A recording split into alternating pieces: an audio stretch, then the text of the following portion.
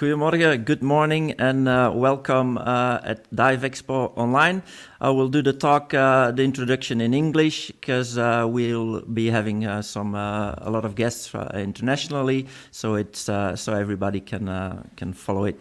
So this year a little bit different than what was planned due to the COVID situation.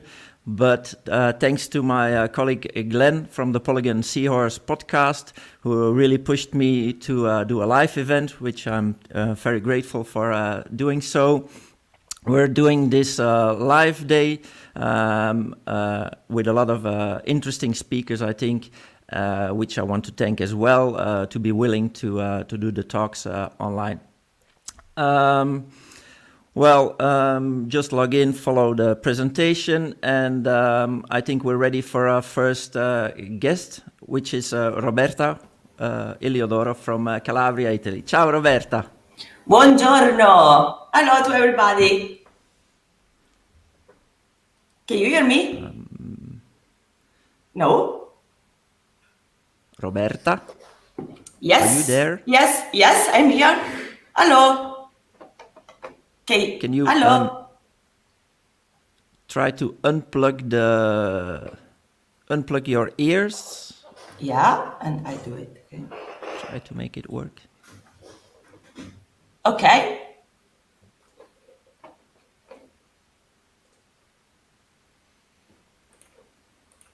Okay. Can you hear me?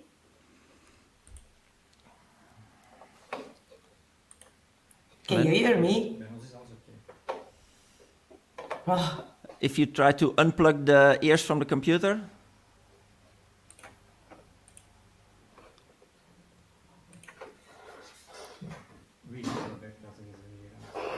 They hear you? Okay, so it's just from our side. Okay. Well, let me start with the presentation, with introducing Roberta. Roberta, apparently it's fine. It's just our side, which was a small. We're all good now. Okay, perfect. First technical problem. Yes, as always. I have no idea why it's the same microphone of 2 days ago. So good morning to everybody. Good morning. So let me introduce Roberta. I got to know Roberta a few years ago on a diving trip to Calabria, where Roberta, together with Francesco Tedesco, owns the diving center Megali Diving in Calabria, which is a super nice region in the south of Italy, close to Sicily, which houses many beautiful dive sites, from recreational through technical diving. And Roberta, being an SSI and ESDA instructor, who is specialized in archaeology underwater and marine biology, is very passionate about diving, archaeology, and about the Calabria region, of course. She works also as an archaeologist, and she is a guide in the national park in Calabria. Her partner, Francesco, he runs the technical diving operations, and with his background from the Navy, he is he doesn't need an introduction. So, Roberta, thank you for joining, and I will give you the room for your presentation. I'm looking forward to it. Thank you very much to invite me, and I hope that everybody will enjoy Calabria. So I'm going to share the screen.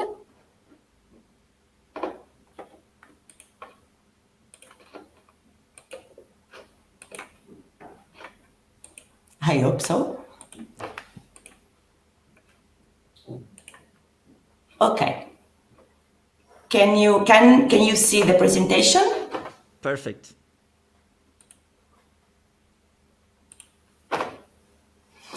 So we are going to talk about Calabria, that is in the very south of Italy, at the end of the Italian peninsula. That is very interesting, not only for the beautiful underwater landscapes, but even for biodiversity and for history. Like, I hope to be able to present you in these 40 minutes, more or less, of presentation. So the place where we are, at the very end of the Italian peninsula, like you can see in the map, is a special place because it's surrounded by two seas, the Ionian Sea on the eastern coast and the Tyrrhenian Sea on the western coast. The two seas meet each other, come together in the amazing scenery of the Strait of Messina, that is the piece of sea between Calabria and Sicily. Like you can see in this picture, I'm showing you our location. Our location is in Marina di Gioiosa Iorica, along the Ionian coast, where it's possible simply in maximum 1 hour to reach both coastline. So we move using the province of Reggio Calabria, where we are, like an island, exactly like an island. So we can see different sceneries, but even important, there are always places where it's possible to dive, even with bad weather condition, because in the middle of this area, there's a huge mountain, 2,000 meters high, only 30 kilometers far from the coastline. This mountain continues underwater, very steep. So we have a sandy bottom of a rocky walls on the Tyrrhenian coast, steep close to the coastline. It's possible to dive in 40, 50 meters from the shore in many places. But we are in a special location, not only for this. We are in a special location because during the Second World War, the end of the Calabrian Peninsula was along the route taken by the shipping convoys of the Second World War. Many of them, in fact, left from the northern part of the Adriatic Sea, from Trieste usually, and sailing south along Italy, they reached the end of the Italian peninsula. That was our area. And this was the place where a lot of submarines or German U-boats stopped to try to shoot the cargo boats, petrol tank, and every kind of boats. For this reason, we have a lot of shipwrecks underwater. And these shipwrecks are historical wrecks, not only, and are patrol boats, freighters, submarines, tankers. Each of these wrecks has its own history to be told. And these wrecks are usually in a very good visibility condition because we are open sea. And so there's the changes of water often. So what divers, especially wreck lovers, can find in Calabria is a range of more than 20 wrecks. And I'm going to tell a little bit about the best ones. And the first one would be Pasubio wreck. Pasubio is one of the closest wrecks we have close to the base. It was an Italian cargo boat and is 90 meters long and sank off the port of Roccella Ionica, that is only 5 kilometers close to our base. And is one of the most fascinating shipwrecks because it's totally intact. Was torpedoed by a British submarine and sunk in 1943. Lies today on a sandy bottom, leaning on the left side. But it's intact if we don't consider the chimney, this is landing on the sand, and the two trees, both on the wreck and on the sandy bottom. It's perfect for a long technical dive because you see the maximum depth is 44 meters, or for two recreational dives, for example, because of the depth, the time could be shorter. There are many points of interest. Starting from the stern, you can see in the picture the very nice steering wheel, very well preserved. At the base of it, one of the spare anchors. Everything is usually surrounded by a lot of fishes and, if possible, to move under the stern to see the propeller, half hidden under the sand and half outside. But then, swimming along the wreck, it's possible to see inside the wreck a lot of details and to visit even only for expert divers the engine rooms in the wreck. And reaching the bow, we can admire the big anchors in their original position. So Pasubio is only 5 minutes by razor from the port, and it's not simply an historical dive, but even a dive interesting for life lovers, because there's a lot of life around the wreck, and all the wreck is covered with sponges, with tunicats, and is the shelter for groupers and a lot of fishes that, of course, on a sandy bottom, look for places like the wrecks for their house. This is a wreck perfect for both recreational or technical divers. Very close to this wreck, there's another one that is the Fort Missanabie. Fort Missanabie is an English cargo boat and was torpedoed in May 1944. On the seabed, the view of the wreck, like you can see in the map, it's very fascinating. It is broken in 2 parts, and it is really impressive because the half part with the armed stern is upright. It's not totally leaning on the sand. So it's possible to dive under the stern and to see the majestic propellers rise from the bottom. On the top of the stern, there's the cannon that you can enjoy in this nice picture. And here you can see the big propellers, very huge, more or less 15 meters far from the sandy bottom.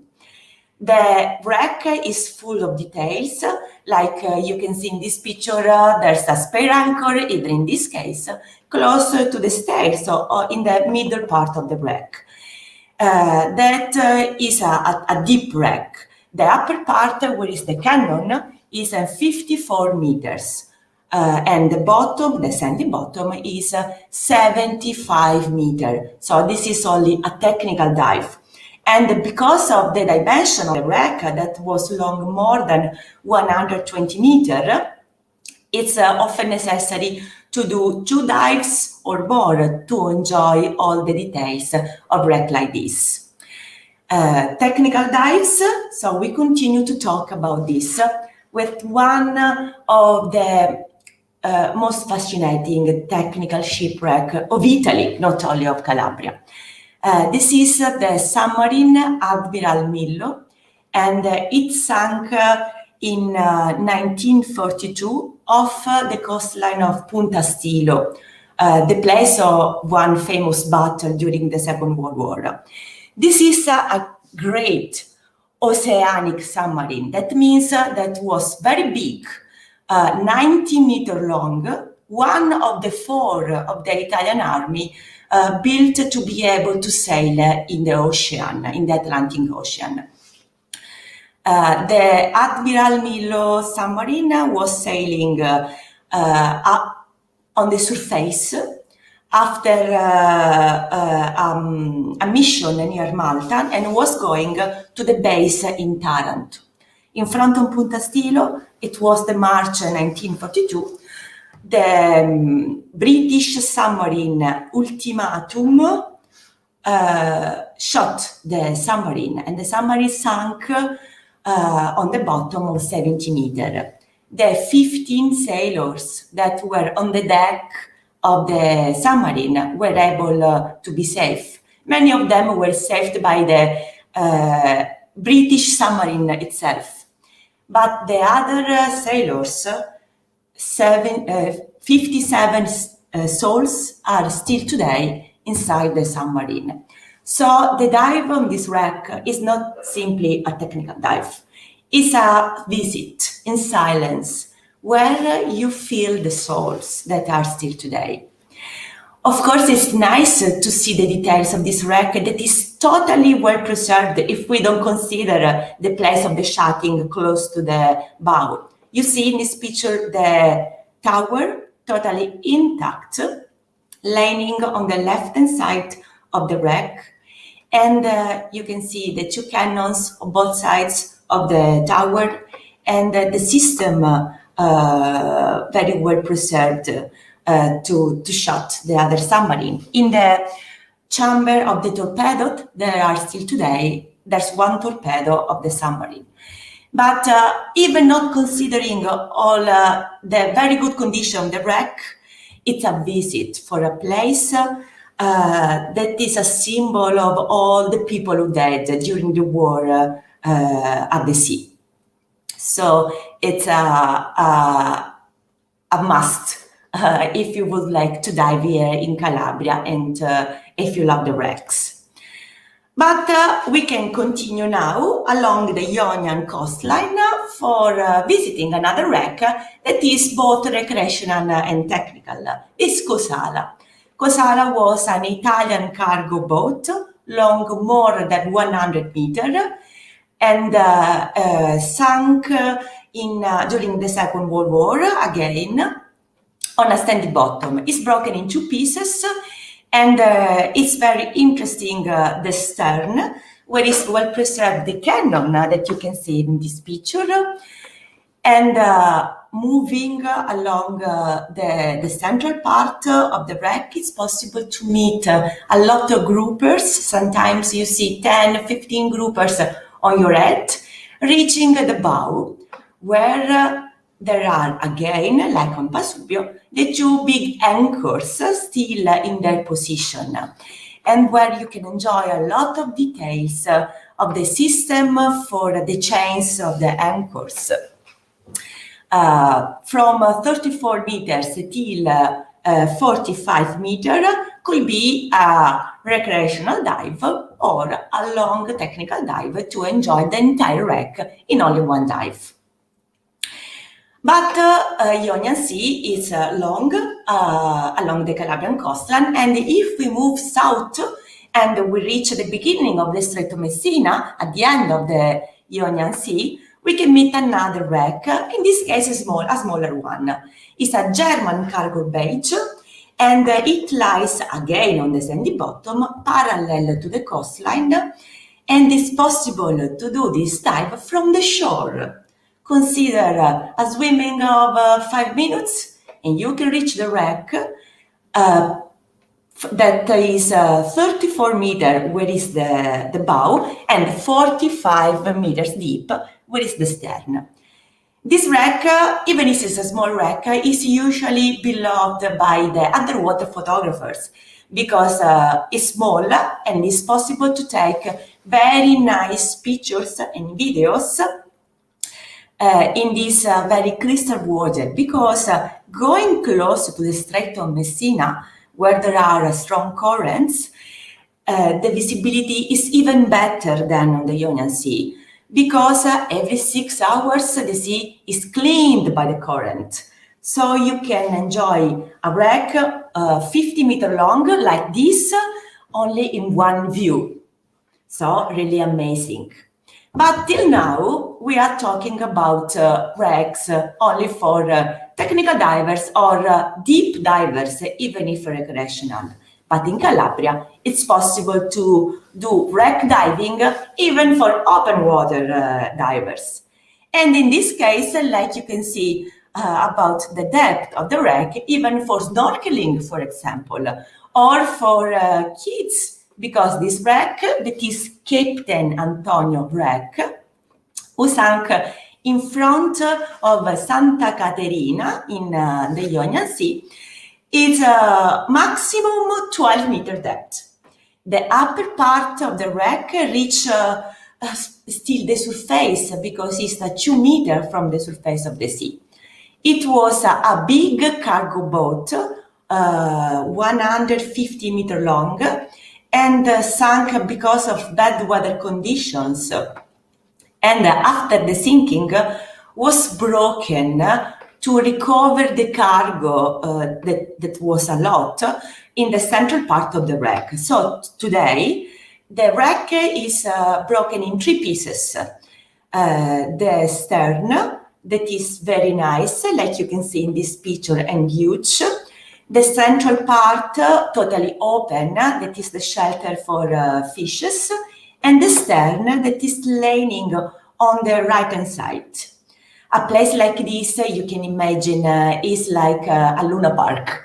Because of the very shallow water, even open waters can enjoy a long dive with many details, looking for the sea life hidden in the wreck.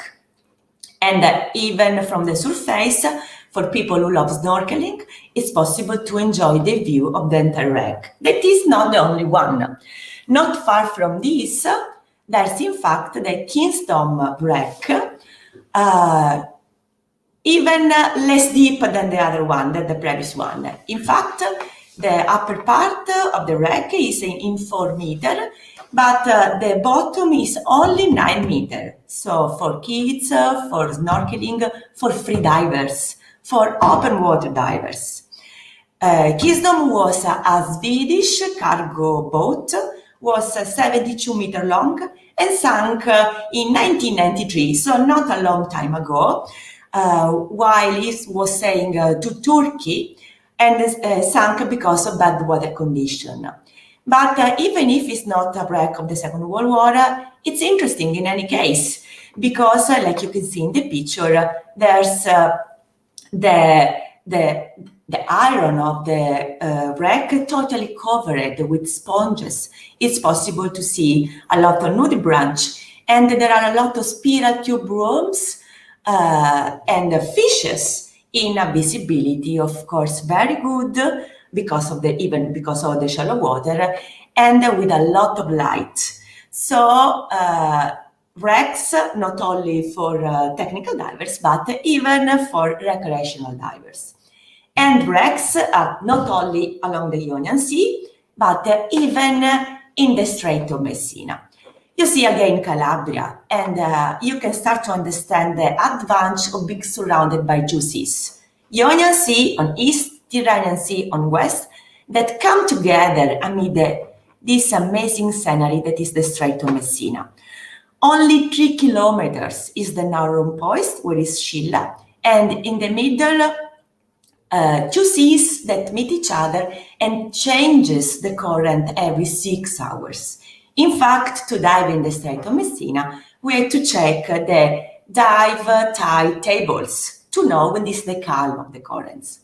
This condition creates a perfect situation for excellent biodiversity, with many diving spots along Calabria like an island, and for wrecks, again, even in the Strait of Messina, in fact, there are many wrecks that are a mix of history, biodiversity, and in this case, colors. Look at this wreck, for example. It's called Alva, and sunk at the beginning of the past century, was a cargo boat, and the wreck that is upside down is like a long cave diving. We can enter from the bow, that is 26 meters, and reach the end of the wreck, where are the propeller, that is in 54 meters depth.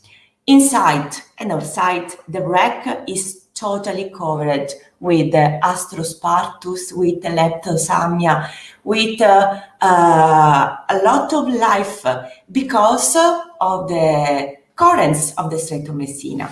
And in this place, often when you are in 40 meters and you look at the surface, you see the sun, you see the surface. So it's really amazing to dive in a place like this. And because I don't want to talk only about wrecks, before telling you about biodiversity, it's impossible to don't stop a few minutes on this wreck.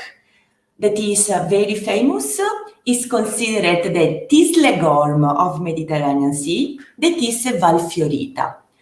Valfiorita was an Italian cargo boat, very long, 150 meters long, for more than 6,000 tons.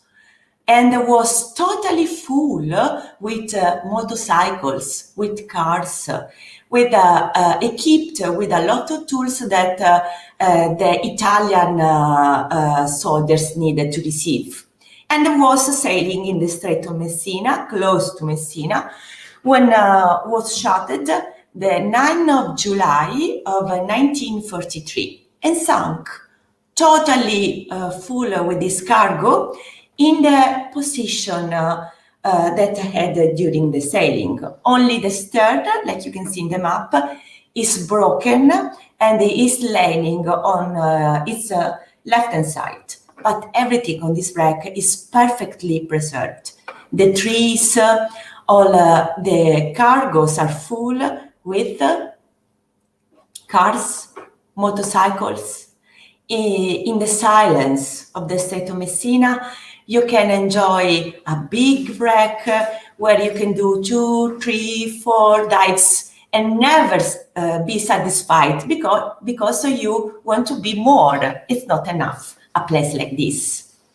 It's a deep dive, so it's best to do a technical dive. Even it's possible to dive with a deep air because it starts 38, 40 meters, you can enjoy really the wreck in 50, 55.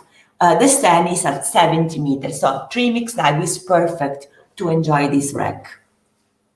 But now we move again in the Strait of Messina and we reach one of the most beautiful diving spots of Italy. It is Scilla.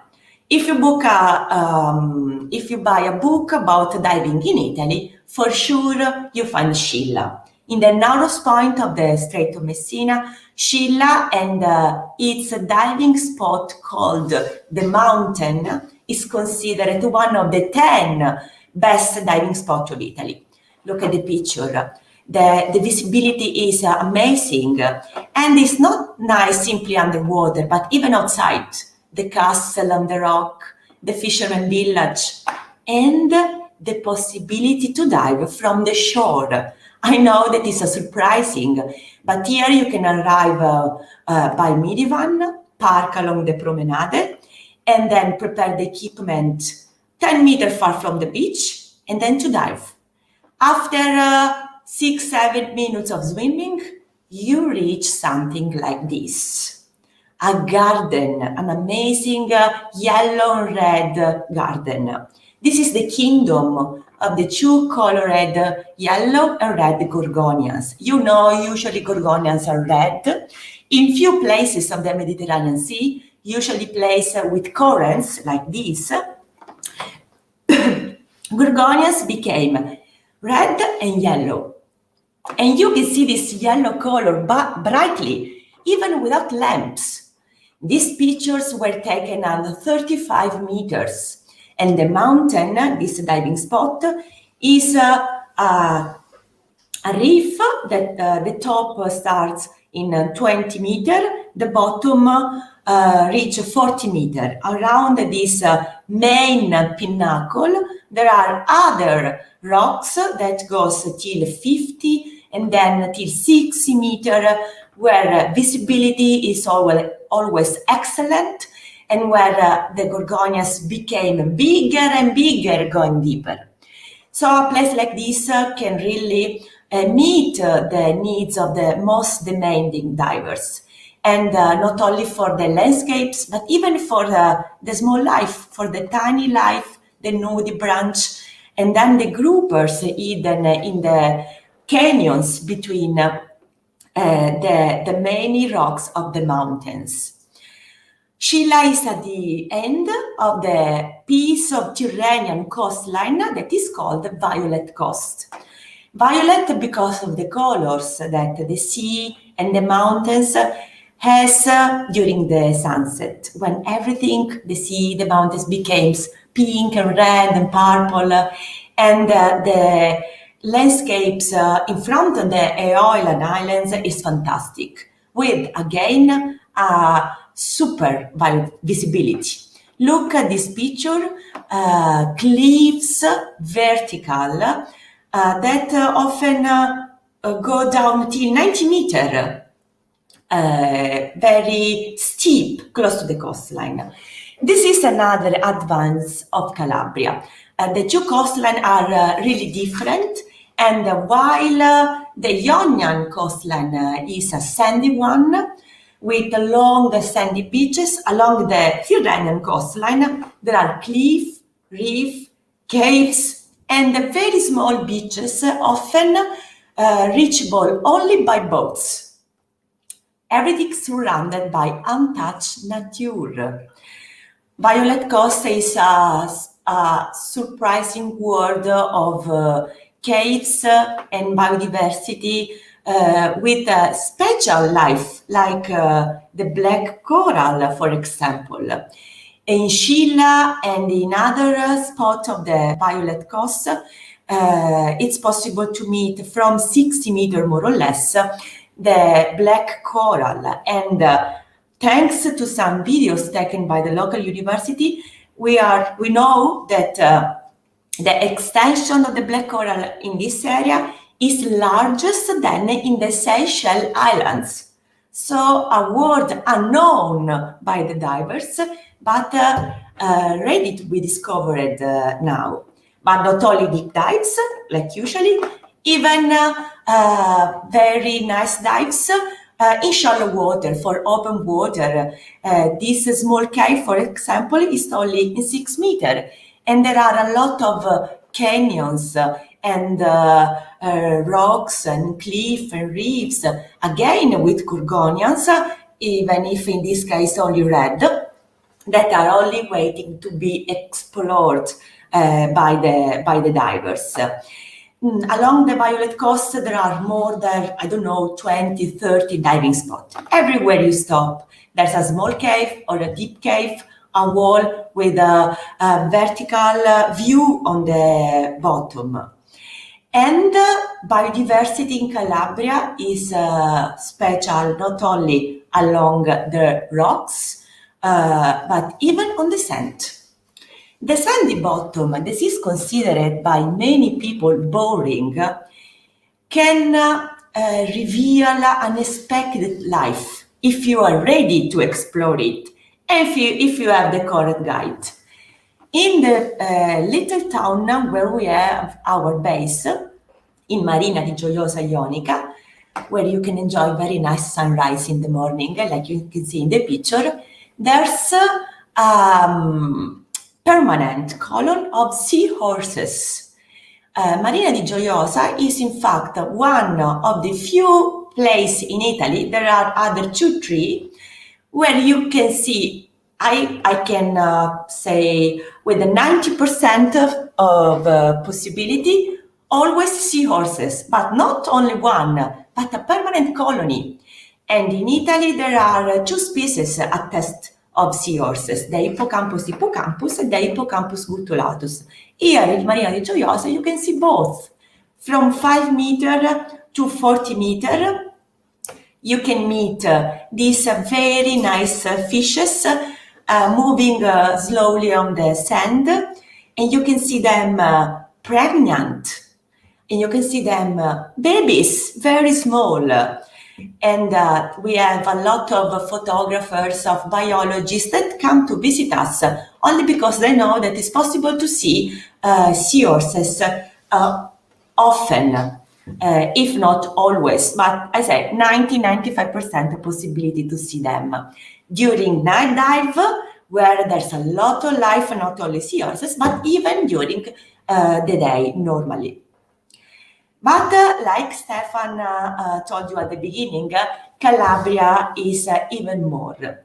The name of our diving center, Megale Hellas, is because of our Greek origins. In fact, we were Magna Grecia.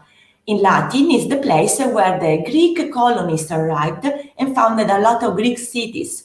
So we have ruins of this great civilization that started in the 8th century BC. We have a lot of archaeological parks inland and museums with a lot of findings, but even underwater, it's possible to see the ruins of this long history. In Monasterace Marina, for example, in very shallow water, only 5-6 meters deep, it's possible to enjoy an underwater ecological park, where there are more than 200 pieces of Greek columns, like you can see in these pictures. The Greek columns are very well preserved and, like usually, are surrounded by life, and they are located in a condition with very good visibility. So shallow water for archaeology lovers, but even for open water divers and for people who would like to be part of our long history. So at the end of this small conversation, diving in Calabria means to have the possibility to do recreational diving and technical diving, both of them along 120 kilometers of coastline, very different, that we reach from our base in Marina di Gioiosa. That is, of course, equipped to provide the services for the technical divers. So we have centraline for refilling trimix, nitrox, oxygen, 2 different compressors, one for air and other one for the mixture. And from our base, that in this picture you can see equipped for COVID restriction, with a distance, with the spaces for the baskets for every divers. The base is very comfortable because you can store your equipment in personal basket, and then you have your space to leave your equipment, your suit to dry in the laundry. From our base in Marina di Gioiosa, we move or thanks to the Razor rubber boat along the Ionian Sea, or thanks to our minivan, 9 seats vans, on the opposite coastline. In fact, in maximum 1 hour, we reach the farthest spot that is in the Strait of Messina, in Scilla and in the Strait of Messina Sea. Some spots are reachable by rubber boat on the Iranian coast, and in this case we use other razors on the opposite coastline. We are able to move till 20-25 divers, and it's possible to dive, but not only. Calabria, in fact, is not only diving. It's a surprise even outside. Calabria is a fairly unknown destination in Italy. It's not so tourist, but this is an advantage because you can explore a place where the time seems to have stopped in the Middle Ages. You can explore a medieval town with churches like this, 1,000 years old. You can explore a medieval town on the cliff, on the mountains. And you can reach these mountains in only 30 minutes because the mountain is so close to the coastline. A mountain full of biodiversity again and full of water. There are a lot of waterfalls, even the second highest waterfall of Italy. And it's possible to do excursion, hiking, thanks to our services, because we think that if you come to visit Calabria, of course, the goal is to dive. But there's so many to see outside. So we organize even trips, hiking, and you can enjoy unexpected nature. But not only, that's something else that became very important for tourists, for visitors, for divers, that is the food. In Calabria, you can find an unforgettable food and wine. And many divers that had the experience to dive with us, every year they write me, "Oh, please, I would like to come to visit you. Book for me this dive in this restaurant." So it's a very special condition, and I hope that it will be possible for us to welcome you in Calabria and to show you all our beauties in presence and not talking on the display of this computer. So thank you very much for your attention, and I hope that was interesting for you to know a little bit more about this part of southern Italy. Thank you, Roberta, for your presentation. I really enjoyed it, and I'm already looking forward to visit you again. Thank you. I don't know if any of the listeners have any question. You can comment in the live stream, and we can ask Roberta.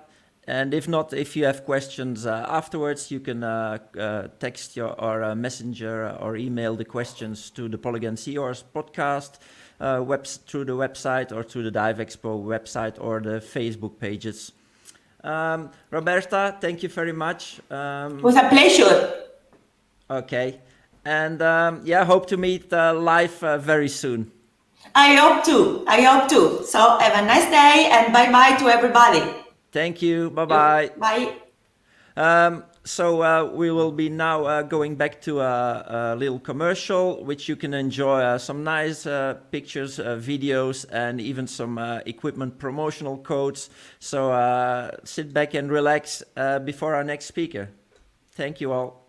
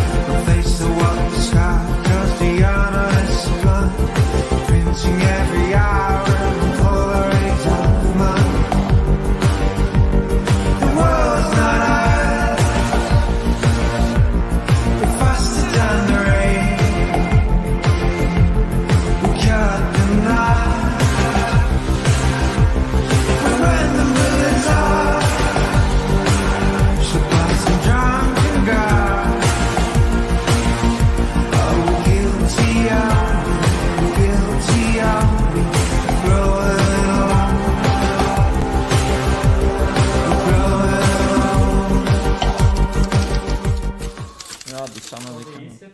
Ah.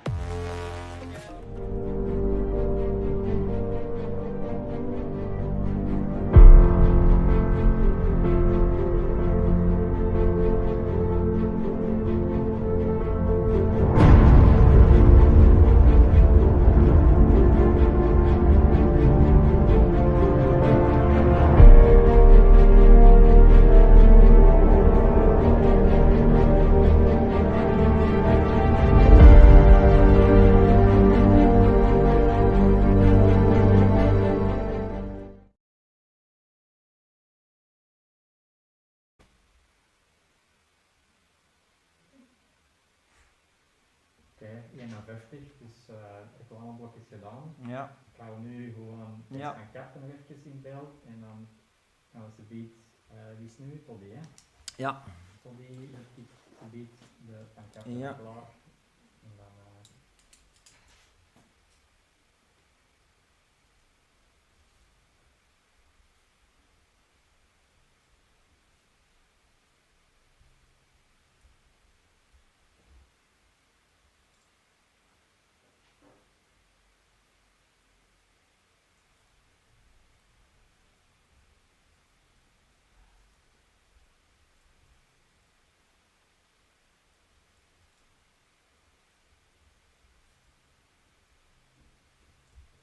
Ja. Wie is Virginie? Ja, een meisje. Waarom? Dus ik mag er gewoon een normaal rechtje krijgen, dat is niemand die ik niet. Jawel, ik ken die, ja. Gewoon, als je nog kunt vragen. Als Ja, je dat is... dat doet, stuur ik gewoon. Ah ja, want dat is een duikster, die van Maris gesponsord is, ja. Oh, Jimmy heeft gezegd, jullie microfoon staat aan.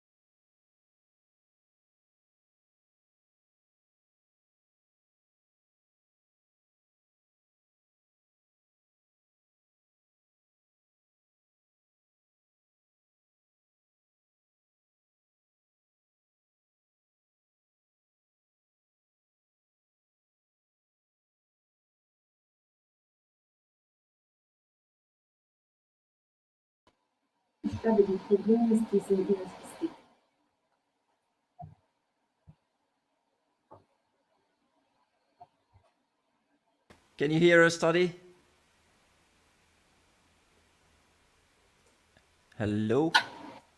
Toddy? Hello, Stefan. Yes. Can you hear me? Yes, I can hear you well. Perfect. Perfect. Welcome to the show. So let me introduce Toddy to our live event. Many of you guys know Toddy already.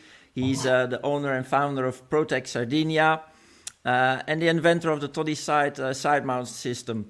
Toddy, at a young age, he decided to go for a professional career in the diving business. And he found his way through diving to Mexico and found his way to cave diving.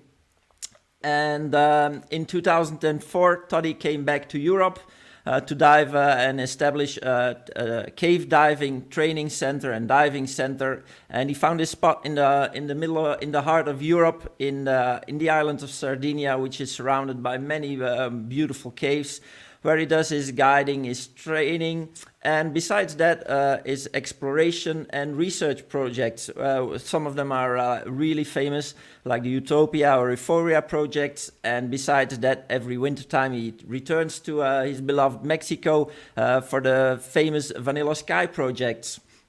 Toddy, to introduce you, it would take an hour on its own, but I will give you the screen for you to start your presentation, which I'm really looking forward to. Thank you very much. Thank you, Stefan, and hello to everybody to this lovely Saturday morning, So I will just share my screen right now, okay? Yes. So let's do it like that.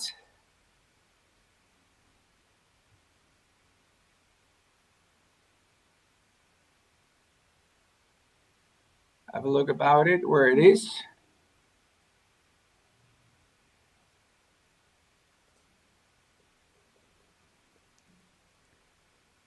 Good.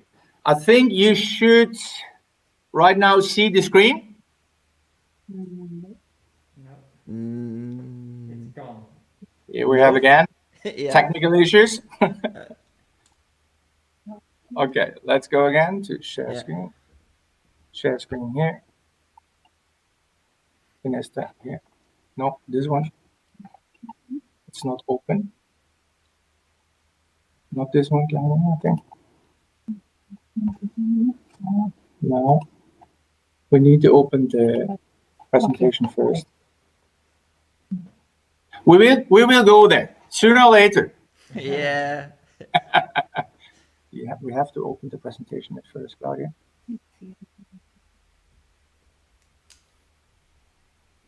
Did you see it now? No, we see nothing. No?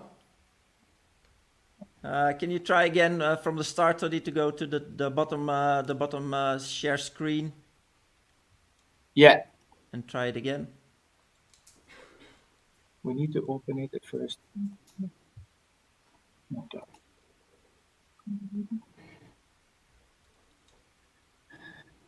Nothing shows up, no? Yes, now. Yes. Now it works? Here we are. Brilliant. Perfect. Now here. Now it works? Yes. Perfect. As a cave diver, Toddy, you're used to dealing with issues, and so here we go. You got the screen. Absolutely. So, okay, right now, I would like to talk about the cave systems of Sardinia. As you see here, is a magnificent adventure for myself, and it's a long time adventure, definitely. I started around 2004 to arrive to Sardinia, to this beautiful island. And I scouted out the cave systems, and I was just like fascinated. I was blown away. It was like heaven on earth for a cave diver and for a cave explorer. Okay, so I would like to talk a little bit about the geology, actually, where Sardinia is. Just, of course, Sardinia lies in the Mediterranean Sea. Actually, my part and my diving center is in the Tyrrhenian Sea, as you see here on the right circuit. In Italy, and it's a fantastic island. It's beautiful. It has a lot of diversity, a lot of possibilities to do a lot of outdoor activities like cave diving, caving, dry caving, mountain biking, hiking, whatever. You have a lot of possibilities. As we go a little bit closer to it, this is the island of Sardinia, and my diving centers and the coast area is located in the Gulf of the RSA. It calls Supramonte mountain region.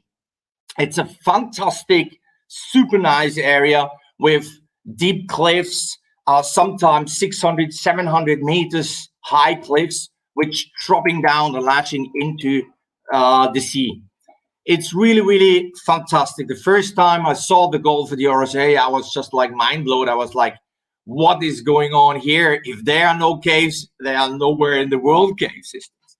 So I actually did the first discoveries, did the first dives 2003 actually, and I realized, wow, there are so many cave systems, which is unbelievable. And one over the other one is so close to each other. So my heart was pumping. I was full of adrenaline. Everybody I told about, I would love to go to Sardinia to open up a diving center for cave diving. Everybody said, Toddy, you're crazy. I was living that time in Mexico, and everybody said, no, don't do that, don't do that. But I saw the potential, I saw the possibility, what I could achieve here in this region, in this area. And so far, I'm almost 16 years here operating here in the Gulf of the RSA and do some proper cool diving. The Supramonte itself is a very huge coast massive, located, as I told you, in the central eastern part of the island. And the really weird thing is every river you don't find actually at the surface. All the rivers are subterranean rivers. So everything is leaching down into canyons, into underground complex systems. And there you can follow the streams, there you can follow the rivers, and you can discover a lot of caves. It's around 800 meter thick limestone and dollarstone areas, which is unbelievable. There are a lot of dye tests, color tests already done, proved, and amazing discoveries with kilometers of cave underground systems are actually pretty sure are connected somehow together. It's very, very interesting. And we're just scratching the surface of this unique cave systems. There are several groups and explorers diving inside as well, and we enjoy a lot this nature and the possibility to do a lot of new discoveries. A very good friend of mine, Vittorio Grobu, he sent me some pictures because I do sometimes caving with him and with other friends together, and he's a fantastic cave photographer. So you can see some of his pictures in the next minutes. So as we talk about, it's not just like about underwater cave systems, as well, the Supramonte offers absolutely stunning dry cave possibilities. We have around 500 square kilometers of limestone area in total in Sardinia, and around just 250, 280 square kilometers of limestone is just found in the Supramonte region. We have over 4,000 registered cave systems so far in Sardinia, which is stunning, absolutely amazing.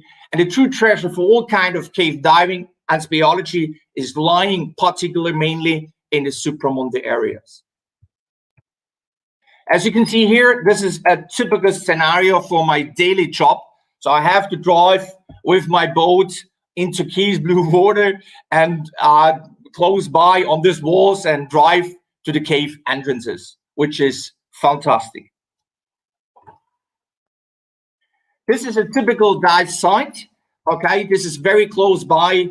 It's a cave system called Belterente. So what we do, we operate with boats. So I have 2 boats available. So I can drive with my boat direct to the cave entrance and start diving from the boat. So you just are a couple of meters of the cave entrance far away. You jump in, you go, and you have a lot of fun. As you see on the next picture, we have sometimes breaks between the cave dives. So what we do is sometimes we drive with the boat close to the beach, anchor there, have a little bit of break, okay, prepare for the next dive, do a proper briefing, swim back again to the boat, drive to the next cave system or to the same system and do another dive.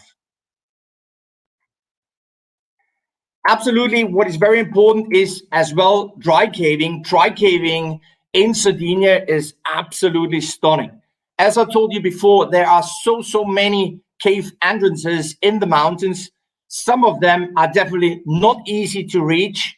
Okay, it involves a lot of preparation, gear setup. You just walk for hours sometimes to reach the entrances, and then you start descending into the underground.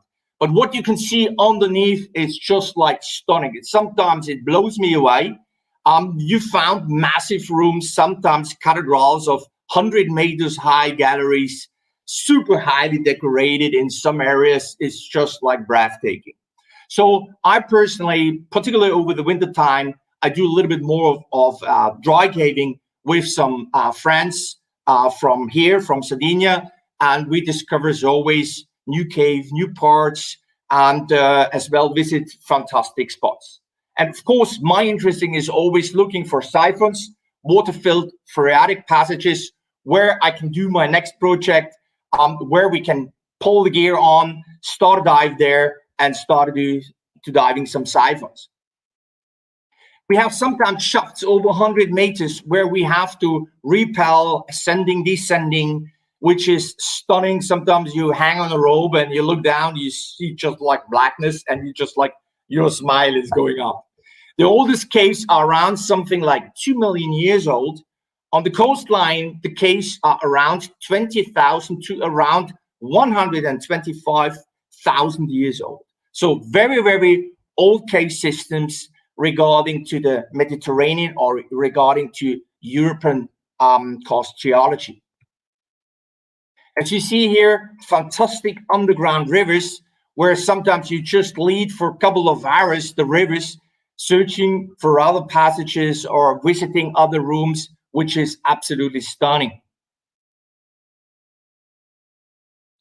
As you see here, you have found as well in dry caves a lot of formations. You have everywhere crystals. You have sometimes floors like on this picture where you really need to take care how to walk over. You need to have a certain path to walk around this fantastic karst formations. So it has a lot of diversity. It has a lot of potential of seeing and finding a lot of other stuff. As you see here, stalactites hanging down from the ceiling. You have a lot of water in the cave system. Sometimes depends where you are and how high you are.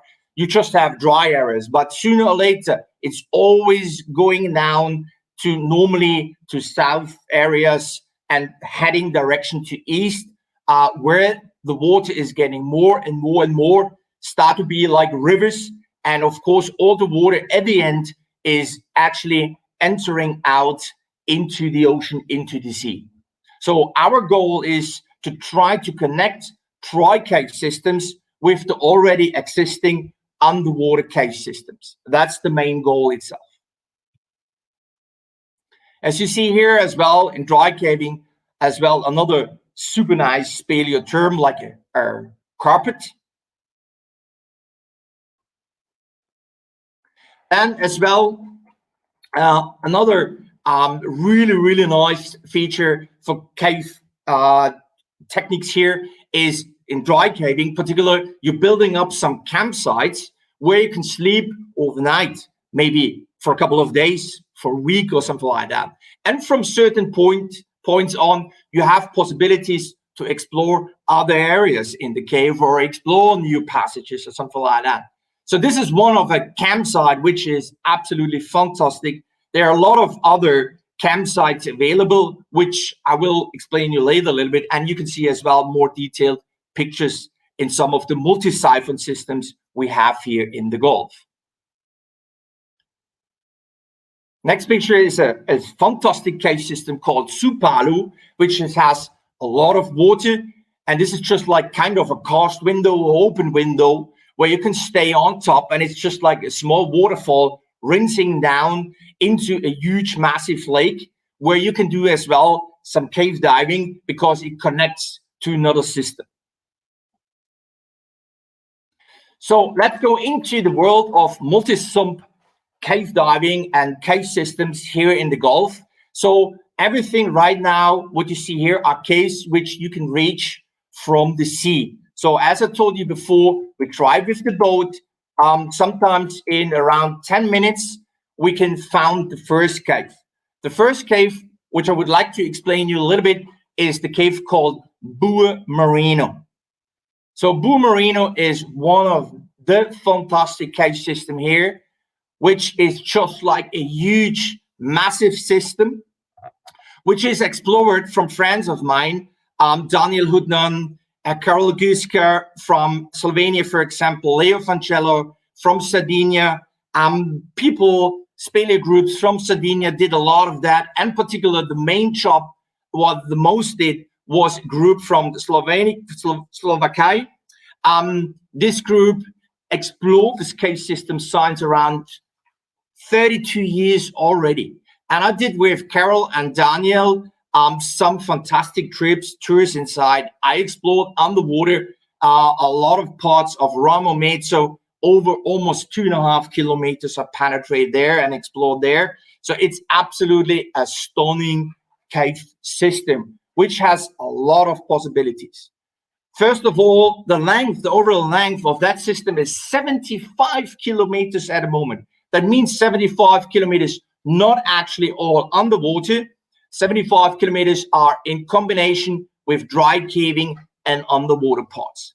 The maximum depth you can reach in that system is 55 meters, which is almost around 4 kilometers in penetration. When you scooter into it, everything is underwater there. The longest underwater passage is reaching over 4 kilometers, which sometimes I do training dives there with my gear, with rebreathers and everything, and just see how I'm able to pass and how fast I am in around 4.5 kilometers.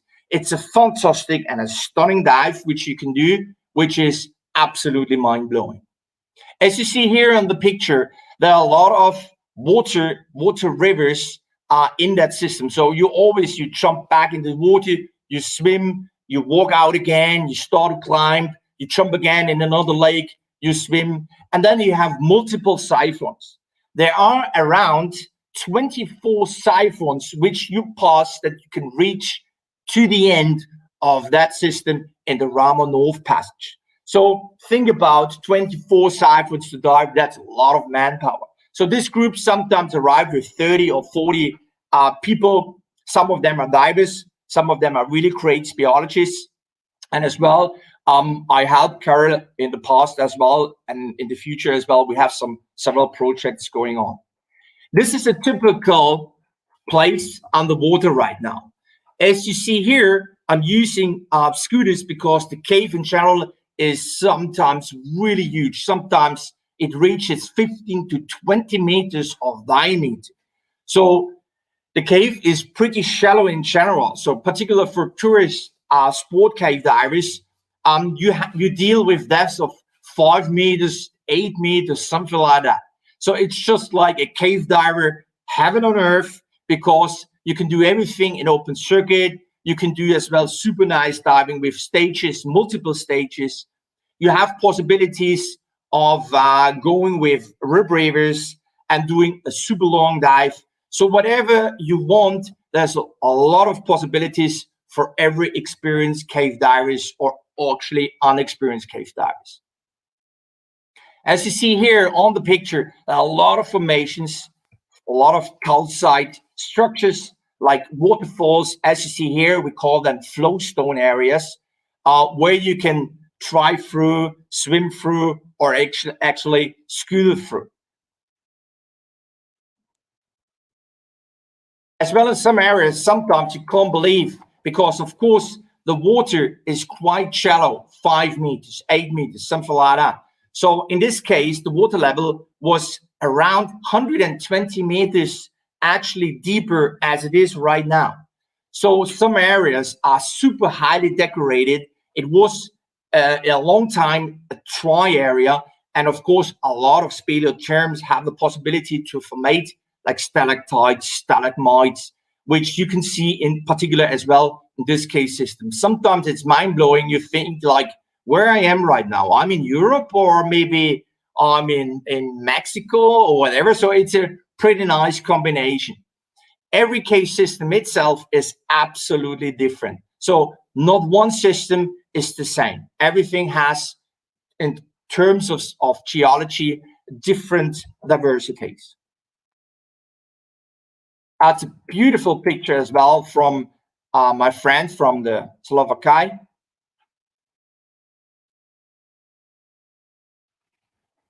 As well, stunning rooms, beautiful, super nice spaces. Sometimes you have possibilities to reach surfaces, and above the surface as well, a lot of speleoterms you can see. So it's just like breathtaking. Regarding to that system, as I told you before, this system definitely is a multi-siphon system. That means you have to carry on your gear over certain dry areas to reach the next siphon, and you start again. Sometimes the siphons are pretty short, maybe around 50 meters, 30 meters, 100, 150 meters. But there is one particular siphon which is over 600 meters long, and you reach a depth of around 30 meters. Crystal clear water, really nice. Here you can see a little bit the south part, the south branch of that system, which has absolutely huge, massive rooms. Okay, amazing formations. You can see waterfalls coming down, stalagmites, columns, sometimes huge, 6-7 meters. Insane. You need a lot of light to light up a cave like that, that's for sure. So Victoria did a great job. That's another stunning picture with lots of stalactites. So you can see there's a lot of sand. So this cave is mostly horizontal. This is not like often you found alpine caves, so deeper shaft caves into the heart of Supramonte, into the mountains. This cave is so horizontal, you can go for kilometers. I think the end point of the Ramanov is around 8 kilometers of the penetration from the entrance of the cave from the sea coast into the inland. We're talking about 8 kilometers of penetration, which is stunning. Another passages which you can swim on the left side. You have some like rivers, and sometimes we do tours with experienced cave divers. We dive for around 1 hour. We drop the gear, take off the gears, and we start to do a small expedition, walking into dry areas on particular routes we build up, and we show the cave divers as well the beauty of dry caving, because that's what is one of my point is as well is cave diving is one thing, but as well is always a strong connection to dry caving, because that's cave diving or caving in general. So the combination of dry caving, here you found in Sardinia a lot of possibilities. That's another beautiful shot, which is after several siphons. I think this is after siphon 4, for example. Beautiful decorated, super nice water areas, highly decorated. Another stunning picture of Boomerino. This is the North Branch.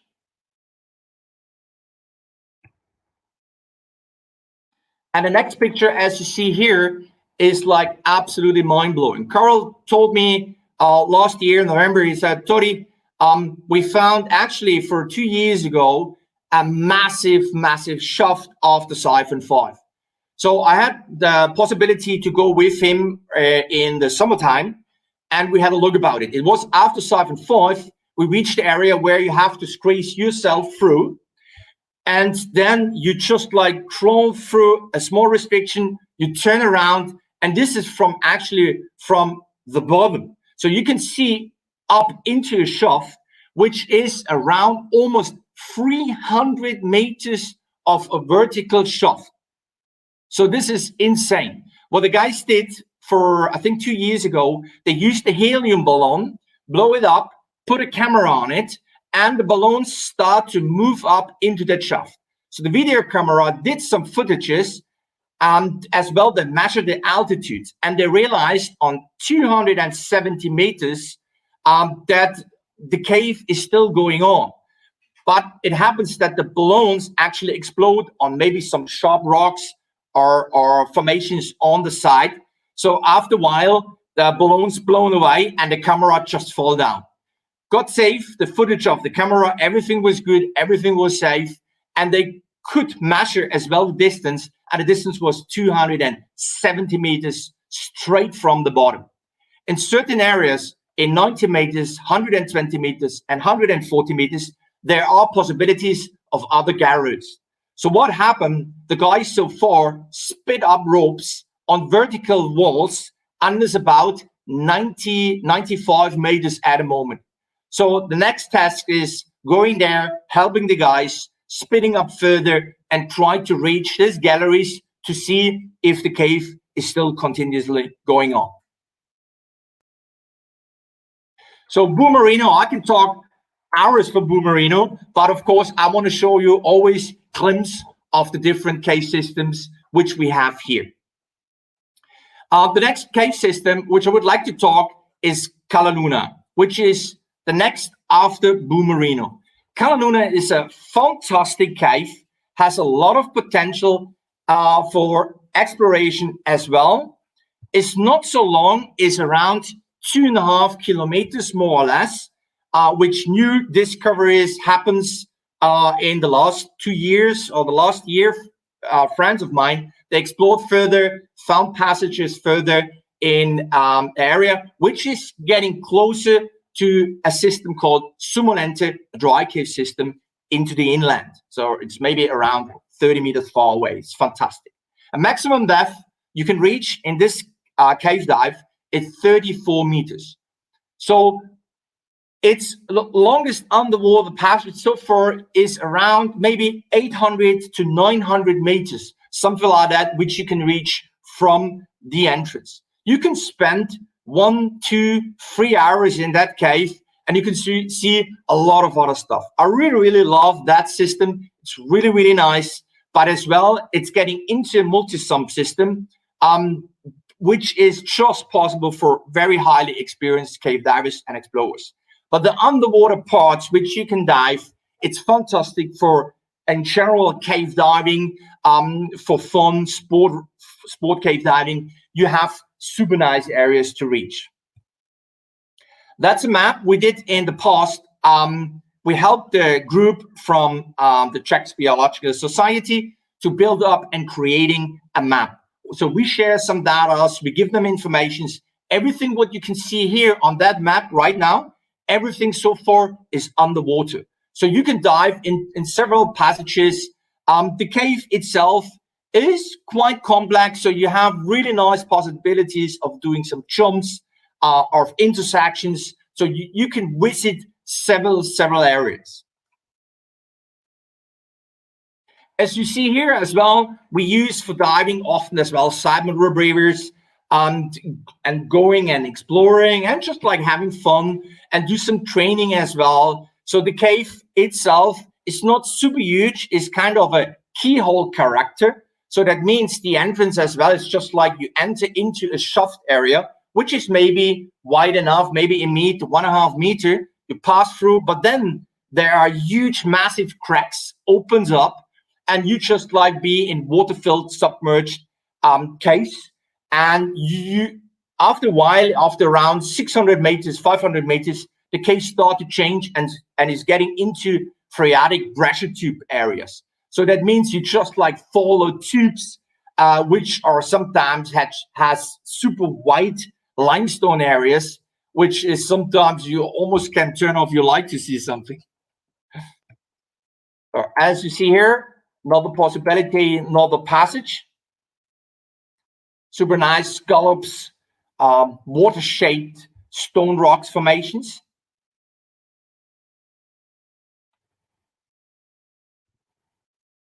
As well here, typical picture of a nice gallery called U40 Passage, which is in around 8 to 20 meters average depth, something like that. It's about 15, 17 meters. And you have really super wide walls. And you're just climbing through these passages. It's always breathtaking when you be there. You can reach this area easy with swimming. You need a little bit of one stage minimum to reach that area, but you can use multiple stages to discover that cave. Here's another perspective.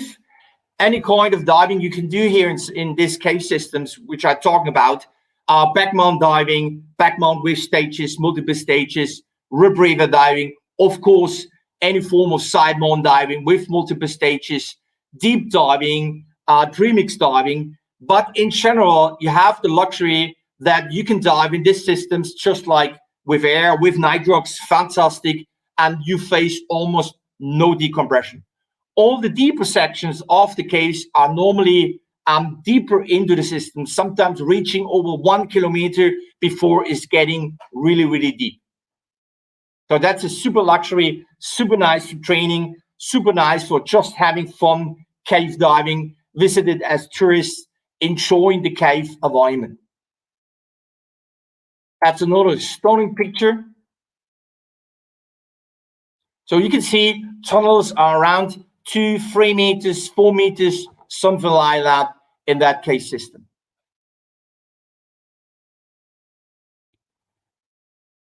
So that was Cala Luna. Cala Luna for sure offers a lot of other possibilities. Another cave system which I would like to talk to you guys, it calls Machiels. It's a Scottish name for gentle cow. So because on top of that system, you have a very huge canyon called Bucket de Machiels. So I call that system Machiels. We found that system with a friend of mine from Sardinia. He told me, hey, Toddy, look, there's a lot of water coming out in that pot. And I said, what? This is so close between Cala Luna and Beltorrente. Never been coming water out in that area. He said, yeah, I know, but it's there. So the next day, we straight away, we drive to the spot.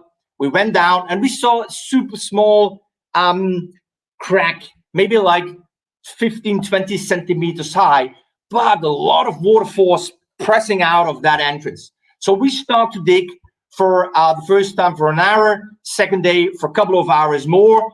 And we've been able, after a couple of hours, to open up the entrance. I was the first who was able to pass through without side mount, without gear, just no mount, went through, opened up in a room, and I was like breathtaking. I said, oh, I think this cave could go on.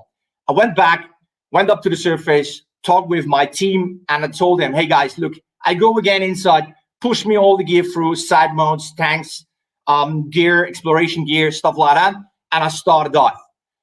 So I did that, put the gear on after this restriction, and I started dive, and I explored the first dive, 300 meters of it, which has stunning passages, which you can see in a short time. I already did so far exploration with my team. We have a length over 1.5 kilometers so far, almost straight on direction to southwest. Absolutely mind-blowing passages, highly decorated, pressure tube channels, huge, massive river stream flows through that cave system, and I reached always a depth of 70 meters. So far, the underwater passage itself, which is everything on that system, is around 1.5 kilometers at the moment. Here you have another perspective of how the cave entrance looks like.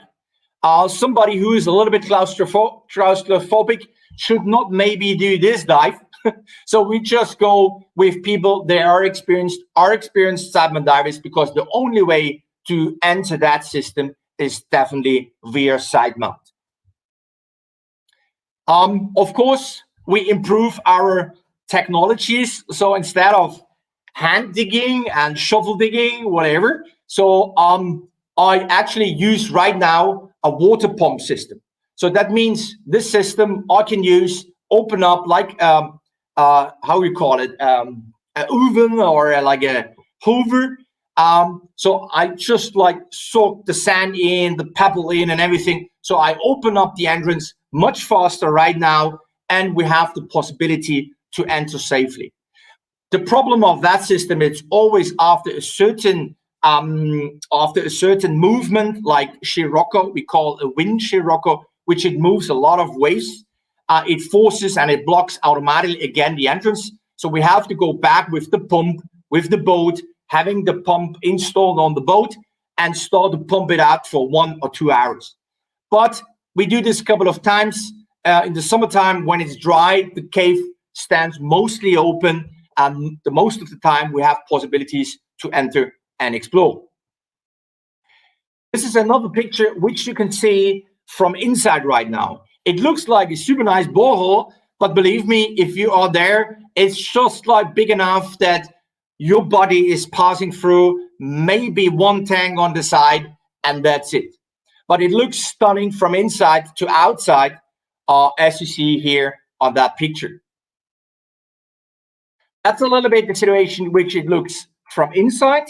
So most of the time you have one tank attached to you, and the other tank, you hold it as a handheld position, you squeeze yourself through, and then on a certain point around after 7-8 meters, you have the possibility to gear on again and start a journey.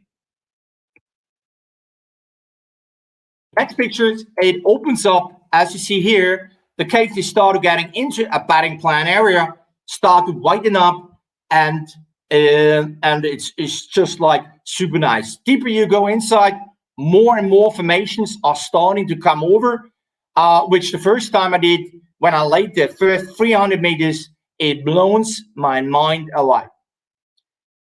So you deal at a first, let me say, 500 meters, 600 meters, you deal with depths of 5 meters, 3 meters, 7 meters.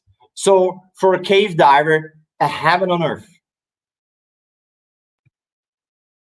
As well, the next pictures, you can see right now, the formation starts. Stalactites are growing and hammering in, which is absolutely amazing. You just glide through like a forest of stalactites. Beautiful clear water. Maybe sometimes in the summer times, the first area, the first maybe 100 meters can have a little bit of a layer called hydrogen sulfide layer, because warm water is actually flowing into the first entrance of the cave, building up called ancholine zones, and the water is pretty warm there. We're talking about sometimes 20, 23 Celsius.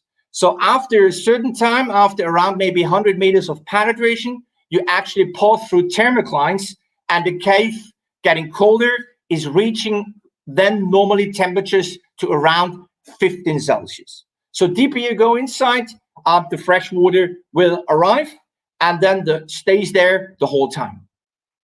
As you see here, absolutely fantastic stalactites, flowstone areas, which takes your breath away.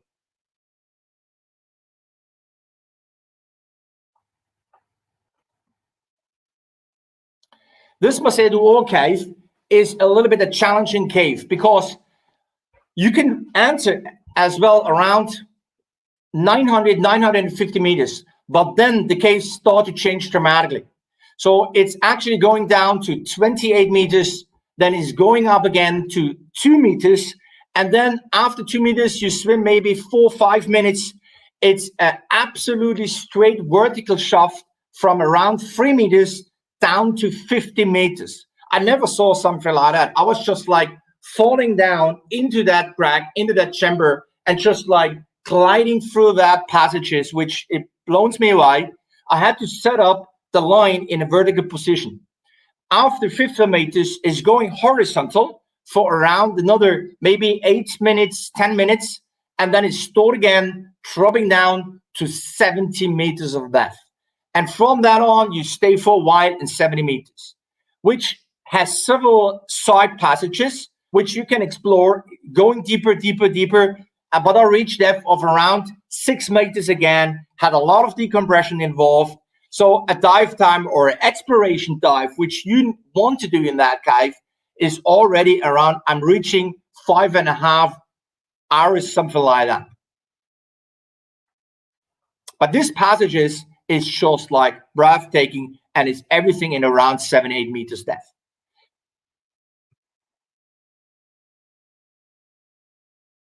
So the picture speaks for themselves. It's beautiful to just like glide through.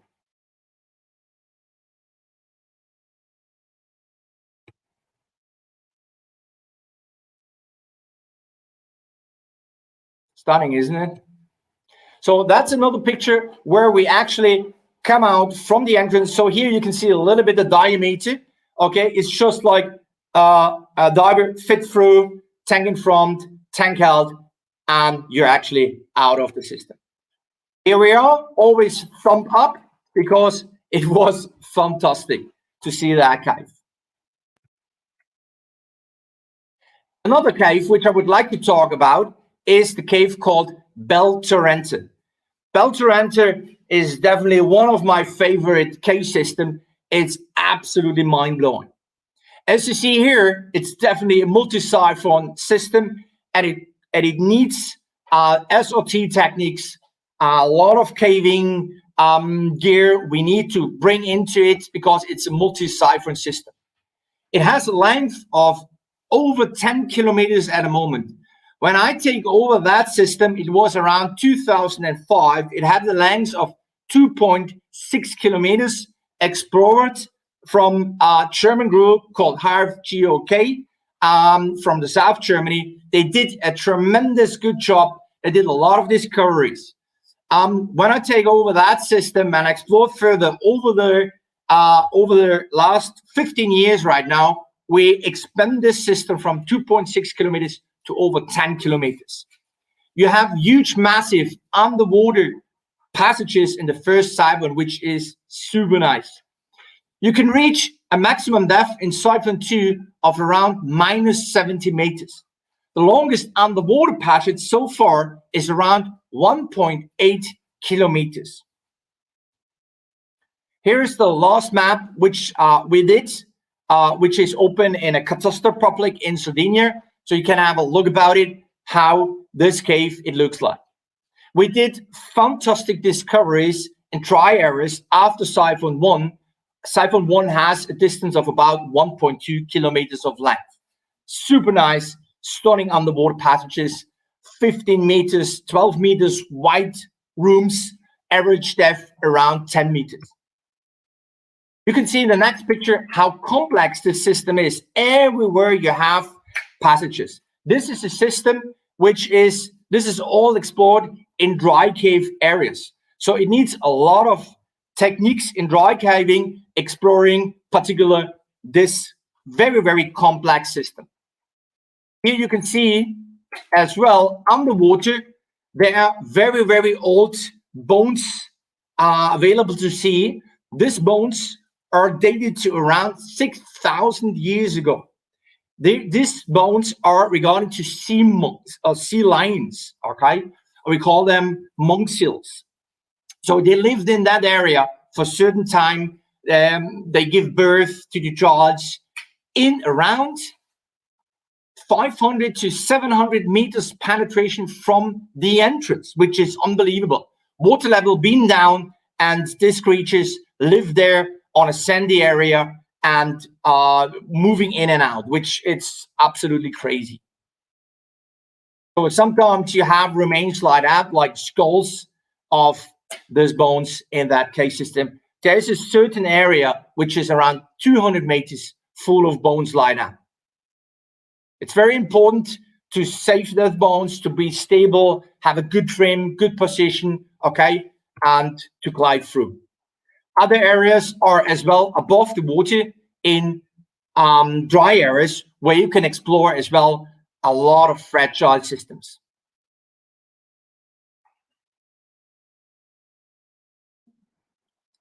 So another picture you can see is like me lying in a hammock.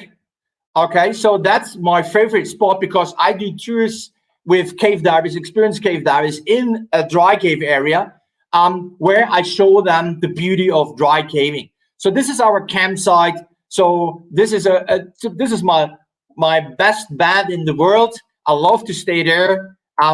We can see a lot of stuff like halikites, for example, which you can see on the next picture. As well, we have absolutely highly decorated cave areas, which is unique. What you have to do is you have to take off your gear, you spill your gear, you walk in socks, you walk in undergarment, you just like walking through areas like this is absolutely a dream. Very, very fragile. You really sometimes when you breathe too hard, you think you can destroy something. So I'm not often go there. We just like want to preserve areas like that because they are so unique.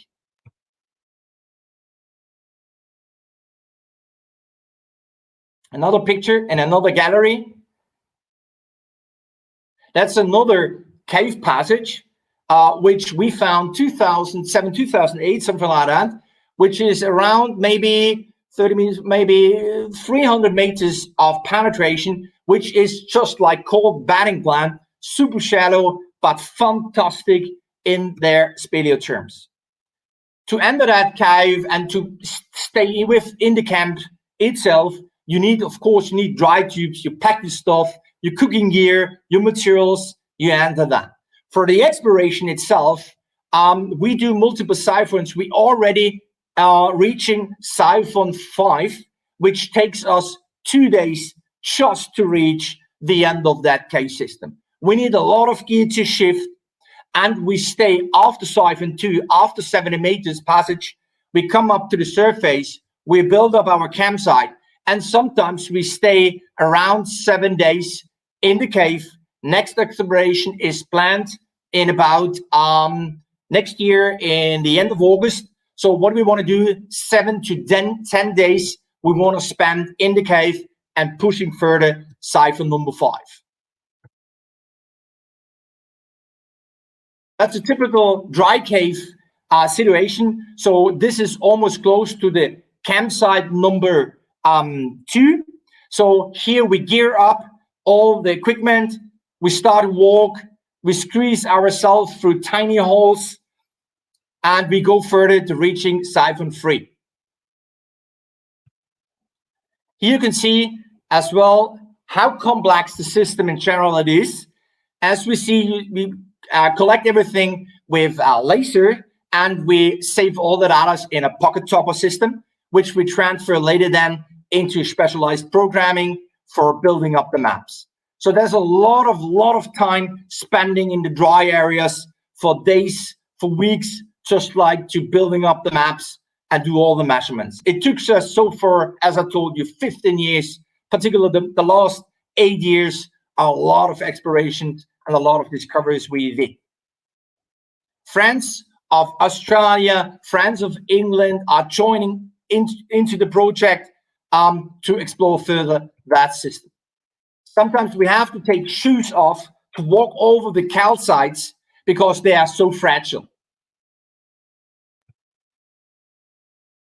Here's myself gearing up with OC tanks to reaching siphon 3, which is a half kilometer of walking over harsh terrain. A little bit of mix up with pictures. I'm sorry about that, guys. So as well important is we bring some food with us. Okay, so that's called this is a meat food which I love, and of course more important is we brew our beer by ourselves in the cave, because a German without beer 7 days in a cave, it's absolutely impossible, I tell you. There's another system, okay, that we can go. It's called Grota del Fico. Grota del Fico is definitely one of my favorites. It's beautiful cave, has stunning possibilities, stunning passages to explore. It has a length of over 2.5 kilometers and a maximum depth of 30 meters you can reach in that system. I need to go a little bit faster right now because I'm a little bit started getting into the time. So that's another plan of Grotta del Fico. Really, really nice underwater passages you can do here. Super nice. You can spend 2.5 hours easily in that cave underwater and exploring some certain areas. Totally mix up of my pictures.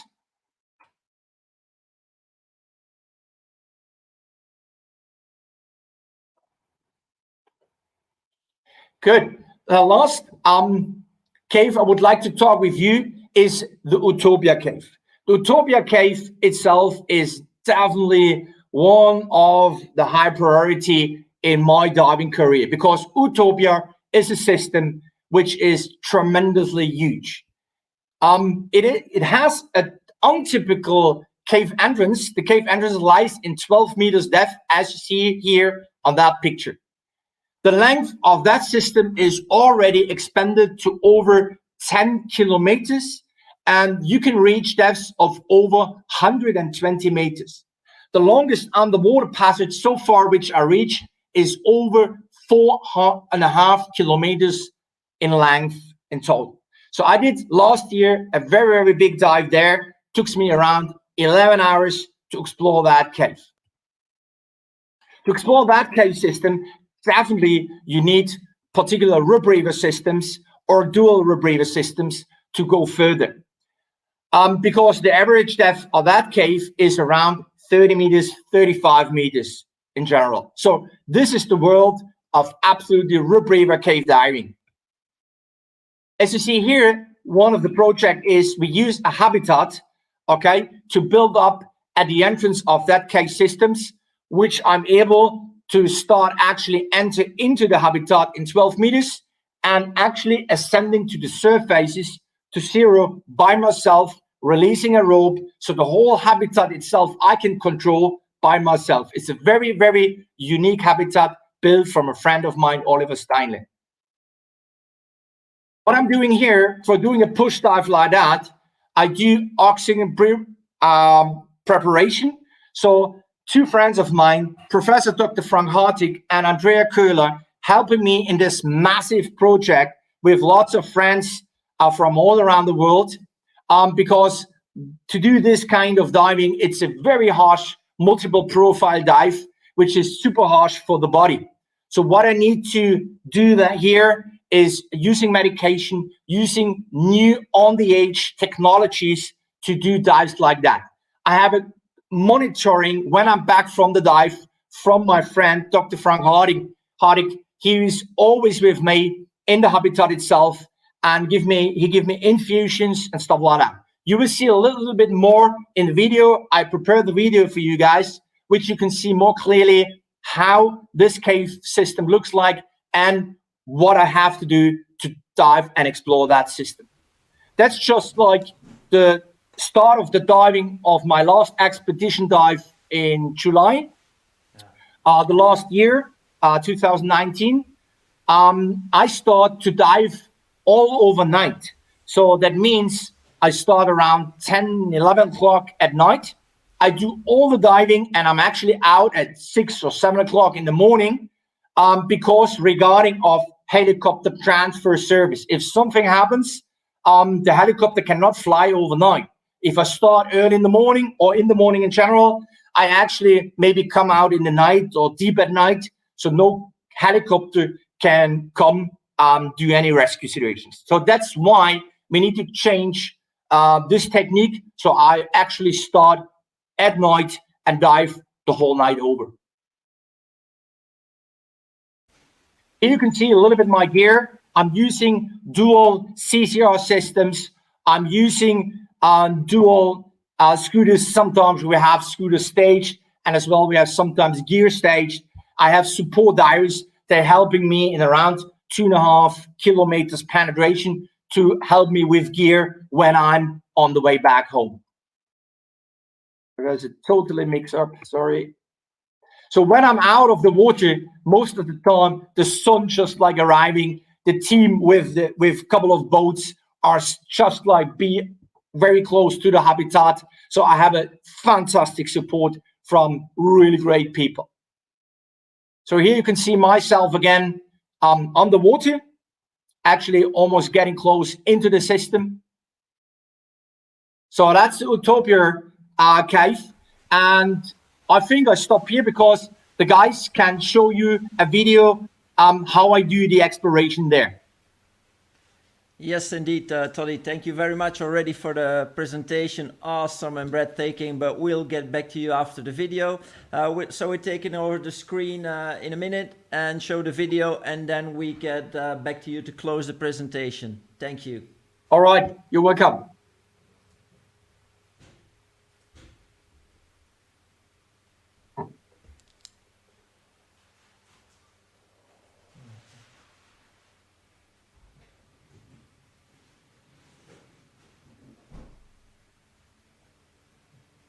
Kan ik even eerst zien?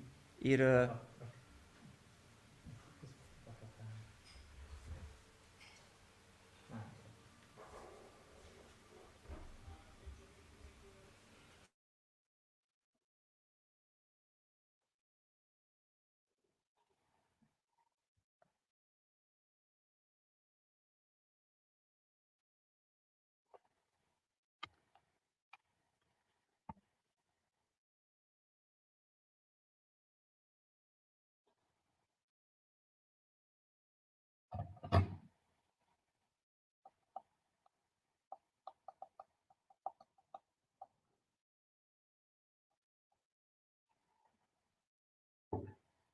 Is there sound?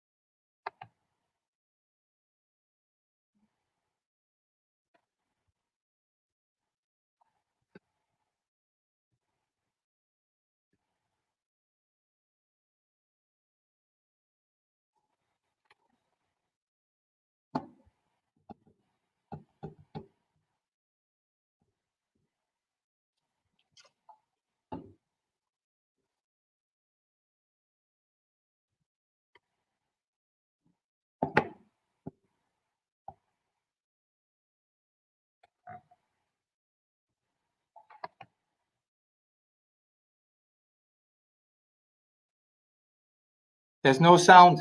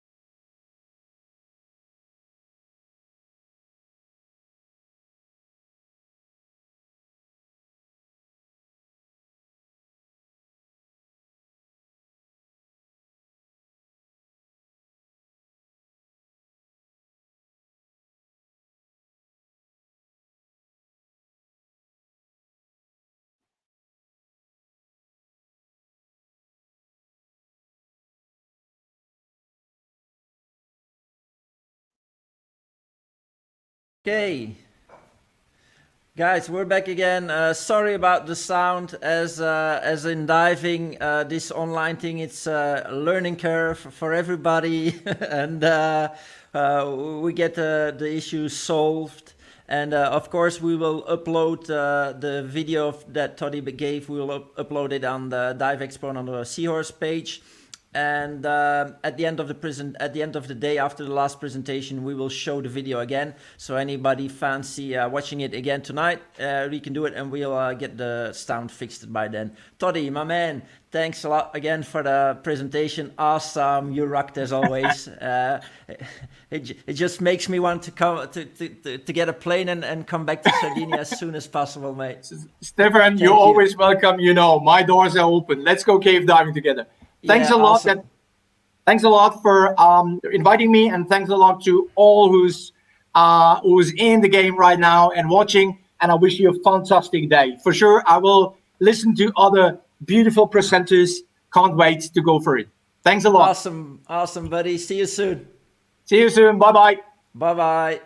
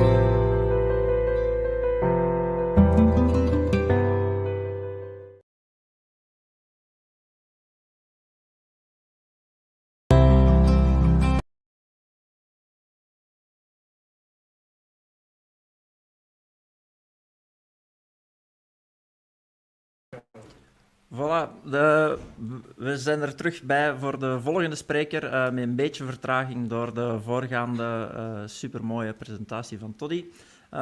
Welkom Pascal.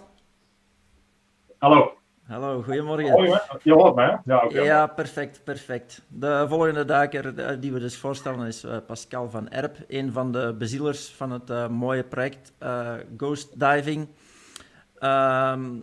Awareness van de visnetten op de scheepswrakken achtergebleven. Niet alleen in de Noordzee bij ons, maar overal ter wereld. Pascal is een goed getrainde technische duiker die duiken maakt over heel de wereld, maar vooral de laatste jaren heel actief is in de Noordzee, meer bepaald op de projecten voor het verwijderen van de netten, waar we naar uitkijken voor meer over te weten te komen. Pascal, ik verwelkom u en geef het scherm volledig aan u.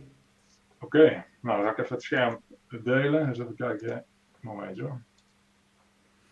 Application, deze. Ja.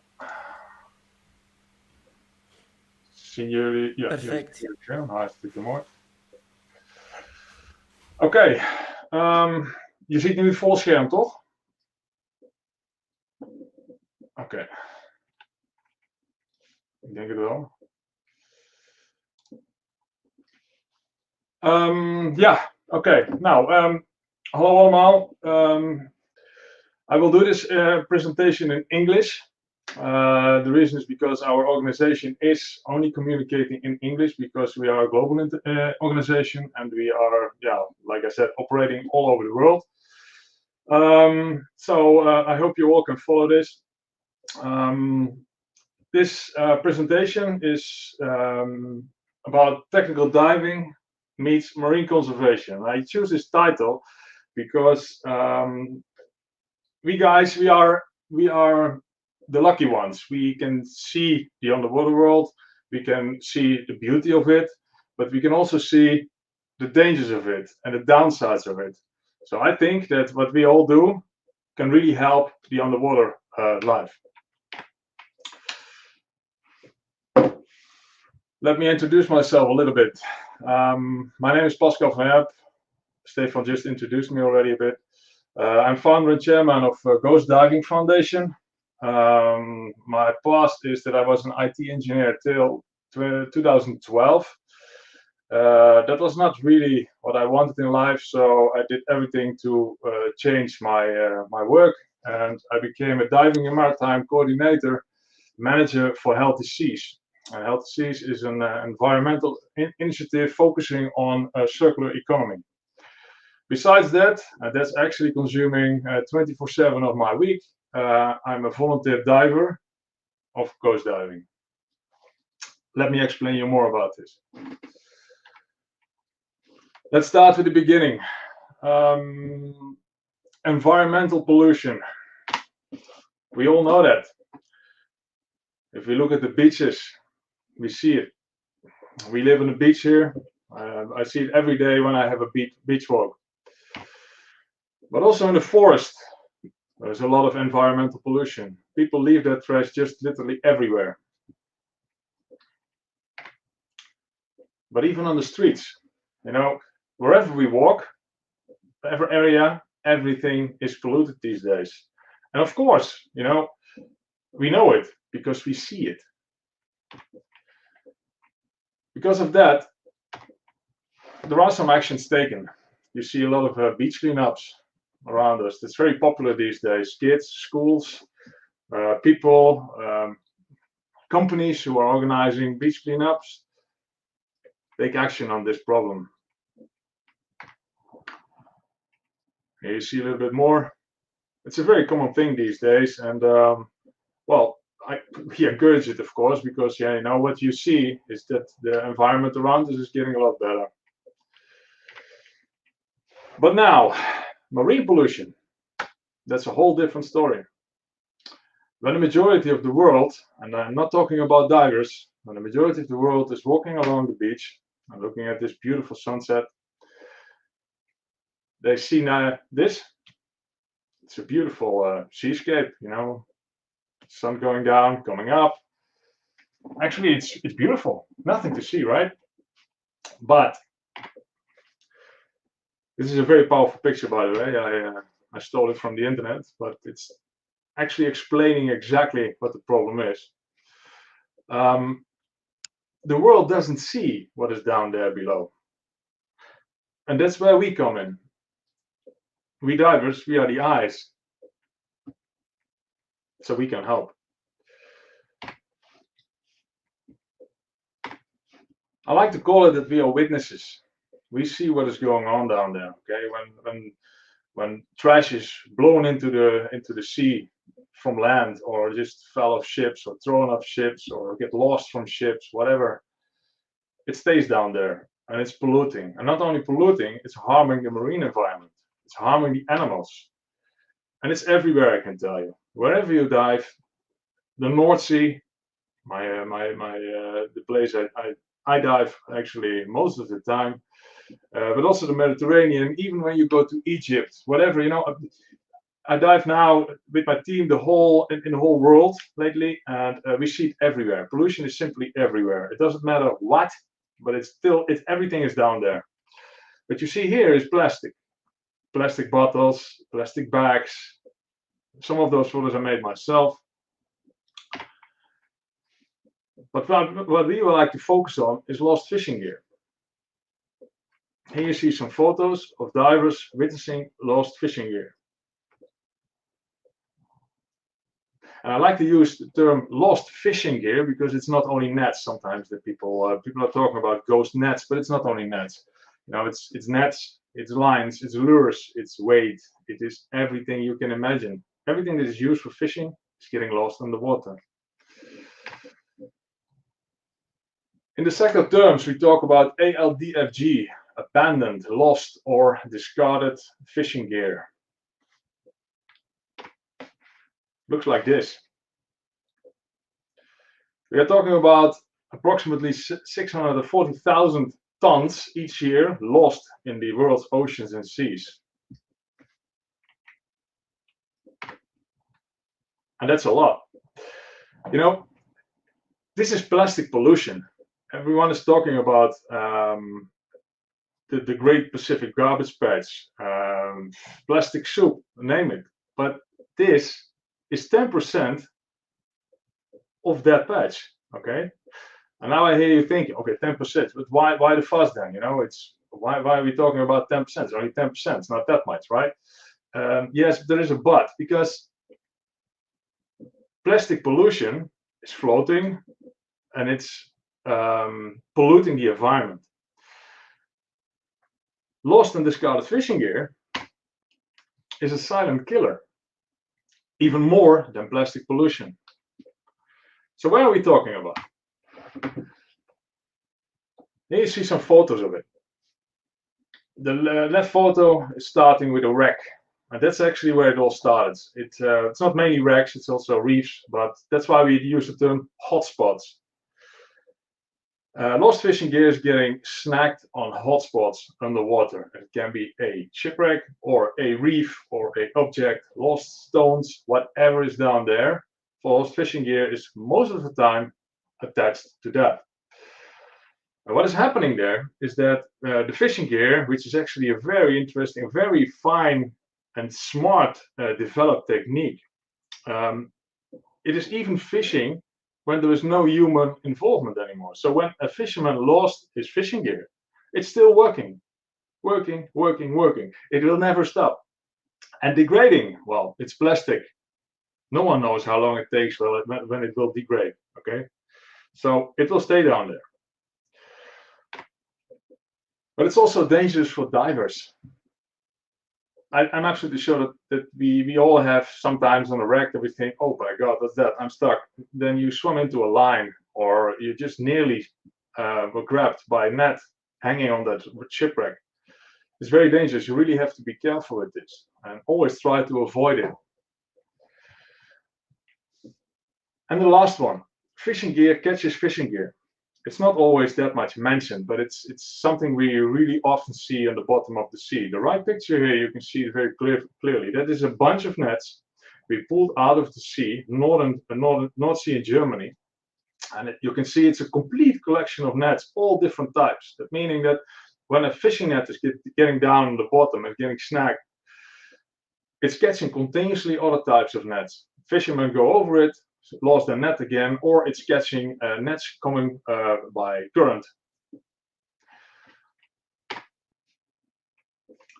But it's not only the entanglement, because it's like I like to call it a circle of death. When a fish is getting snagged into a net and it's entangled, it's stuck, it will die very fast. A few days, maybe one day, it's gone. What happens is that it's attracting scavengers. Those scavengers, like crabs and lobsters, of course, get also entangled. So it's a circle of death, and it takes a little bit longer before these animals are dying, except that bird in the middle. That bird came down and tried to grab a fish which was attached to a long line, and you see the result. It drowned. So it's bad. This is why we focus on lost fishing gear. And now I'd like to show you one video of some lost fishing gear on wrecks.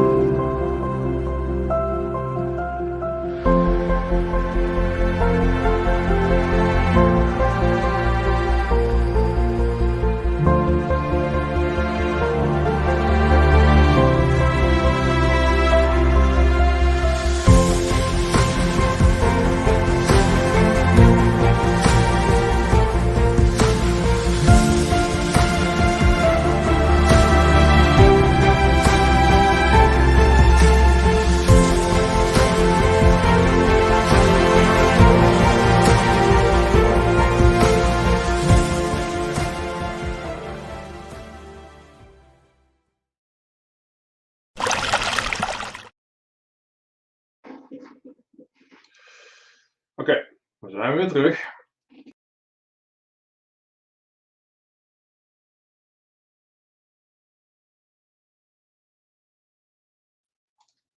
Dat ging even mis hoor.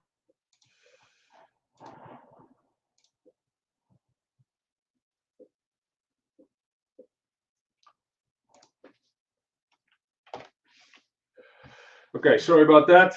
That's the downside of working with more screens. So you just saw a video about what we see on our North Sea in the Netherlands. That was a clear example of lost fishing gear, which is ruining wrecks, livelihoods of marine life, and animals getting entangled. So let's get back to the divers, because it's all about us. Divers, they can become our ocean guardians, and yeah, well, what you see here is divers taking action. We see a lot down there, so why don't we just pick it up and take it up and show the problem to the rest of the world? That's what we do, and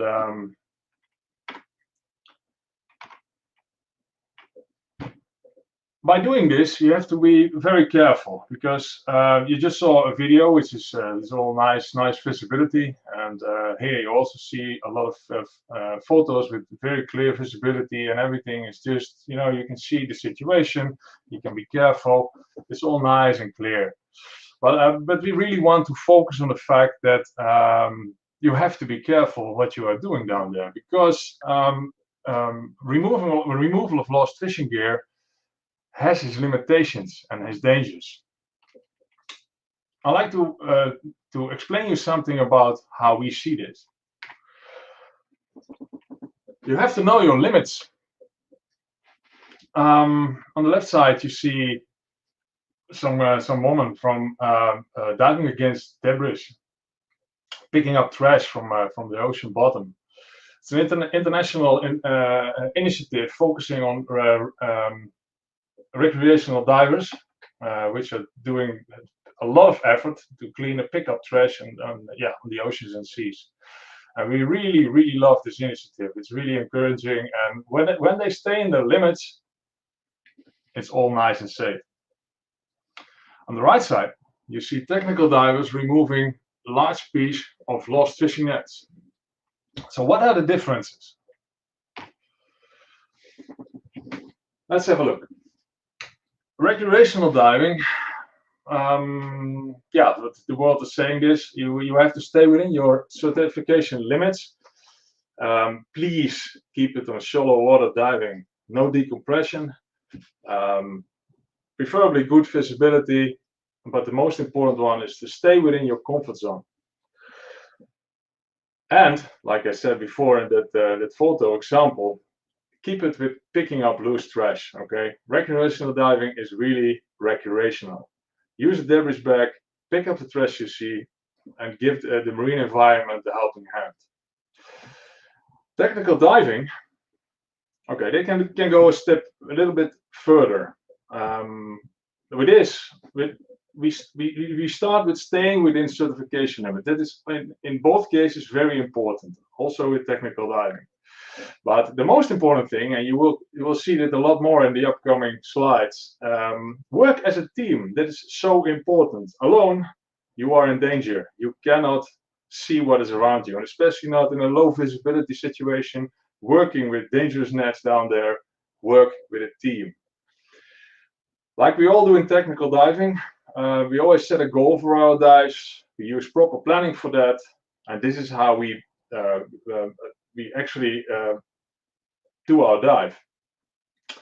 If you do it like this, you're able to use lift bags. And it's all related to teamwork. Let's focus on this. A few important facts to know about what we are doing and why it's so dangerous. Like I said, fishing gear can be extremely dangerous. What we are doing is underwater working, and underwater working is very high task loading. Every situation is different, meaning when I go now to a wreck in the North Sea, I will find some nets, always. It's just 100% guaranteed. But if I do it the day after, everything can be different.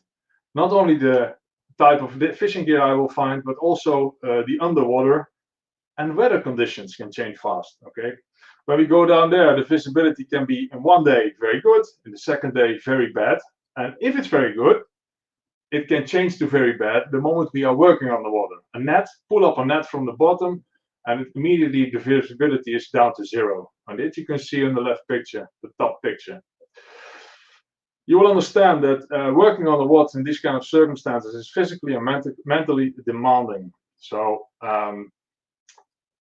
really ask yourself if you really want to do this. And yes, I'm de-encouraging people because, okay, we really love to have a lot of people around us and work with us on this topic. But you really have to know it is not a playground, okay? And despite you hear often around you, well, you know what? I'm a technical diver with this level and that level, and I don't know what. Certification is just a starting point. When we take people in our teams, we invite them on our trips just as a watcher. They can just join us in diving on our ships on the North Sea. Join our group, do nothing, just be there and look what we are doing. We talk afterwards. You will see here that teamwork was never so important. We operate in teams, and I cannot say this enough. This is the key factor of everything that we are doing. And if you ever worked in a very high-level teams, you know that a team is only as strong as its weakest link, meaning it's also your responsibility that the team is operating as a solid team. I will say it again, and let me still be clear about this. This job is not for everyone. Let's watch an average day at the North Sea.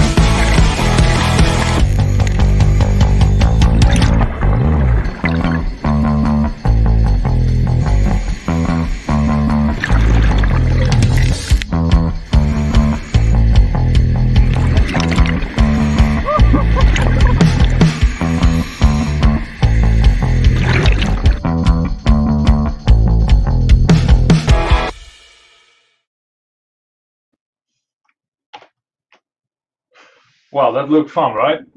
Well, at least you could hear it, that there is still some fun involved. But that fun only works the moment everything is safe and you operate as a very solid team. Okay, only when safety can be guaranteed, it still can be fun, despite the fact that there was almost no visibility at all. Okay, you know, most of the divers around the world, if they see this kind of stuff, they think, oh my God, seriously. But that's not why we started diving. Okay, that's fine. It's absolutely not a problem. And then this diving is not for you. But this is the reason we started Coast Diving Foundation. So who are we actually? We are diving teams conserving the marine environment. In a short sentence, this is what we do. We are active since 2009. That's when we started with this kind of operations in the Dutch North Sea, and we kept on going till today. We are the largest diving organization working on this topic, and we know a lot. We work together with a lot of organizations worldwide, but we are the best organized at this stage, and we have chapters all over the world. Like I said, operating globally via chapters, that's how we call our groups, in 12 different countries, and we are continuously expanding.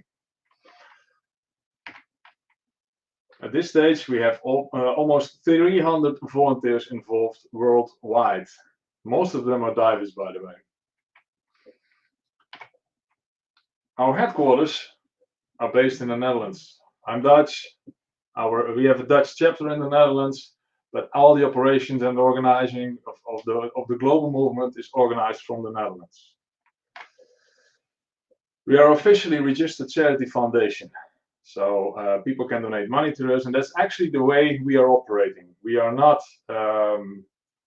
paid. We are 100% volunteers, We get donations from people and from companies, and this is how we can do our job. So this kind of funding is really, really, really important for us. And again, and I will go further on this, we are exclusively technical divers. In our movement, in our global approach, in all the teams all over the world, we do not work with recreational divers. Let's focus, because I hear people thinking, but listen, I'm a recreational diver. I can do this stuff, you know, I'm tough, but really, yeah, I can do this. I'm used to low visibility, yeah, but it's not only low visibility. The differences.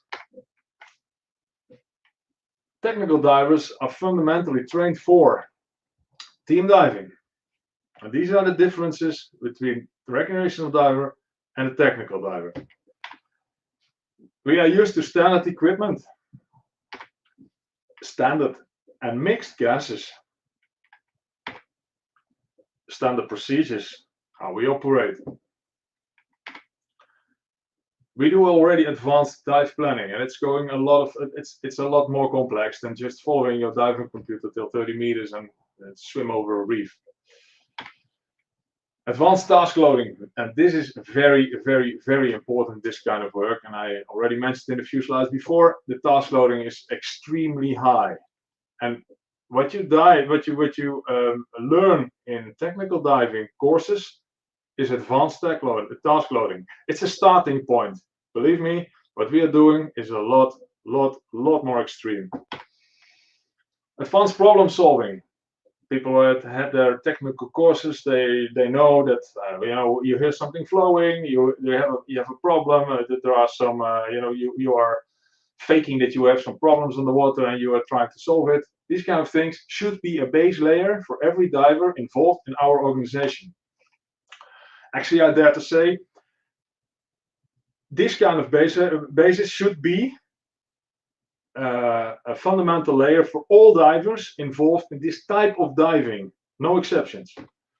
And overhead environments, don't forget that part, because you know, overhead environments can be a cave, can be you know, when you are going into a cave, it can be that you cannot go up immediately, but also a layer that you cannot go up because of your decompression stops you still have to make. So overhead environment is also a big part of the diving we are doing. Sometimes the dives are very long or deep, and you have to get used to this and trained by these steps. This is actually a sort of a wink I like to give to some people. Sometimes they ask me, but listen, okay guys, I really don't get this, but why is exactly the technical diving, you know, then I just tell them, okay, the technical diving in this kind of work, just go to Wikipedia, and this is why I made a screenshot of the Wikipedia description. Why technical diving? Technical diving is scuba diving that exceeds the agency-specific limits of recreational diving for non-professional purposes. Blah, blah, blah, blah, blah. If you now look at this text and you replace technical for ghost diving, do you now get it? Ghost diving is technical diving, not recreational. And now we will stop about this. So, our concept is working. There you see the world map. A lot of teams all over the world, technical divers, are adopting our concept and really want to be involved in what we are doing. And we say yes to that, of course, as long as they do it the way we do. And here you see what happened the last few years. We are operating now in 12 different countries all over the globe. We are still expanding. There are still a few countries we still have to go. So if you want to set up a chapter, want to be involved in our work, just send us an email, and we will make sure that you have the ability to do this.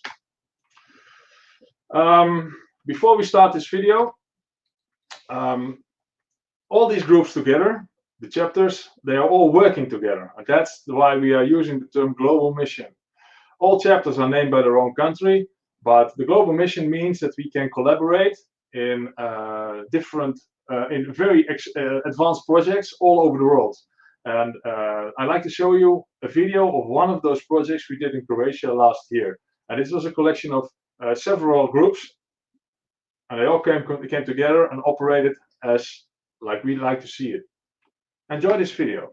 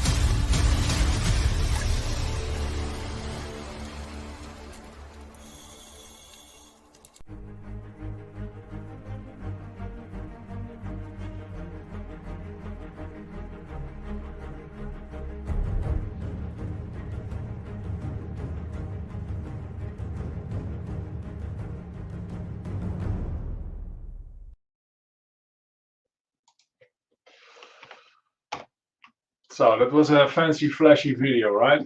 Well, that bring me to our goals, because making this kind of footage and this kind of videos is exactly what we are doing. Our main goal is creating public awareness. That is actually everything we do. Okay, I'm absolutely sure that what we are doing is helping the marine environment a lot, but it will never solve the problem what we have worldwide.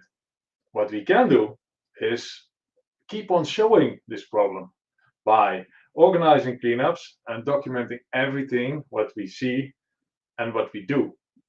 We have to show this to the rest of the world because not everyone is able to have a look on the water like we do. What we are doing too is encouraging people to act. Okay, not only divers, also people around us who are who like to do something for the environment. They are not a diver. They can do something with artworks. Everything related to creating more public awareness is helping the marine environment. Okay. What we do, and that's our part, we are actually focusing on already since our start, and this is what is really making a difference in our team. We are aiming to reduce the materials we recover, and this is also very connected to creating public awareness. So when we are pulling out nets, and we were talking about different types of plastic, metals, lead, everything you can imagine, we are trying to recycle and upcycle as many of these materials as possible.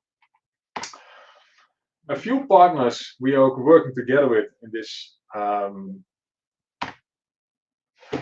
this part is, for example, Healthy Seas. This is the organization I work for, and Healthy Seas is focusing on circular economy. So what they are doing is working together with a lot of manufacturers who are recycling and upcycling materials into new products. And I like to use the term regeneration too, because a few items you see here is bathing clothes and socks. They are partially made of regenerated nylon. It's a whole different process than recycling. You can look after this on the internet a lot better than I can explain. But these materials, they have a storyline. Okay, so the moment you are wearing this kind of stuff, you can just tell the story behind, and that is also a sort of public awareness. Another one I like to mention, and there are many more, but I only like to mention these two now, is BraceNet. BraceNet is one of our partners from the beginning. They are doing it a little bit different than Healthy Seas is doing. Healthy Seas is mainly focusing on the materials and the regeneration of that. And BraceNet is really an upcycler. And this is a very good example of upcycling. They use the nets we recover and get from the fishermen. Don't forget that. We also get a lot of nets from the fishing sector. And from these nets, they make bracelets. So these bracelets, called BraceNet, very nice name. You are wearing that, and what you can do is when people see this, you will tell them a story, okay? And then you go back and you can tell the whole storyline, what divers are doing, and getting the stuff out of the sea and making new products out of it. So again, raising awareness. Okay, we have more goals, of course, and that's why we renamed our organization from Ghost Fishing, that we were in the past, into Ghost Diving, and that's why we wanted to focus a little bit more on the diving part, because what we are seeing around us is that there are many groups emerging doing this kind of work, but we see a little bit that it can be done better and a little bit more safer, actually. And that's why we are really focusing on the diving part, because do not forget, it's still dangerous what we are doing, and it's not a game, okay? We are working on the water. Again, I cannot mention it. I cannot mention it more enough. We want to set with our way of working a standard in ghost diving. Still, we want to encourage divers to act. And we like to share our knowledge and passion with other teams. Here you see Ghost Diving Poland, which are coming to the Netherlands and learning from us. And this is what we do with other teams too. They do not have to be directly connected to ghost diving. We also work together with other teams in the world, not ghost diving, recreational diving, volunteers doing beach cleanups or shore cleanups. No matter what it is, we work together with a lot of teams. I will show them later on a bit. What we do with the ghost diving teams, and this is also very nice, and we are working together with organizations who can help us in funding for our work. And we have the ability to help ghost diving teams to get funding to our networks, and we are very happy with that. And last but not least, and this is I really love to say this, we turn marine conservation into epic diving, because what you just saw in the very first video, that's okay, a lot of bad visibility and a lot of hard work. Maybe it doesn't look that good, but later on I will show you a video of one of our projects this year, and then you will understand what I'm trying to tell you. If you can handle the situations of very bad visibility and just worst case scenario, current, name it, just not nice, you can also handle situations in the very big advanced project like we did this year in HMS Perseus in Greece. So a few collaborative initiatives I'd like to show you. These are a few of the initiatives around us. A few in the Netherlands, a few in the UK, a few in Sweden, in Finland, worldwide, Canada. Name it, there are many initiatives, and most of the initiatives we are connected to, we work together with, we provide them with information, with training tips, whatever they needed, sometimes with funding. If you are one of those initiatives and you really want to connect to us, feel free to go on and just go to our website and yeah, contact us. For the last time, if you want to be a chapter for us and you want to dive with us and really want to adapt what we are doing, there are a few rules of engagement we have, and I will now mention them for the last time.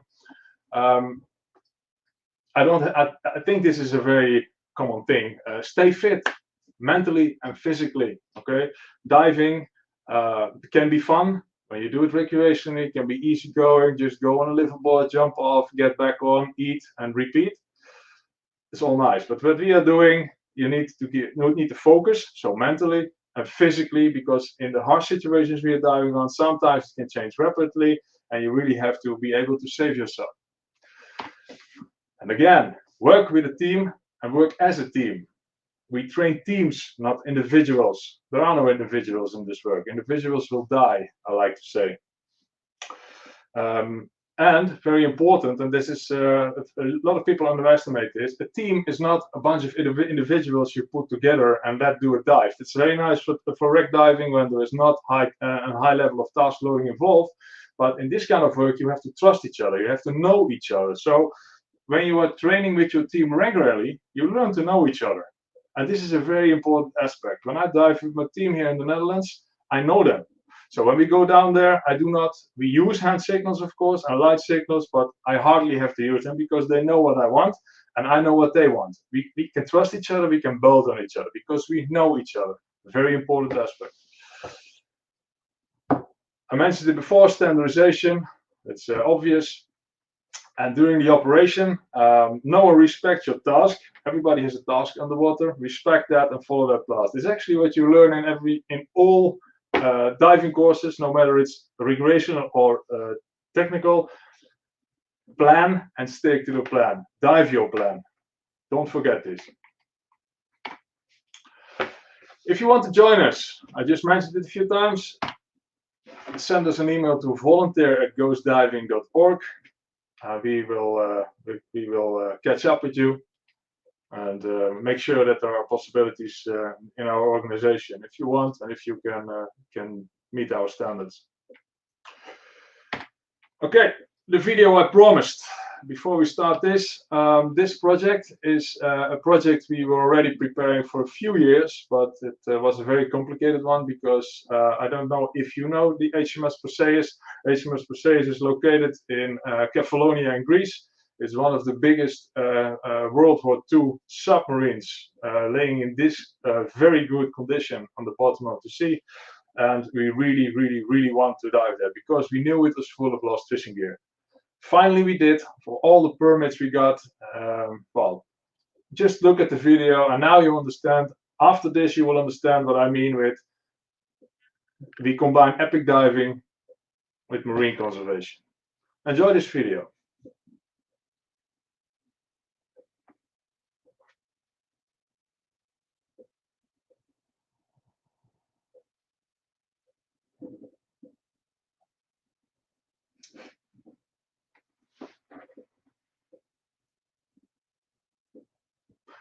I think there is an issue with the sound.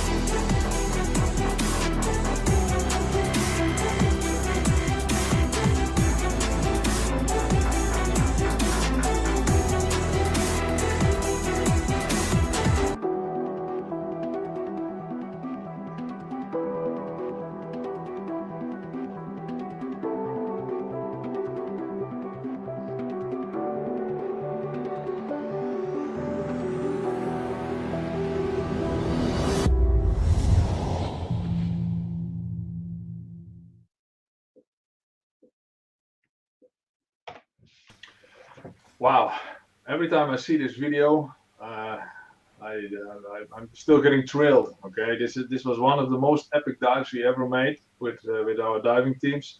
But you have to understand that this dive you just saw, and the teamwork and the challenging task was all at 52 meters of depth. It's not a game. We work with mixed gases. It's a very smooth teamwork again. And if you watch videos like this, you understand a lot better what I tried to tell you in before that. Be aware of what you are doing, and then you can do, if you do it the right way, you can do the most epic projects you can imagine. And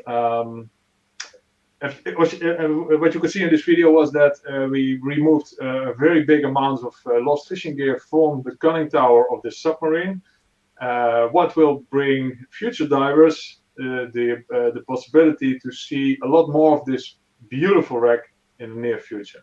So if you have ever the possibility to dive the HMS Perseus, please do. It will be one of the best and most beautiful wrecks you've ever seen. Okay, to close down. More information about us, you're interested, you want to donate, you want to buy our ghost diving wear, please go to our websites, donating page and our web shop.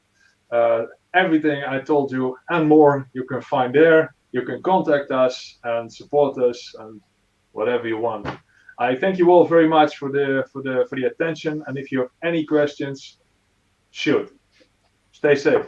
Pascal, thank you very much for this nice presentation, an eye-opener, and to share the awareness that we all have to do and take care of in our beloved oceans, something we don't always think about. So I thank you very much, and I wish you and the organization all the best, and I hope we can share a project in the near future.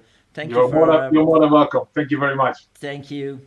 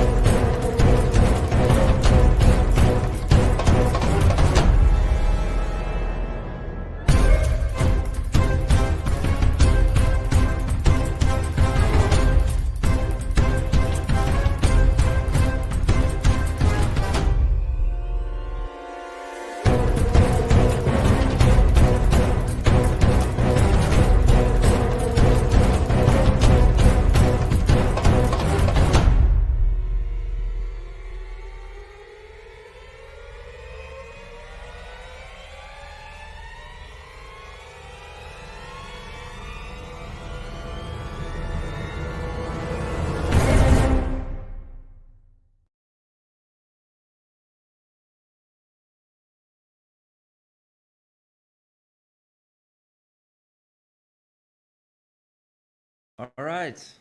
Let me introduce our next speaker, Stephen Burke. Stephen, welcome to the show. Well, let me start by introducing Steve. Steve is a diver with a long life passion for maritime history and an obsessive deep shipwreck explorer for more than 30 years. Stephen never knew that an unexpected Christmas gift would lead him to a quest for the search of the history and information about a shipwreck called the Graf Zeppelin, which eventually led to more than 3 TV documentaries, 2 books, and most importantly, some lifetime friendships made for Steve during his research and quest. So a story, a dream. Did he ever found or dive the wreck? Well, just watch and listen. Steve, the screen is all yours. So take it away. Thanks, Stefan. How's that? Can we see? Perfect. Oh. Hello, guys. So, waking the Baltic giant, Hitler's aircraft carrier, Graf Zeppelin. I'd like to be... Sorry, let me start again. I've lost my cursor. Bloody hell. There we go. Where's he gone? Some technical problems on our side. There we go. All sorted. Hello, everybody. I'll start again. So today we'll be looking at the story of how I helped to wake the Baltic giant, Hitler's aircraft carrier, Graf Zeppelin. And I'd like to begin by introducing you to an important character in the story, Kriegsmarine veteran August Brunmeier, or Gust as he liked to be known. A veteran of Graf Zeppelin, Gust is perhaps best placed to share the wartime story of Hitler's only aircraft carrier. And so I'll share some of the narrative as seen through Gust's eyes. And many of the images in today's presentation come from Gust's personal collection. And so I'm eternally grateful for him for giving me access to them and allowing me to use them. Following a trip to the cinema in 1940, during which they played newsreel footage of the Kriegsmarine big ships, Gust decided to enlist straight away, aged just 17. His parents pleaded with him to finish his apprenticeship as a miller, and rather than follow a fancy of running away to the sea. And I think that's advice that most parents would probably give their own children even today. But he was adamant he was leaving his native Austria for Kiel, and it turned out to be a decision that may well have saved his life. As a result of a milling accident in which he'd lost a fingertip, he wasn't considered A1 fighting fit at that time. And so this was early on in the war, and Germany had its pick of fighting men, or young men. So he would be sent to be an anti-aircraft gunner, stationed on the end of a pier in Kiel Harbour. And according to Gust, this was one of the safest jobs he could have possibly had, because by default, being an anti-aircraft gunner, he was positioned outside of the city. And being on a pier in the middle of a harbour, it was highly unlikely anything was ever going to happen to him, though he did get excellent ringside seats for the spectacle that would unfold. This image, coming from Gust's personal collection, we can see the tracer rounds whizzing through the sky over Kiel, and it gives you a good idea of what he regularly saw and participated in. He witnessed and participated in intense anti-aircraft fire over Kiel, but explained that he never actually knew he hit anything because, contrary to probably what most of us think, he didn't so much shoot at aircraft that he was seeing, but would be given a sector of sky to discharge his weapon into, which is what he did. So he never knew whether he shot anything down, though he accepted the possibility that possibly he had done, and that maybe he was responsible for one of the 8,300 RAF Bomber Command aircraft that had been lost in World War II, taking in excess of 57,000 aircrew with them. And it was as a result of these bomber missions that Gust's lucky break would come, when in 1941, and fulfilling his ambition, he was transferred to the Prinz Eugen for the Channel Dash, or Operation Cerberus, as the Germans knew it. Gust would be there to provide additional anti-aircraft firepower on board the Prinz Eugen as she raced through the English Channel in early 1942, heading for waters nearer to home and away from the French harbour of Brest, which by this point was being regularly bombed. Though Gust loved his time on Prinz Eugen, and I think would have stayed, he would soon be sent back to his anti-aircraft position here on the end of this pier in Kiel. And this wasn't a bad posting considering the alternatives, because history shows us that by 1942, Nazi Germany was already running into problems, and Gust's friends and peers who he'd left at home in Austria finishing their apprenticeships would now be drafted into the army, and that milling accident wouldn't have saved him. All of his peers, including his own brother, would die on the Eastern Front. enormous loss of life there. But I promised that this would be a story about the aircraft carrier Graf Zeppelin. So here we go. The Allies have been regularly flying reconnaissance missions over German bases, both in Germany and in the occupied parts of Europe, to try and keep track of where German naval assets were. And so Graf Zeppelin's position was well documented, and there's numerous reconnaissance images from today that still exist of the ship, such as this one here. And we can see her here in early 1940 fitting out in Kiel. And when this image was taken, she's around 90% complete and was scheduled to start sea trials later that year. Had this schedule been maintained, she would have been operational in time to sail with Bismarck in May 1941. But of course, Graf Zeppelin wasn't completed, and in early 1940, all work on her was suspended. The logic for stopping work on her was due to the fact that most thought the war would be short-lived, and so she would not be completed in time to take part. Also, let's not forget that no one had experience of operating aircraft carriers at this time, so there were still some costly lessons to be learned on all sides. In July 1940, right before the 17-year-old Gus first arrived in Kiel, Graf Zeppelin would leave Kiel and to relocate to Gdynia in occupied Poland. Graf Zeppelin, whose engine room machinery was installed but not yet commissioned, would be dragged across the Baltic by tugs. And as we can see in this archive document that's on your screen, the move didn't go unnoticed. Before long, she was relocated by RAF reconnaissance aircraft in that position in Gdynia. And at this point in the war, Poland was out of the range of Allied bomber bases in the UK, and so the move would spare the ship unnecessary damage, and also, of course, gave the Allies one less reason for which to bomb Kiel itself. By March 1942, though, with the war now well into its third year, and with the recent success of the Kriegsmarine in cooperation with the Luftwaffe in bringing Prince Eugen, Gneisenau and Scharnhorst through the English Channel, right under the noses of the British, with, of course, the aid of Gust, Grand Admiral Raeder, head of the Kriegsmarine, informed Hitler that the Navy needed an aircraft carrier. And Hitler himself would declare that the carrier should be completed in the shortest possible time in view of the vital importance of such a unit. And this necessitated the ship to be moved once again back to Kiel for the work to be completed. So this is where Gus arrives in the story of Graf Zeppelin. In November 1942, without any indication as to where he would be going, Gus was ordered to a railway station in Kiel.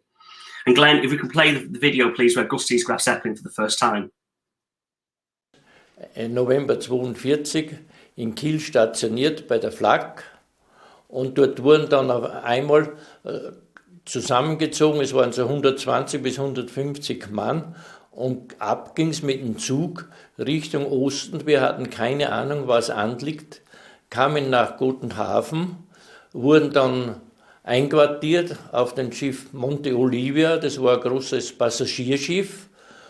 In der Ferne sahen wir den Flugzeugträger zum ersten Mal und haben gestaunt über die Größe. Warum wir hier sind, wussten wir noch nicht. Und auf einmal hieß es auch, einsteigen in den Schlepper. Und der Schlepper brachte uns dann zum Flugzeugträger. Und dann hat es geheißen, wir sind hier am Flugzeugträger. Wir müssen hier, Geschütze waren montiert, Vierlingsflak und 3 cm Doppellaufetten. Und wir müssen jetzt die Munition klar machen. Und der Flugzeugträger wird abgeschleppt nach Kiel. Gus would be stationed on this weapon here. And once familiar with the ship, they were sent ashore and travelled inland to an ammunition dump where they collected more ammunition for Graf Zeppelin's trip to Kiel. It was anticipated that Graf Zeppelin would be working up in the Baltic by mid-1943, with a view to her joining perhaps Tirpitz or Scharnhorst in 1944. And together these ships would have formed a really powerful battle group. In this image here, we see men sitting on the deck loading magazines for the flak guns. And once loaded, these were stored in armoured lockers, such as the one that's visible just behind them in the background, some of which remain on the wreck today. Graf Zeppelin didn't fail to make an impression on Gus. At over 262 metres long, she was the longest ship in the Kriegsmarine and was unique in having 4 propellers and 4 steam turbines, providing more horsepower than any other ship in the Kriegsmarine, 200,000 horsepower, in fact, double that of Britain's Ark Royal. And she was big as well, she was tall. She stood 22.5 metres from keel to flight deck. I think a pretty impressive ship. And so in December 1942, she began her journey back to Kiel under the code name Zander, in homage to Captain Zander, the founder of German naval flying, who'd established this back in the 1920s.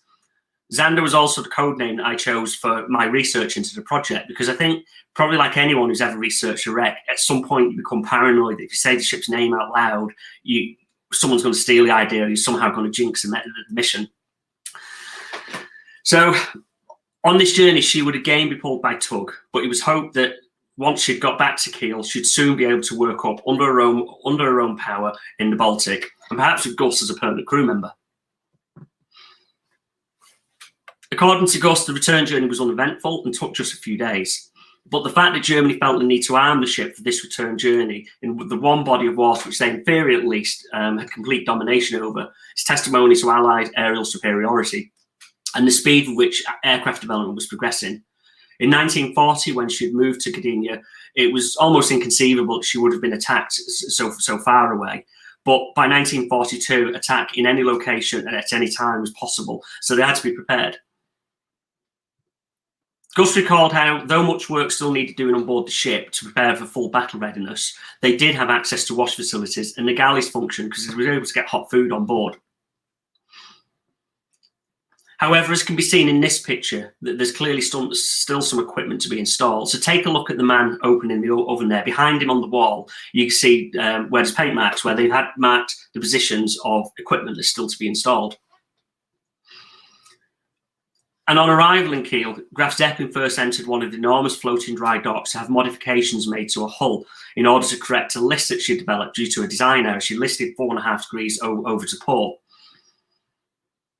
And the modification would not only correct the list, but would also significantly extend her range and give her added protection from torpedoes via the so-called counterpoise bulges that we can see here. Serving as fuel bunkers, they would also absorb the impact of any torpedoes. Of course, bringing the ship to Kiel had been part of a belated plan to finish the carrier, but in reality, Germany had already missed its opportunity. No sooner had she arrived than her future would once again be called into question when, at the start of 1943, Grand Admiral Raeder and Hitler had an argument in which Hitler ordered the decommissioning of all of the capital ships, all of the big units. Ultimately, Raeder would resign over this. And though initially there was consideration of completing Graf Zeppelin and then turning the other battleships and heavy cruisers into aircraft carriers, Raeder's successor would retain the capital ships as they were, but he would cease all further work on Graf Zeppelin.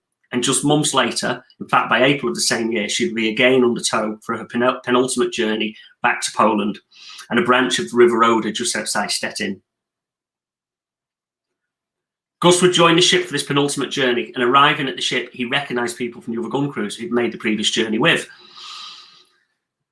And of course, Graf Zeppelin had to leave Kiel. It's worth noting just how visible these large assets are to reconnaissance aircraft. I love this image from 1940 because there's just so much detail in it, but it's easy to see how hard it is to hide a big ship. In this image here, we can see Graf Zeppelin up against the harbour wall, still fitting out. Off to her starboard side, slightly behind her, we've got the Franken, which was a Kriegsmarine supply ship and of similar size to Graf Zeppelin.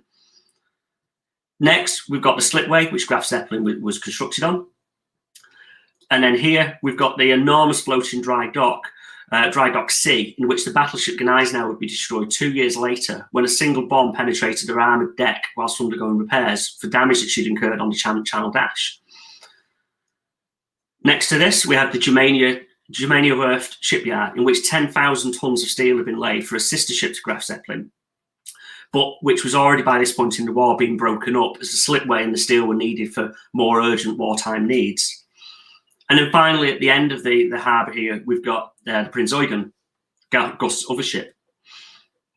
Taken during the period of the war known as Phony War, this image of Kiel shows it before the wholesale bombing of towns and cities, which I think most of us associate with World War II. But between 1940 and 1944 alone, there would be over 100 raids against Kiel, and heavy raids at that. And to get an idea of the carnage that Kiel would face in the years after 1940, let's take a minute to look here at these two square docks in the upper left-hand corner of the image. This is the area in 1940 before the bombing began. But by the end of the war, Kiel would be described as being in a state of indescribable chaos, completely out of action, with 80 to 90% of buildings destroyed and every building having suffered damage. It was estimated that there was 167,000 people from Kiel alone who were homeless. And of the 10,000 employees who'd worked at the shipyards, only a few were left behind. If Graf Zeppelin wasn't to share the fate of Gneisenau and the 15,000-ton Panzer ship Admiral Scheer that you can see there capsized in the harbour in 1945, she would again need to relocate. And it wasn't just for her own safety that she had to move. The mere presence of such a big target would draw the unwanted attention of bomber aircraft. And let's not forget that of the 49 aircraft that dropped bombs aimed at Gneisenau in dry dock in 1942, it was only one bomb that caused damage up to the ship. The rest of them fell on the city and the surrounding area. So to avoid that and to save the ship, Graf Zeppelin prepared for sea, with the crew gathering for a final briefing before she again heads out into the Baltic. On Graf Zeppelin's bridge, here we see not navigational officers, she is after all under tow, but these are gunnery officers present to keep a lookout for the Allied aircraft attempting to attack. And in event of an attack, it would be these guys who would direct the anti-aircraft gunners, telling them where to shoot. It's of interest to note that here on the bridge, there's still, like as with the bakery image before, there's still some fitting out to be done. So we can see painted on the steelwork some numbers identifying where equipment is still absent. Also, you might just be able to make out that the bridge windows are boarded up, the glass not yet installed. But by all accounts, the conditions for the crossing were good and relatively uneventful, and all in all, they had a pleasant crossing. Though Gus did recall early one dusky morning, before they reached the River Oder, a 4-engine bomber appeared out of the gloom, passing close by the ship. And some of the guys had a chance to open fire at it, but it wasn't recorded whether any damage was caused, and the fate of the aircraft is unknown. Soon, she would arrive on the River Oder, and the tugs that had accompanied her over would push her into position, the position that should remain until the end of the war. Gus recalled that they had one last meal on board before being ordered to pack up and ready to leave the ship. Wandering around the deck, he recalled that he saw the massive propellers which were left there. They'd been removed years before in order to prevent electrolysis corrosion, and they were just in the time that the ship was stood idle, and they would see out the war on the deck of the ship, we believe. Though the propellers would remain, the gas cylinders for the barrage balloons, the anti-aircraft weapons, and thousands of rounds of ammunition would all be unloaded from the ship. In the background in this particular image, on the horizon, we could see the Vulcan shipyard in Stettin. And on the deck of the ship here, we can see the enormous propellers. We can see Gus' position there, and you'll note that his weapon's already been removed, so perhaps suggesting he's already left the ship. And then here in the foreground, I suppose demonstrating the threat that still exists, the real threat that exists, we've got a 3.7 centimetre anti-aircraft weapon pointing skywards, men at the ready, boxes and boxes of ammunition stacked around it. After Gus left the ship in 1943, Graf Zeppelin would sit here unmolested for another 2 years. He, of course, knew that his other ship, Prinz Eugen, met her fate as a result of an atomic bomb test far away on the other side of the world in 1946. But what had become of Graf Zeppelin? He'd need to wait another 60 years before he could find out. And this is where I come in the story. This book, bought for me by my parents at Christmas 1999, first brought my attention to Graf Zeppelin. And the book claimed that she had sunk whilst under tow to Leningrad near St. Petersburg in Russia. And these few lines of text really connected with me. And I knew instantly that I wanted to find the wreck and I wanted to go and dive the wreck. I tracked down a great many historical documents from the National Archive in Kew and was able to discover that literally thousands of landings were made at mock-up flight decks, complete with a functioning arrestor wire at the airstrip in Travemünde on the German Baltic coast. And the truth is, the Kriegsmarine so very nearly had a functioning carrier, and had they continued working her in 1940, she was on target for sailing as a companion with Bismarck, and how very differently things could have been. As we will see shortly, the Royal Navy were more concerned about Graf Zeppelin being on the loose than they were the Bismarck. In my book, Freedom of the Seas, the story of Hitler's aircraft carrier, I postulate what might have happened had Bismarck, Graf Zeppelin, and perhaps Prinz Eugen sailed as a task force. And I came to the conclusion that we may well have not only lost the battlecruiser Hood back in May 1941, but in all likelihood, the two trailing cruisers, and then, of course, the brand new battleship Prince of Wales. This would have left Germany with a very powerful battle fleet roaming the Atlantic. And perhaps more importantly, would have forced the Royal Navy to send 5 elderly Revenge-class battleships into the South China Seas in time for Christmas 1941. Many of you will have heard of, and at least heard of, perhaps even dived the wrecks of Prince of Wales and Repulse, but few realise that the decision to send Prince of Wales was Churchill's. The Navy had originally wanted to send a 5 Revenge class, but Churchill wanted to send a powerful message to the Japanese and was keen to show them that we meant business, and so he insisted that we send our most modern unit, which was Prince of Wales. But of course, had Prince of Wales been lost to Bismarck or perhaps even carrier aircraft back in May 1941, we'd have had little choice but to send these slow, outdated remnants from another era. And in all likelihood, all 5 of them would have been lost to Japanese aircraft. And with the likes of Barham been lost in the Mediterranean that same year, Ark Royal been lost in the Mediterranean that same year, we were taking a pretty heavy toll. And who knows what impact such significant losses could have had on British morale at home and the will to keep fighting. Many people these days dismiss Graf Zeppelin as offering little or no threat to the Allied cause, even had she been completed. But evidence I would cover in archives demonstrates that for a time, Graf Zeppelin was considered the biggest threat confronting the Royal Navy. It would be true to say that they had grave concerns. And as we can see in this historical document, by the Navy's own admission, they had nothing with which to fight Graf Zeppelin. Graf Zeppelin was fast. She could go from a standing start to around about 20 knots in under 2 minutes. She was armed like a cruiser, and she was operating significantly more modern aircraft than the Royal Navy's Fleet Air Arm were operating at this time. This post reads that it is the aircraft carrier Graf Zeppelin which is likely to provide our most disagreeable problem. If the ship accompanied by Bismarck or one of the Scharnhorst were to break out, we should have to be prepared for very serious depredations on our trade. In good weather, the aircraft carrier could reconnoitre some 20,000 square miles in one day and could hardly fail to locate some of our larger convoys. Her reconnaissance would serve equally to defend the attackers from our hunting groups, and this power of evasion might enable raids to be pressed into our western approaches, our most vulnerable area. The conclusion is that Bismarck herself is not likely to prove the menace that she would have first seen. It is the aircraft carrier which is going to turn the scales in favour of any raider. The enemy's best course of action would probably be to retain Bismarck at home to contain the maximum of our forces and to send Scharnhorst with a carrier to the North Atlantic. Probably a good strategy. The document then goes on to say that to meet such a combination, and possibly a Deutschland in the South Atlantic, we ourselves would need to be prepared, would need every aircraft carrier that we could make available. So they were clearly very concerned. But despite these fears, throughout the whole war, RAF Bomber Command only actioned one attack against Graf Zeppelin. Though earlier on, there were plans in 1940, for example, for a mass torpedo attack while she was up against that harbour wall fitting out in Kiel. But the likely high losses amongst the air crews made the Admiralty decide to not go ahead with that mission. However, on the night of the 27th to 28th of August 1942, the ship was targeted after intelligence reports indicated that she was almost ready to sail and that crew were being taken on board. Perhaps the story of the news of Gust's railway journey and his comrades going to move the ship across Kiel had got out. While still moored in Gdynia, 3 RAF Lancaster bombers from 106 Squadron, led by Guy Gibson, who the following year would famously lead the bouncing bomb attack that destroyed 2 dams and damaged a 3rd, were dispatched, each carrying a new 5,600-pound capital ship bomb. Graf Zeppelin was the trial target for this weapon. But luckily for us divers at least, due to bad weather, all missed their target. I was learning a lot about Graf Zeppelin and her wartime movements, but her fate was still a mystery. Some accounts said that she'd been completely broken for scrap. Another outlandishly claimed that she'd secretly been commissioned into the Soviet Navy.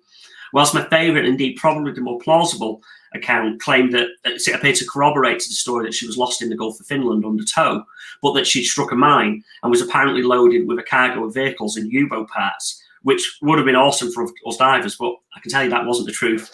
But what was the truth? It would take 2 years of research for me to find out. I didn't have a background of researching wrecks or writing books. I'm just an ordinary guy like probably most of you divers out there listening today. I don't have the kudos of many of the great divers out there, but I did have a dream, and it was never for treasure. It was just to find my own shipwreck. And I figured that a Nazi aircraft carrier that was over a quarter of a kilometre long and 30 metres wide had to be a first easy target, right? I've dived since I was 14, and by the time I got that book in Christmas 1999, I had over 12 years experience. and had already been lucky enough to have had many adventures such as this one. This image being from the 1990s, where I'm part of a small team salvaging a Dutch East Indian off the coast of Shetland. Now, for those of you who don't know me, see the good-looking guy in the red coat there? Well, that's a guy called Dave, because unusually I'm the one on the other side of the camera this time, and I unfortunately don't have any images of me from this era, but you get the idea of the sorts of things I was up to. You see, I've always loved history, but I never really thought of myself as a historian or a researcher, but I suppose in some ways that is kind of what I've always done. Research into the Graf Zeppelin led me down a technical diver route and to ever greater depths, as I realised the likely depths she would lie in. It was both scary and an exciting time for me, and perhaps a few technical divers out there who were active back in the early 2000s, you can remember just how deep even 60 metres seemed then. I can still recall the butterflies I felt heading out to one or two sites in that sort of depth, certain we were all facing death, all the time suspecting Graf Zeppelin may lay in double that depth. Graf Zeppelin also introduced me to computers and the internet. I'd literally never used a computer until a World War II Nazi aircraft carrier forced me to learn. And my first ever internet search would be on the then brand new Google, joining just 5% of the global population to be online. To put this into context, 5% was about 300 million people, or less than 20% of Facebook's users today. How the world's changed in such a short time. Early on, research was especially hard going, even being an internet user. And there was still a lot of legwork to do as well. I was driving between archives here, there, and everywhere. But the internet definitely enhanced my learning process. I was also devouring books as well. I don't seem to have the time these days, to be fair, but then I was a man on a mission. I learned that the ship's keel was laid in December 1936 and that she would include quadruple steam turbines, the only ship in the German fleet to have this feature. Even a planned sister ship was only designed to have 3 shafts. Thousands of tons of steel was put into place. And in this image here, we see a built up to the armoured deck. And it said that Graf Zeppelin's sister ship, and some people have batted the name around of Peter Strasser, who was a World War I Zeppelin airship pilot, but that's just theory, I think. But it said that she was built up to about this level of completion when she was scrapped. 10,000 tons of steel having been laid, an enormous amount of effort, all for nothing. But Graf Zeppelin's work had progressed well, and she was launched less than 2 years later. The daughter of the creator of the Zeppelin rigid airships, Hella von Brandstein Zeppelin, christened the ship in honour of her father in the presence of Hitler, Grand Admiral Raeder, head of the Navy, and Hermann Goering, head of the Luftwaffe, who himself gave a speech in which he declared freedom of the seas is only for the strong, and from which I took the title of my second book. Immediately after her launch, she was taken to the fitting out quay to have her construction completed. And I really like this picture for a number of reasons. There's a lot going on in it. People are busy on the deck. Construction is clearly underway. And if we zoom in, we can see on the bridge here, the windows haven't been cut out yet. They're marked out in chalk, but they're still to be burnt out of the steelwork. In the foreground, we can see a 3.7 centimetre anti-aircraft weapon, telling us that the war's already begun at this point. And I happen to know this picture was taken in late 1939. But my favourite thing on this image, and something that always makes me smile, as you can probably tell, is this chap here. Because, of course, you needed portaloos even in the 1930s and 40s. And from what I can tell, this looks to be a guy sitting on the toilet with his pal having a chat. And who could have known that 80 years later, we'd all be sitting here from all over Europe, I think, watching the guy. I also like that the 3 largest Kriegsmarine units that are still diveable in Europe at this present time are all in this one image. Graf Zeppelin, obviously here in the foreground. Then immediately off her stern, the heavy cruiser Blücher is just fitting out, and she'll be sunk just a few months later with a heavy death toll. And off on the starboard side there, we've got the Kriegsmarine supply ship Franken, also a very large unit. The fate of the other ships is well known. The 18,500 ton Blücher was lost during the invasion of Norway. She took heavy loss of life on just outside Oslo.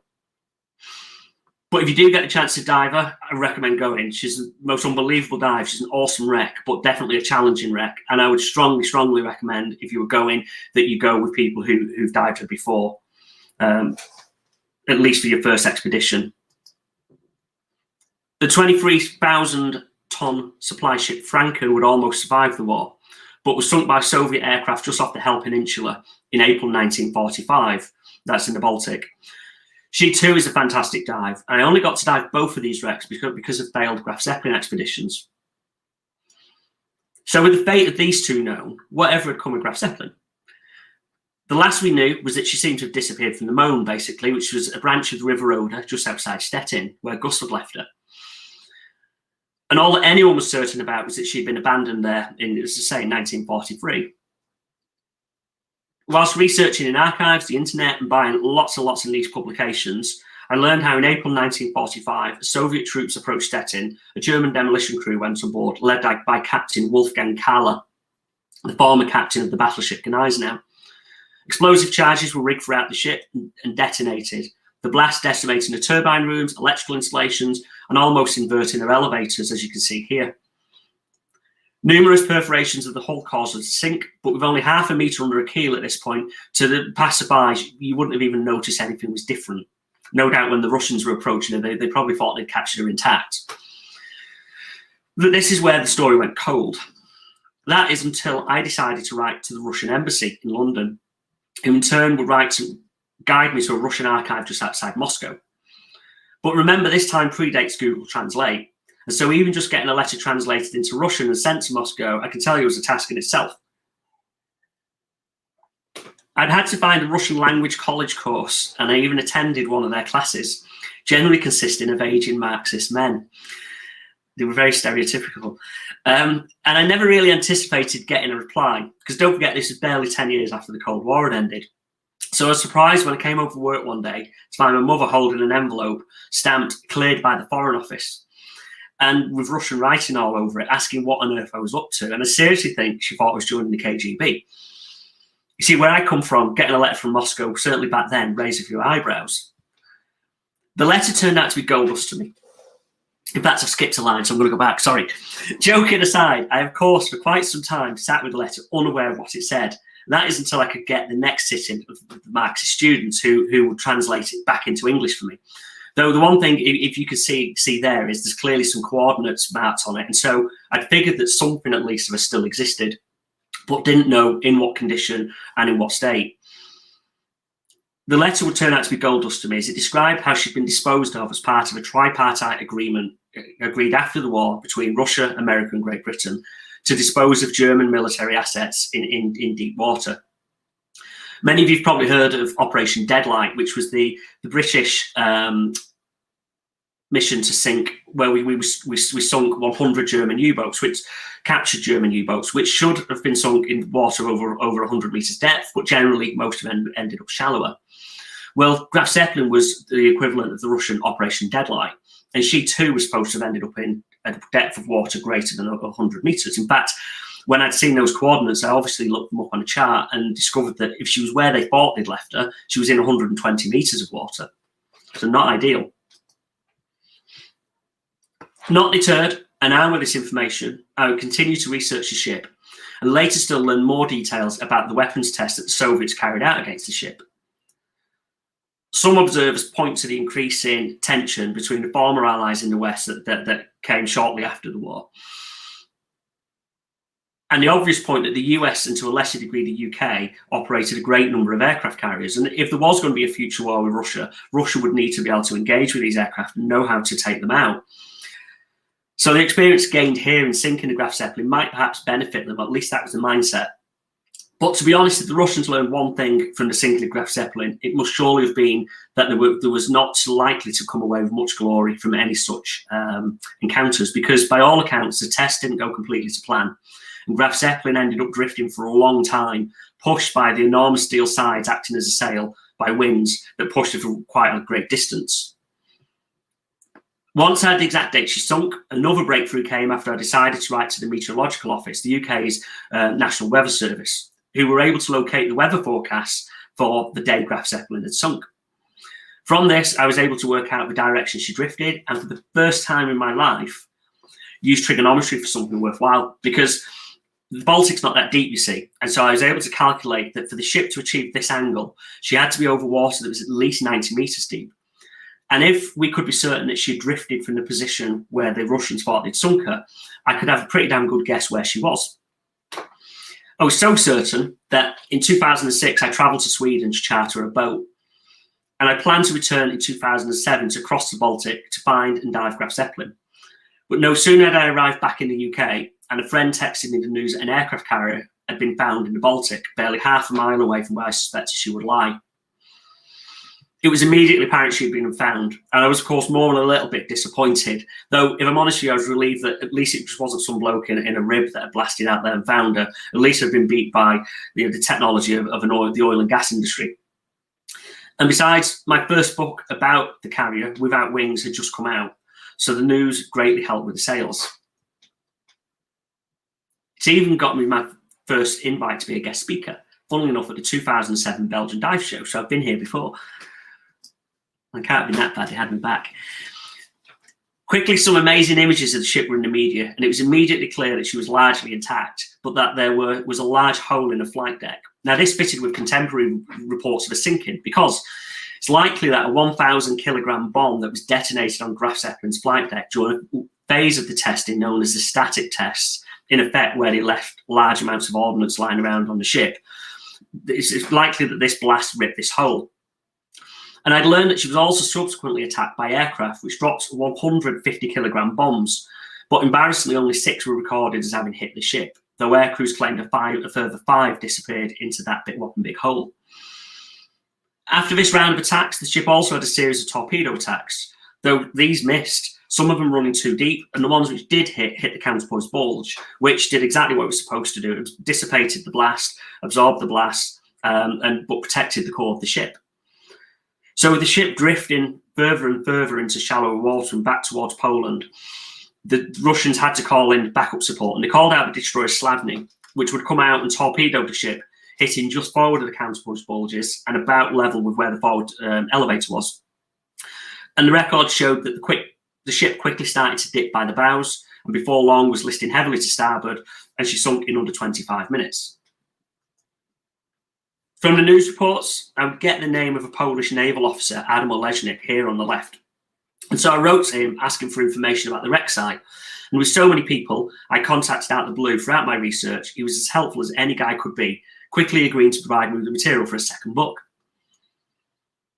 I would travel to meet Adam in 2008, and we would agree that Adam would contribute to a chapter in the new book, Freedom of the Seas, the story of Hitler's aircraft carrier, where he would give his account of the exploration of the wreck.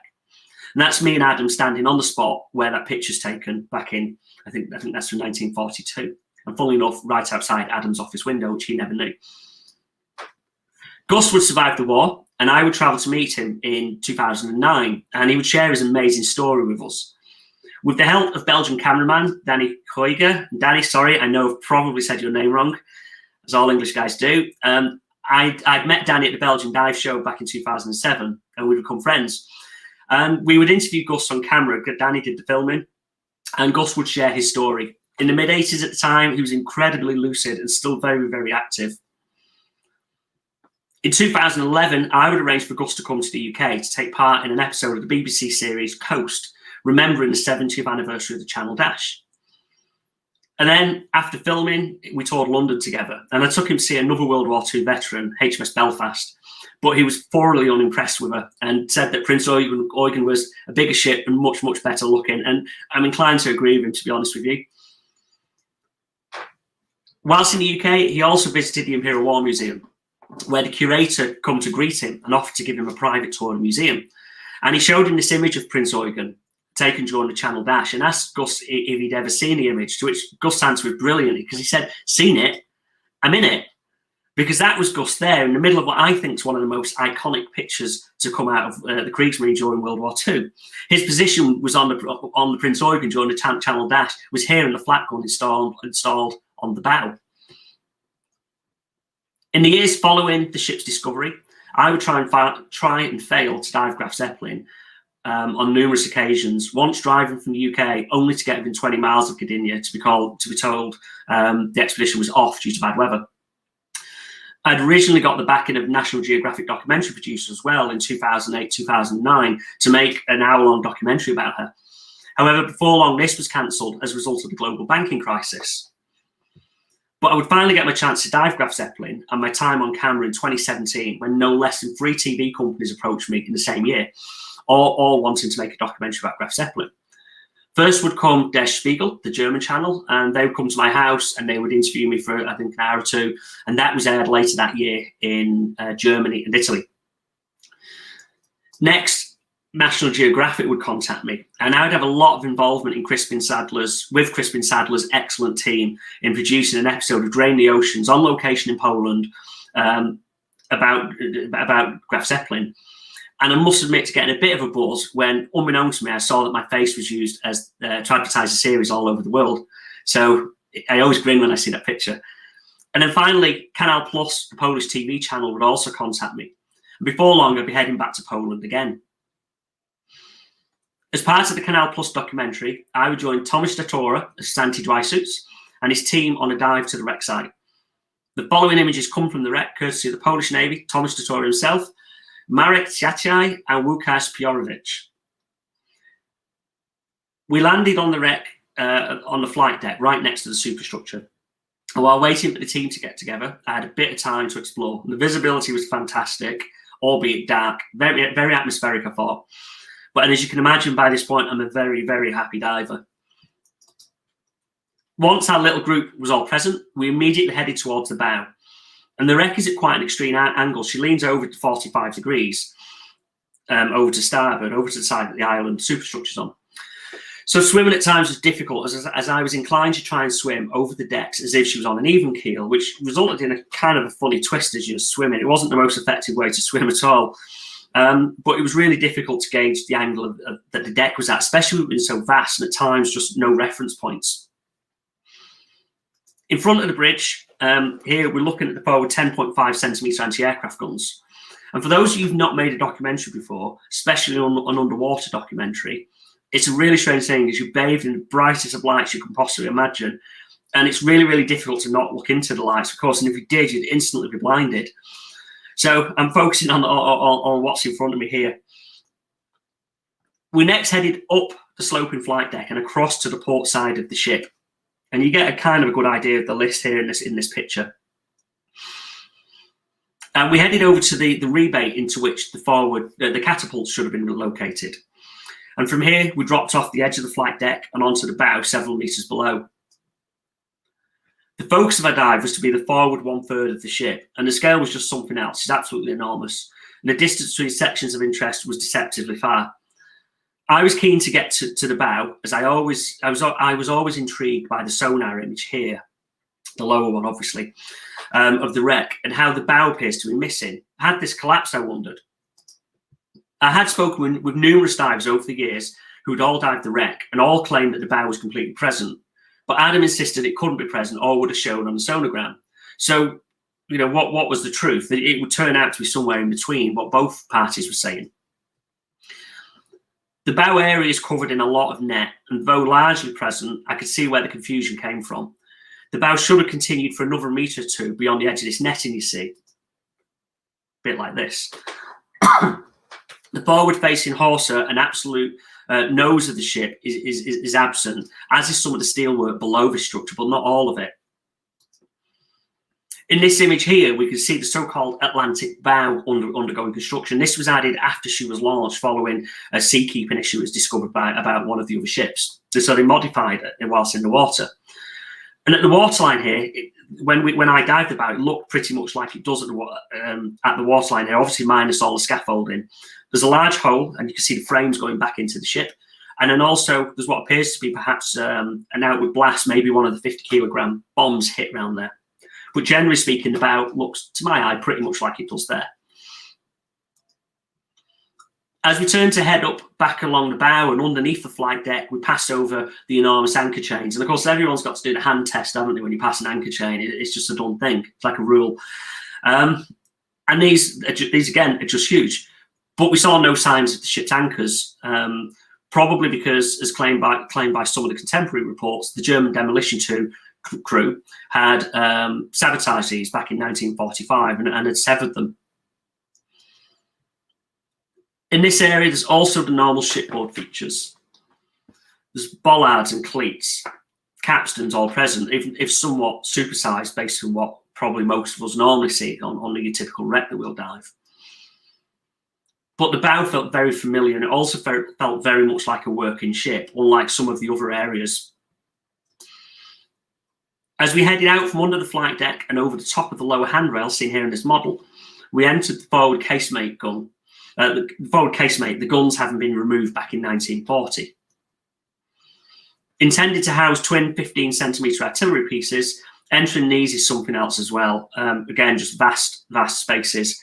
I don't think the contemporary images really do the scale justice, if I'm honest with you.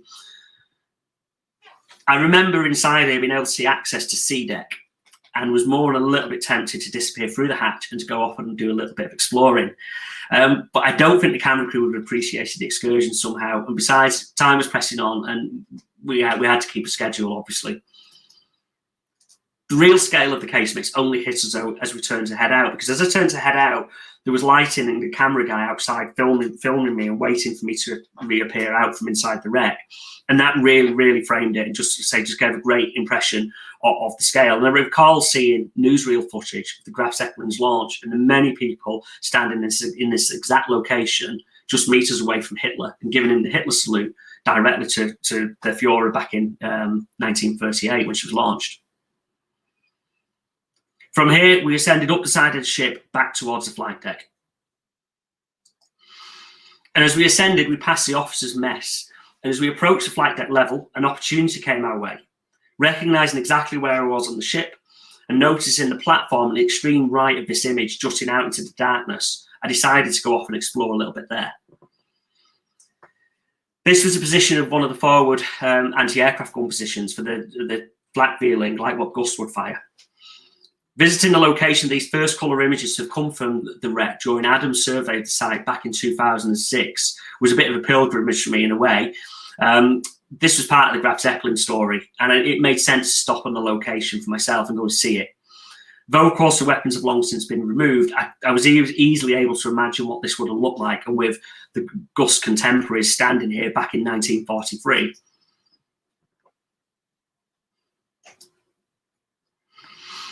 I immediately recognised the ammunition locker seen here as well. Commander Adam created some stunning 3D images of the area. He was experimenting with cameras at the time, I remember.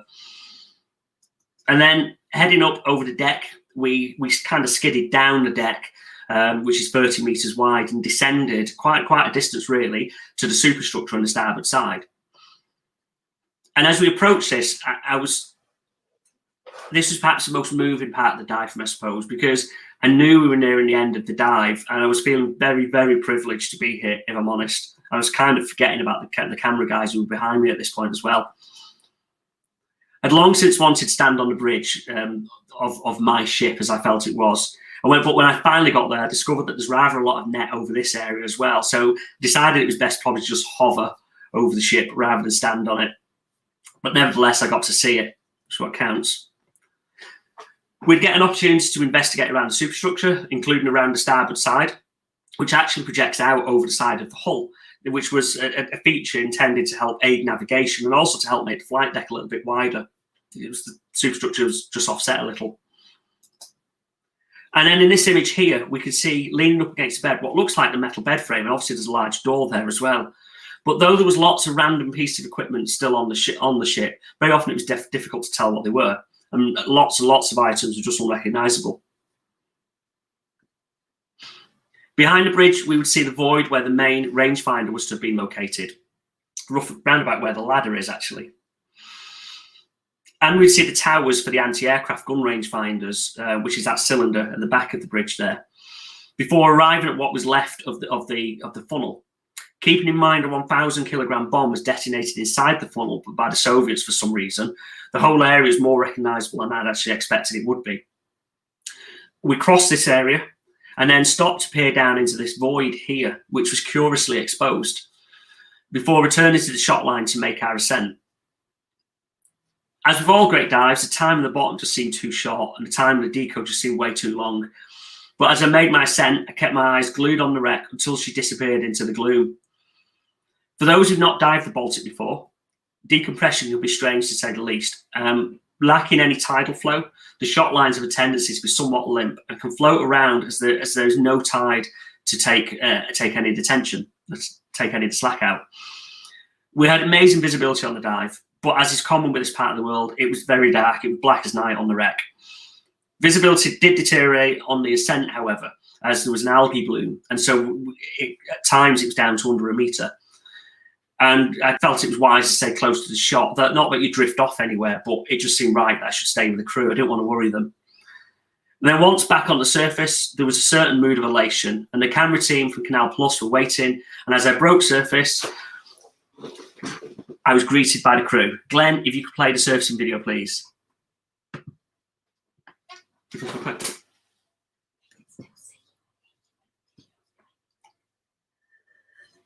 So finally, after so many years. Yes. Thanks, boys. After nearly 20 years of trying to get to this site, I genuinely hadn't let myself believe this would be the day until we not only splashed, but we were starting to make the descent. I figured that once the descent had started, nothing was going to stop me, nothing at all. On returning to the surface, I felt a sense of achievement for sure, but also relief that I'd finally fulfilled a dream. We had initially hoped to get a couple of dives on the wreck, but as with all of the best dive documentaries, the weather was closing in and we had to make a run back for port, and unfortunately wouldn't go out again on this expedition. I still desperately want to go back to Graf Zeppelin. I've got so many unvisited areas that I want to explore. For example, Gust's gun position and his quarters on board the ship for obvious reasons. And then I've got questions about the technology that was on board her. Namely, where did it go? Where did the catapults go, for example? We've got photographic evidence that they were installed, but on the wreck, gone, just a void. Were these removed by the Soviets for evaluation, I wonder? Did they even use them on another ship somewhere? Did they use the technology on another ship somewhere? Then, on the dive with Thomas and his team, as we returned into the shot, we passed over that hole in the deck also, which was about here. Not bomb damage. I'm certain that this is the access hatch to a boiler rooms. Peering in, I could see that the deck below was similarly uncovered. If nothing else, this will provide excellent access to a Graf Zeppelin class boiler room. But why were they removed, I'd wondered. Perhaps they were removed to allow Soviet divers at the time, immediately after the war, to access the internals of the ship to patch her up for refloating when she was there in the River Moan. Or maybe some of the boilers were removed for evaluation by the Soviets. They were certainly interested in the technology that was on board. Then footage from other dives that I've seen of the wreck site similarly appear to show that at least one of the access hatches under the catapult here have been removed.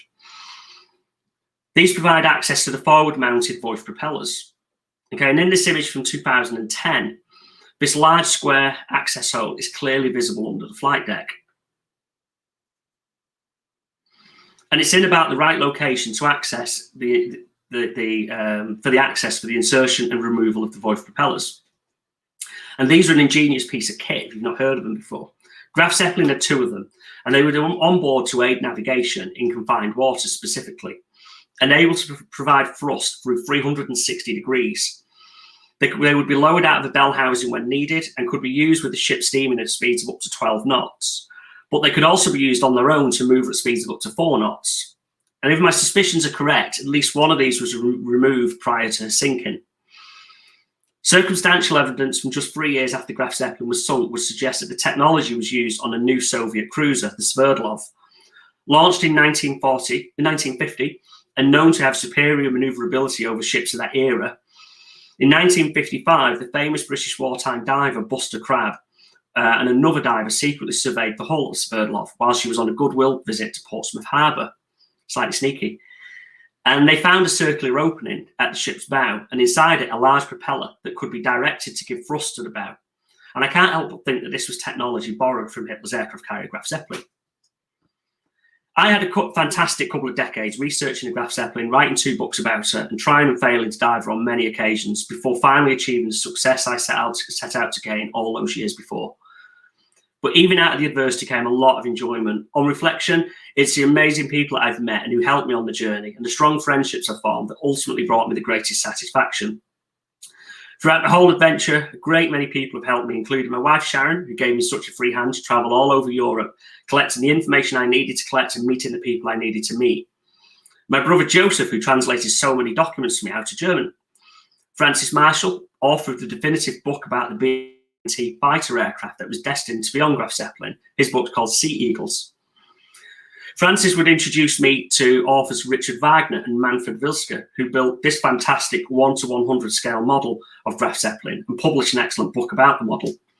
And it was Manfred who would introduce me to Gust. Also, I owe a massive thank you to Danny Hauger, I don't know, the Belgian cameraman extraordinaire, who, without his help, much of this would never have happened.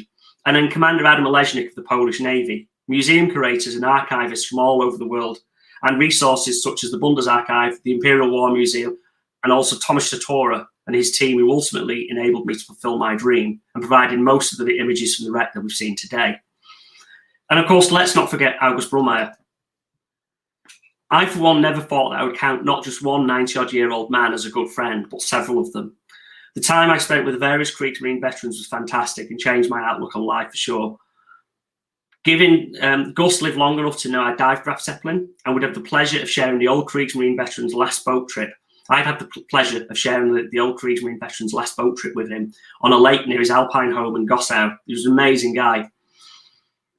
I've overrun a bit, sorry, but I was supposed to have only had about 45 minutes to share this brief insight into the Graf Zeppelin story. But if anyone is interested in reading more about the ship, the aircraft that were intended to be on board her, the full story is available here in my book, Freedom of the Seas, the story of Hitler's aircraft carrier Graf Zeppelin. The book includes more than 150 images, fold-out set of shipyards plans, and in the book, Gus shares his story of his time aboard Graf Zeppelin in a bit more detail. And Adam Olejnik also shares his memories of the initial surveying of the wreck site and his part in the discovery and reawakening of Hitler's Baltic Giant back in 2006. If you'd like to get a copy of your own, today only, I'm offering a 15% discount. Simply private message me on my Graf Zeppelin Facebook page, the aircraft carrier Graf Zeppelin. Or you can search at Graf Zeppelin Books and I'll get a copy to you in the post.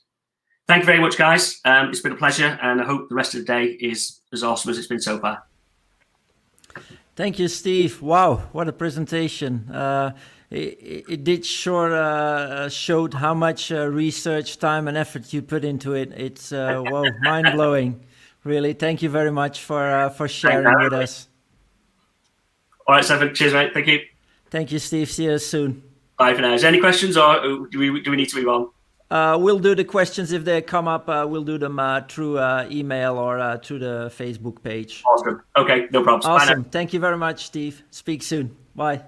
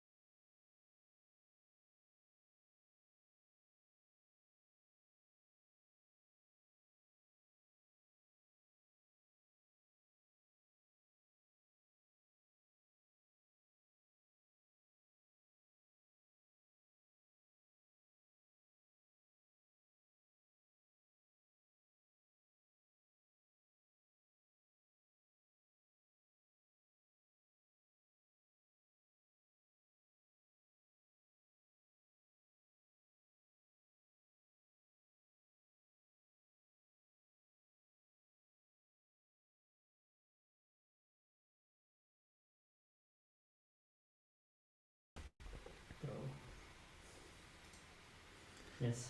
Voilà, we zijn aanbeland bij de volgende spreker. De volgende gast, die hoeven we eigenlijk niet voor te stellen. Erik Wouters hebben we bij ons. Grottaker, explorer, puur sang. Instructeur van velen van ons, van de grottakers.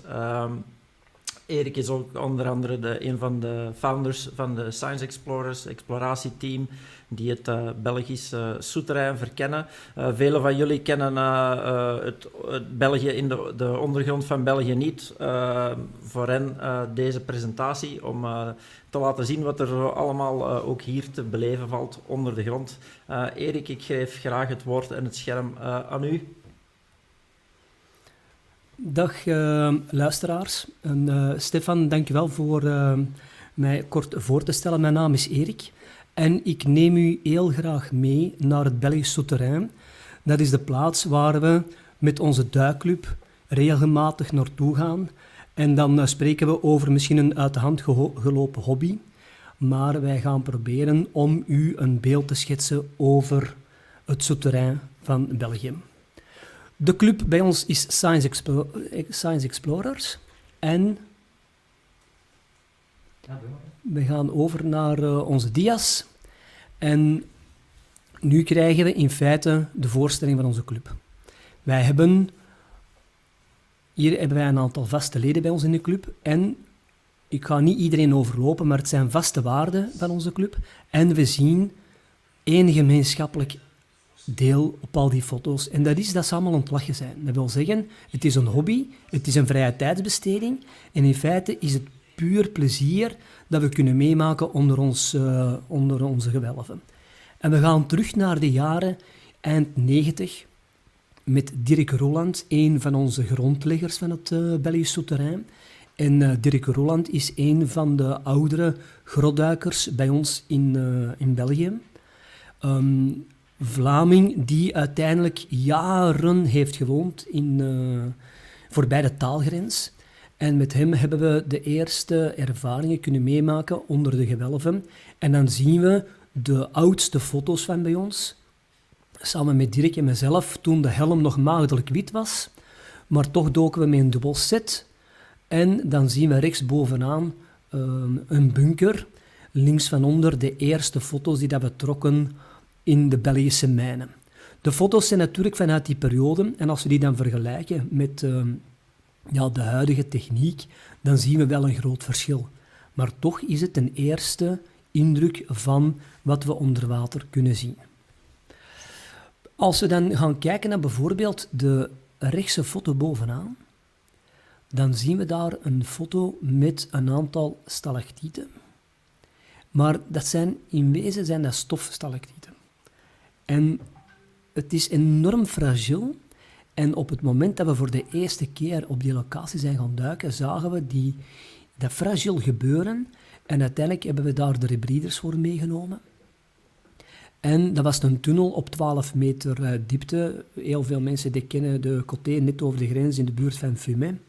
En dat was een tunnel, meer dan 100 meter afstand, op 12 meter diepte, met honderden stofstalactieten daar aanwezig. En een zeer uniek gebeuren, omdat het jaren nodig heeft om uiteindelijk deze vorm te kunnen bekomen. Als we de dag van vandaag er terug naartoe gaan, dan zien we dat er misschien nog één overblijft in de zijtunnel. En dat toont maar aan dat we in feite te maken hebben met een heel fragiele omgeving. Ook de foto's die we hier zien, foto's van Dirk Roland, foto's van de zoon van Dirk Roland, de Michael. Het zijn allemaal oude foto's die dateren uit die tijdperk. En het zijn de eerste indrukken, maar het was wel de grondslag van een zeer mooie toekomst.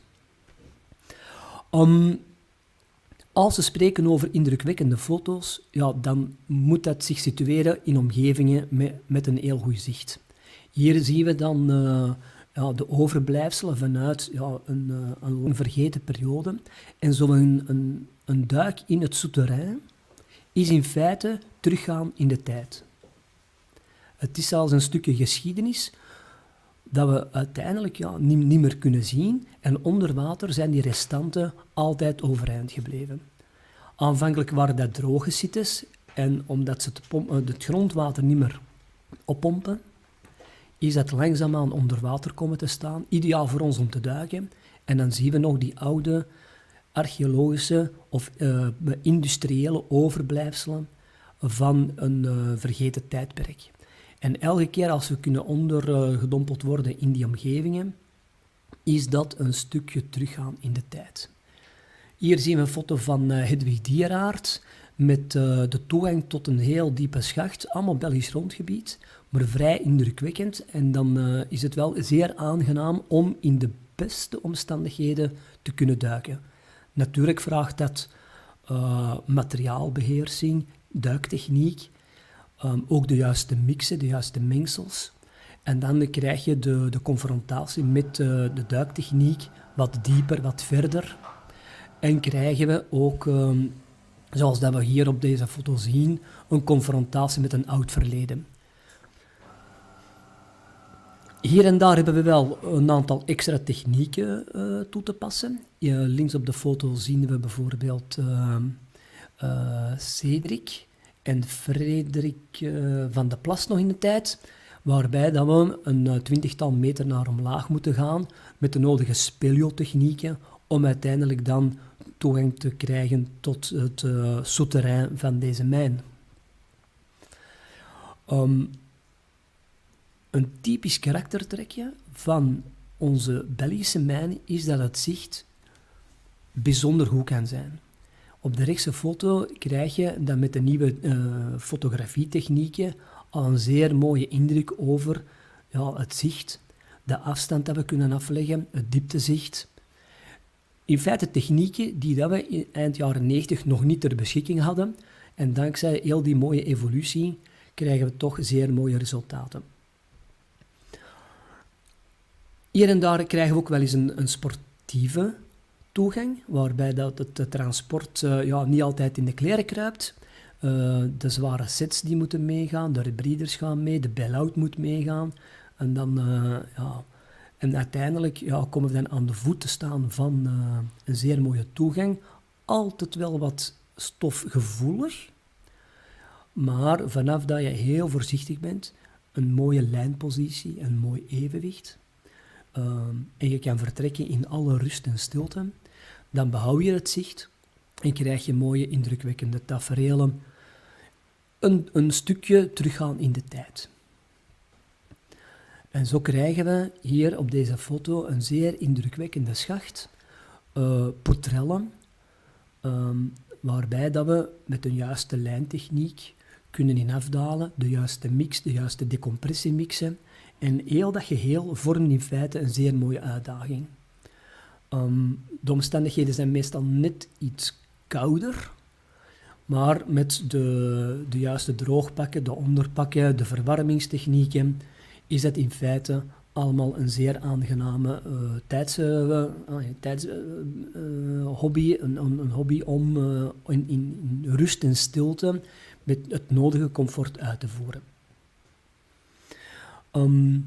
En zo krijg je dan altijd opnieuw zeer mooie, indrukwekkende momenten die in feite op het netvlies van de ogen worden gebrand. En krijg je altijd een confrontatie met een stukje Belgische geschiedenis.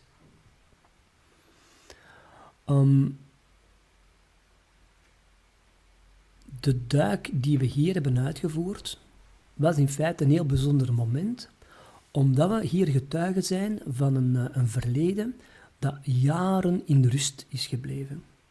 Jaren is dat een verlaten site geweest en we merken dat op omdat er stofstalactietjes worden gevormd ter hoogte van die ladder en met een juiste duiktechniek, een juist evenwicht, de nodige rust, behoud je ook al deze overblijfselen.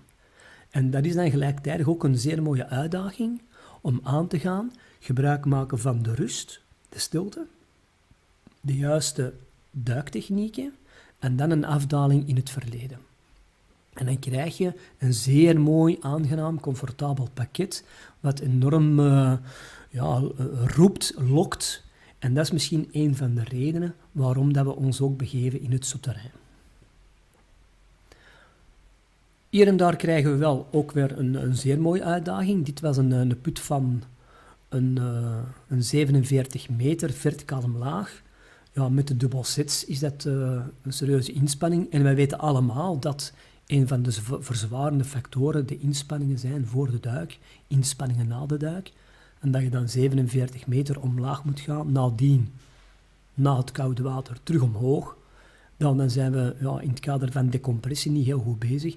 Dus hebben we gebruik gemaakt van de nodige katrollen om inderdaad eenmaal tot aan het waterniveau te komen, beneden op 47 meter diepte. En dan begon het waterpeil. En hier op deze foto zie je een van onze sterke duikers, Maarten Simons, die een erudiet is in het plaatsen van de touwen. En hij is onze man om het materiaal snel en efficiënt omlaag te krijgen. Het is niet alleen open circuit. Doorheen de tijd is daar compleet CCR bijgekomen. Zijn er scooters bijgekomen. Krijg je confrontatie met de mooie overblijfselen, waarbij dat je met de juiste duiktechniek de hobby kan uitvoeren. En het is een soort van lokroep, waarbij dat de aantrekkingskracht zeer intens wordt. Je bent nog niet boven, of het volgende systeem, de volgende duik, is al aan het roepen om opnieuw naar zo'n locatie te gaan. En het is de complete uitdaging, de techniek, de voorzichtigheid, de voorbereiding, het kunnen bekijken van een oud verleden, dat heel dat pakket samen in feite de reden vormt om daar naartoe te gaan.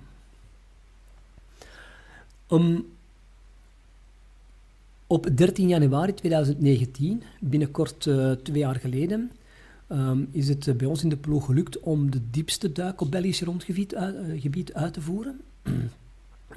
Dan zijn wij kunnen afzakken tot min 150 meter.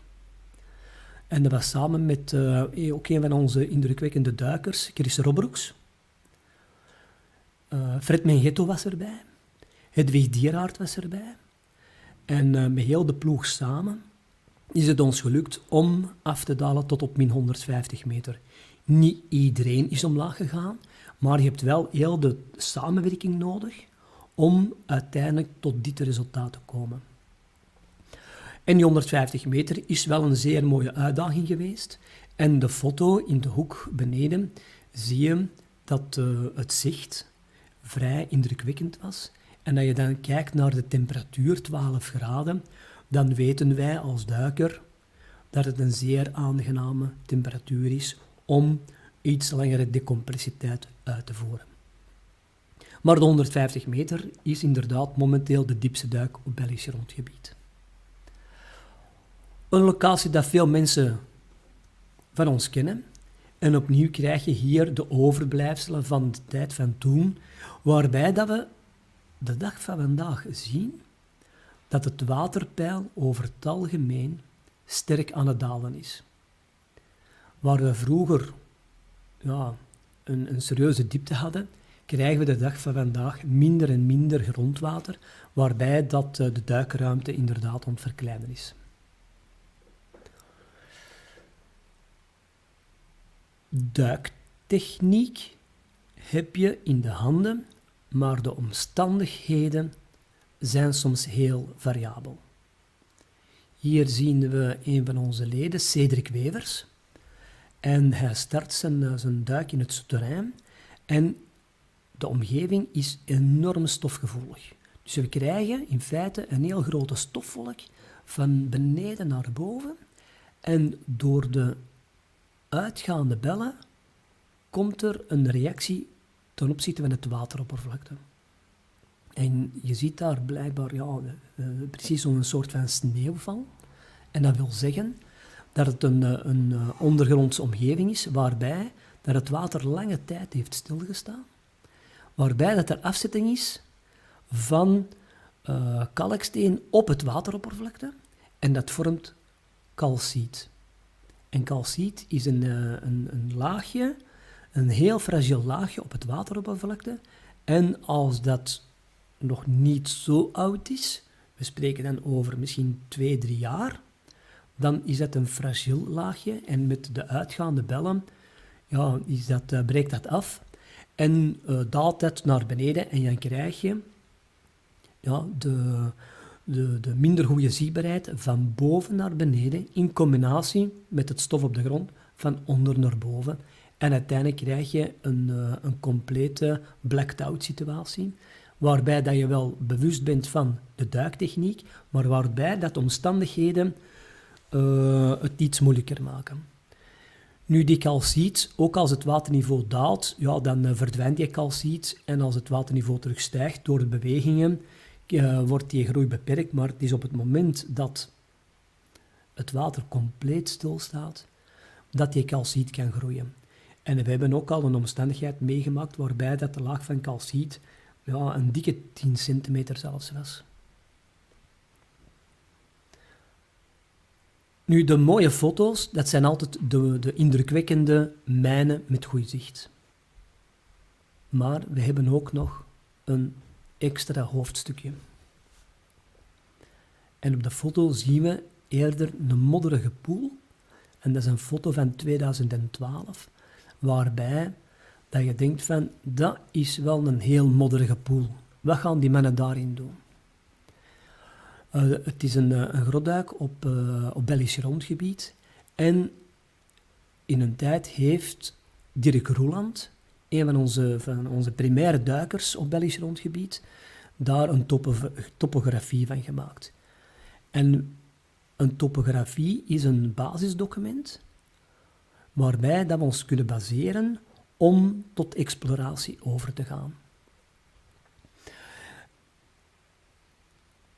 En op die topografie zie je, ter hoogte van die zwarte pijl, zie je de grotingang. Op die foto zie je dat dat een heel ruime situatie is, waarbij dat je de grot gewoon in kan wandelen, ruimtelijk, droge omgeving. En dan krijg je een zijtunnel die al veel nauwer begint te worden, waarbij dat je erdoor kan wringen met speleomateriaal, met je duikflessen, om uiteindelijk tot aan ietsje verder op de planning, om tot aan het water te kunnen komen. En dat is in een tijd door Dirk Roeland zelf uitgelijnd. En het is op basis van zijn informatie, maar ook op basis van de informatie van Stijn Chablis bijvoorbeeld en Geert de Sadeleer. Allemaal grotduikers puur sang. Dat daar een heel grote realisatie is gebeurd. Nu, in 2012 hebben we daar de duikpogingen al gedaan. Dat was al lang nadat Dirk Roeland erin was geweest. Al lang nadat Lucien Gollenvaux daar was gaan duiken. En voor ons was het wel een mooie uitdaging om dat te proberen. Dat loopt niet altijd van een leien dakje. En bij duik 2, dat we er waren, zagen we ineens dat de grot bezet was door een familie. En dan zijn onze activiteiten ook on hold gezet. En hebben we dat in feite zo gelaten, omdat daar continu bevers aanwezig waren. En dan enerzijds heel tof om dat zeer mooi stukje natuur te bekijken. Dat is van op een meter of 5, 6 konden we dat toeschouwen, wat zeer indrukwekkend was. En gelijktijdig was het dan ook het on hold zetten van onze activiteit. En als je dat dan in je achterhoofd houdt, heel die topografie, heel die geschiedenis van de grotduiken, de evolutie van wat de duikers daar presteren, en dan nog dat mooie natuurtafereel, dan zie je misschien daarin wel een van de redenen om toch af te dalen in zo'n bruin modderige poel. Misschien is het tijd om een filmpje te laten zien, waarbij dat we in die zitten tussen de ingang van de grot en de uitgang, dat we daar een filmpje van hebben gemaakt. Het filmpje is natuurlijk niet zeer indrukwekkend, Omdat we uiteindelijk zitten met de confrontatie met puur Belgisch siffonwerk. En dat wil zeggen dat dat zicht beperkt is, dat dat moeilijke omstandigheden zijn, en waarbij dat ook allemaal nauw is, waarbij dat de omstandigheden vrij moeilijk zijn. Maar toch geven de beelden een indruk van het souterrain.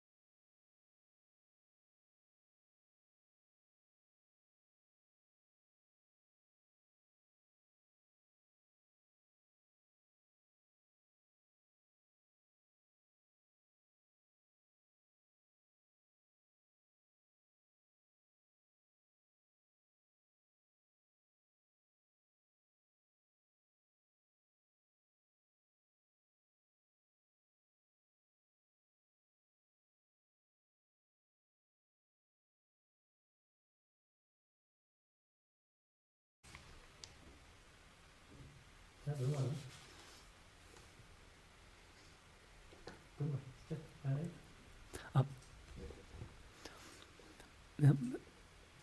We gaan terug naar onze PowerPoint. Als we spreken over grotduiken, dan spreken we ook over speleologie. En in het kader van training moeten we toch regelmatig gebruik maken van de juiste momenten om met al dat speleomateriaal goed te trainen. En onze duikers worden dan ook goed voorbereid om uiteindelijk met gebruik van die specifieke technieken om te kunnen afdalen in het souterrain. En we mogen ons ook niet alleen beperken tot puur speleotechniek.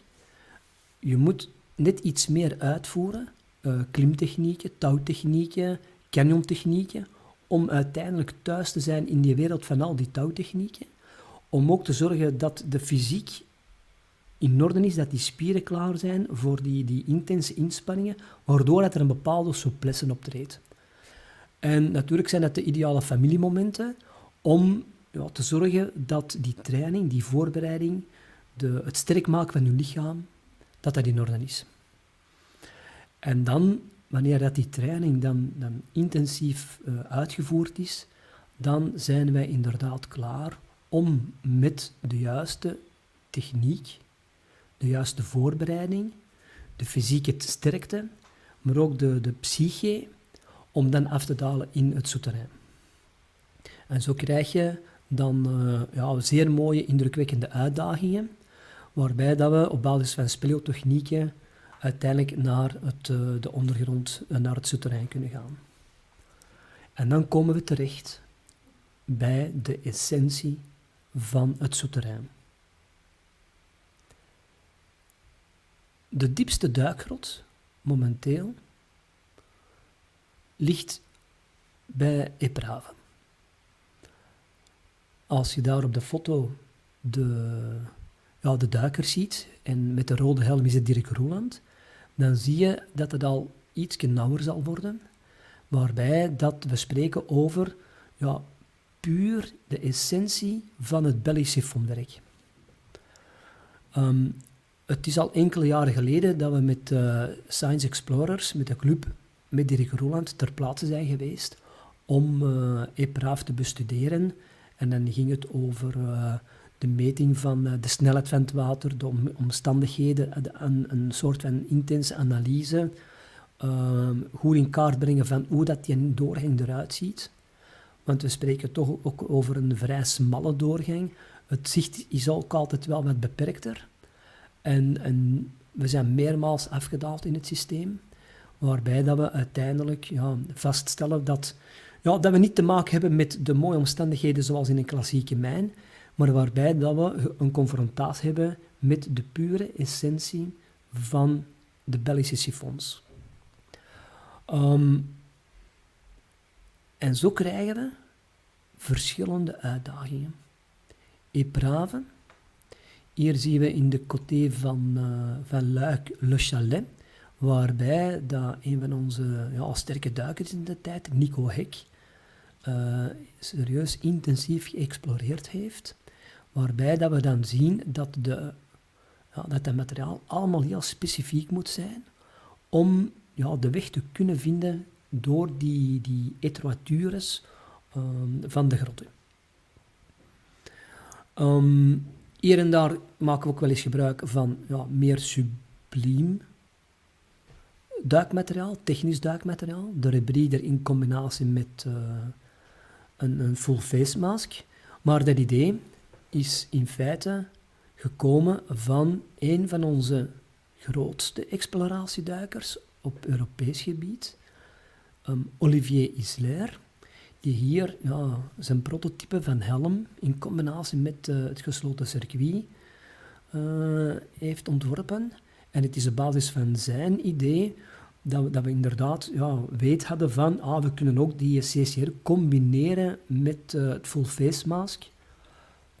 Niet tegenstaande dat ik in feite overtuigd ben om hoe meer techniek, hoe complexer dat het soms wordt. Hier zien we Olivier Isler in het midden, Luigi Cassati. En het is altijd een eer geweest om mensen van dat niveau te kunnen spreken, informatie te kunnen vernemen. En als je dan de mensen tegenkomt, zoveel jaren later, is dat altijd een zeer tof moment. En dan weet je dat de exploratieduikers zijn. Olivier Isler als grondlegger, Luigi Cassati als grondlegger. En dat zijn toch altijd heel bijzondere momenten. Uiteindelijk met de sublieme duiktechniek is uiteindelijk ook de side-mount rebreather tot bij ons gekomen. Hier zien we Chris ook op de foto. En die side-mount rebreather heeft ons weer al extra ruimte gegeven om meer voor ons aan te exploreren. De tijden staan ook niet stil.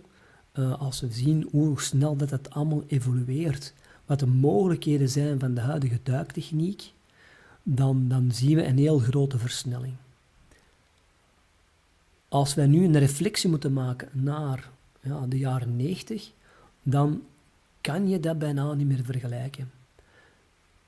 Als we nog vroeger in de tijd moeten teruggaan, dan spreek je over het primair materiaal. En de dag van vandaag heb je heel fijn technisch subliem materiaal, waarbij dat de mogelijkheden veel ruimer worden. En zo krijg je dan mogelijkheden om afstanden te overbruggen, dieptes te overbruggen. In feite krijg je nu meer mogelijkheden om puur exploratie te gaan doen. En gelijktijdig denk ik dat het niet uitsluitend afhangt van het materiaal. Het gevoel van exploratie zit in de mens zelf. En of je nu 2 7 liters aluminium hebt, een 2x7, 200 of 300 bar, of CCR op de rug, CCR sidemount, open circuit, bell-out, scooters, de pure essentie van de exploratie zit in de mens zelf. En ook een 2x7 kan leiden tot exploratie. Op een foto is dat enorm indrukwekkend en dat is ook fijn. Dat is ook een zeer mooie uitdaging. De complexiteit van de techniek. Maar je hebt het niet van doen. Je kan ook exploratie uitvoeren met 2 keer 7 liter. En dan uiteindelijk, ja, vanaf dat je onderweg bent, dan settelt zie dat materiaal.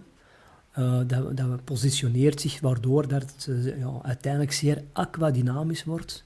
Waarbij dat je dan de grotere, intensere afstanden kan overbruggen. En het Belgisch souterrain, we hebben nu verschillende foto's gehad, van heel goed zicht, heel slecht zicht, mooie ruimtes, smalle ruimtes, open circuit, CCR sidemount.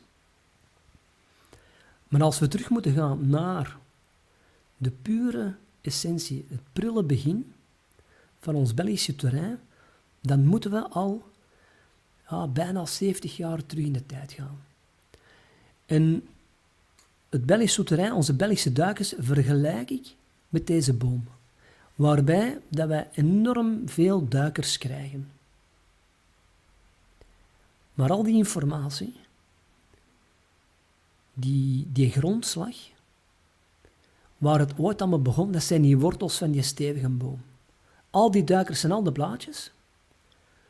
En dat wordt uiteindelijk geleid naar de stam en de wortels van ons Belgisch souterrain. En als we spreken over de wortels van ons Belgisch souterrain, onze exploratieduikers van in den beginnen,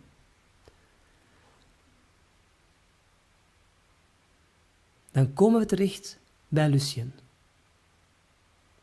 Lucien is een van onze grondleggers van het Belgisch souterrain, het Belgisch grotduiken. Puur sang. De pure essentie van exploratie. Lucien is ondertussen 84, maar ik ken weinig mensen van die leeftijd die nog zo krachtig zijn. En het is een plezier om ze bezig te horen. Maar Lucien is één van onze grondleggers. En in feite mogen we dat niet vergeten. Jasinski is grondlegger van het Belgische duiken. Niet alleen het grotduiken, ook het wrakduiken. En als we dan kijken naar bepaalde grotomgevingen, dan heeft hij daar de nodige exploraties in gedaan. De grotten van An, dan moeten we kijken naar Jasinski. Als we spreken over CCR, 1853, tegen de Orschman. Hij ontwerpt toen, in die industriële tijd, de basis van onze CCR. Ook dat is ons Belgisch erfgoed. En wie zit daarmee aan die basis aan die grondslag? Olivier Isler, die heel goede contacten had met zeer sterke duikers. Michel Pauwels, dat is een van onze sterke duikers. Exploratie, puur sang op Belgisch grondgebied. Bastin, een man die het leven begrijpt, regelmatig een goede whisky, een goed sigaar, maar exploratie in hart en nieren. En dat is een periode waarbij dat er geen mooie technieken te koop waren. En zij hebben het allemaal moeten uitvoeren met het materiaal dat ze toen ter beschikking hadden. En de dag van vandaag is het allemaal heel veel gemakkelijker. Maar toen, in het era van toen, werden ze geconfronteerd met veel moeilijkere zaken. En momenteel zien wij niet echt veel extra exploraties die het era van toen overtreffen. Zeer sterke individuen. En als we dan kijken naar het grotduiken in België, dan word je geconfronteerd met een bepaalde moeilijkheid. Nauw, beperkt zicht, soms geen zicht. Maar nauw, dat wil zeggen dat je met de dubbel zeves echt moet wringen tussen bodem en plafond, waarbij dat het hoofdje het moet uitvoeren. En dat puur grotduiken op Belgisch grondgebied, dat zijn bij ons duikers die een goede fysiek hebben. Want je moet transport doen van al die flessen, maar die mentaal in het kopje sterk zijn. Die werken met gezond verstand. Die werken op basis van intuïtie. En alles valt in staat met je dagdagelijkse training. Training van touwtechniek, training van je fysiek, maar ook het uitvoeren van de duik. Veelvuldig duiken, veelvuldig in dezelfde systemen gaan, waardoor dat de psyche klaar is voor dit moment van exploratie. En dat is de essentie volgens mij van ons grotduiken in België. Zorgen dat uw lichaam er klaar voor is, maar ook dat het hoofdje er klaar voor is, de psyche. En uiteindelijk kunnen we ook voorbij onze eigen grenzen gaan. En dan, Dirk heeft mij op heel veel tochten meegenomen. En nog altijd zijn we aan het wachten op de go om terug naar het eiland van Socotra te gaan. Waar dat er al jaren nu een serieuze, intense burgeroorlog bezig is. Waarbij dat we nog altijd niet in staat zijn om terug te keren. Socotra is een eiland tussen Jemen en Somalië. Vrij een grote afstand met de geëvolueerde wereld. En doorheen de expedities, onder leiding toen van Peter de Geest, zijn er diverse expedities uitgevoerd, waarbij dat we geconfronteerd werden met het souterrain, met indrukwekkende vondsten, indrukwekkende cultuur. En de dag van vandaag is het nog altijd onmogelijk om daar terug naartoe te gaan. En misschien dat er een dag komt waarbij dat de politiek het terug zal toelaten om daar naartoe te gaan. En dan zal ik de eerste zijn om aan Dirk te vragen om terug naar daar te gaan, om te zien wat de mogelijkheden zijn. En dan, dames en heren, ga ik afsluiten met de scuba doo, de spooky cave diver. Want uiteindelijk doen we dat met zoveel plezier, met zoveel engagement, met zoveel energie. En het belangrijkste is altijd dat we daar het plezier kunnen uithalen om een evenwicht te vinden tussen de dagdagelijkse inspanning, werken, familie, omstandigheden. En dan is de mooiste uitlaatklep voor ons het souterrain, het Belgisch souterrain, om naartoe te gaan. En dan dank ik u voor uw aandacht.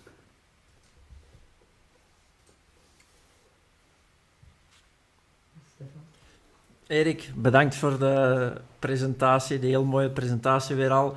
En zowel niet alleen bij mij, maar ik denk bij velen onder ons zal zeker de drang en de lokroep van het souterrain weer aangewakkerd zijn. En de drang om erop uit te trekken om te gaan exploreren. Voilà, ondanks het klein technisch mankementje op het laatste, maar dat hoort nu ook eenmaal bij een live event bij. Dank ik u voor de aanwezigheid en de presentatie. See you underground.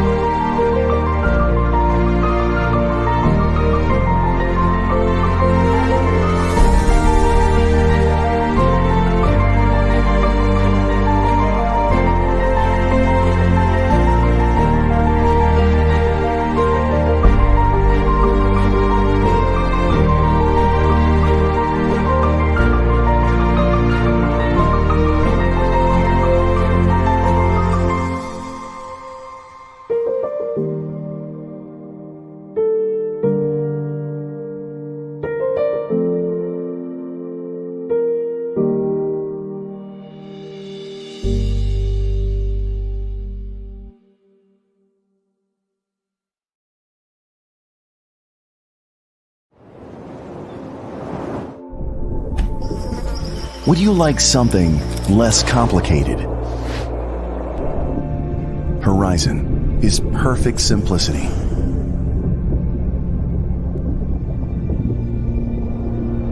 Do you seek relief from the noise? Immerse yourself in silence. Do you feel like you're just an observer? Horizon allows you to be a player. And would you like to breathe more comfortably? Horizon is natural and effortless. Is your dive time limited by equipment? Horizon allows you to stay longer. Are you ready for a new experience? Horizon is a new dimension in diving. Extend your horizon.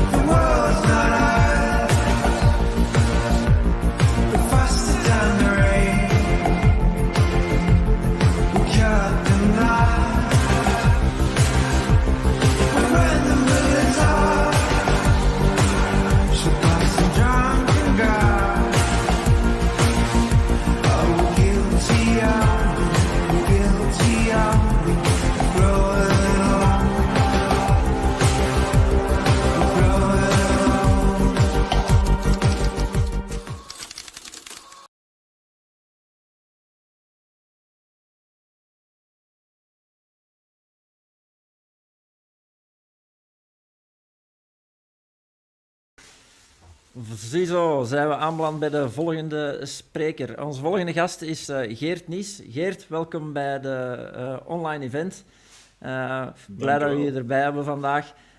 Geert, veel kennen Geert in de foto- en filmwereld. De eigenaar van MES, Marine Expedition Services. Geert is een supplier van foto en video, is zelf een goede fotograaf en videograaf.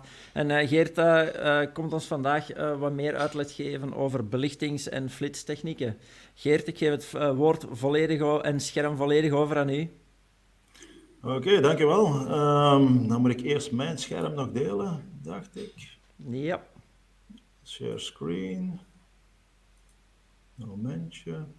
Doe ik het in het Engels of in het Nederlands? Keuze is aan u, Geert. Oké, dus... Oké, zullen we even starten. Dan zal ik het in het Nederlands doen. Misschien Perfect. iets makkelijker.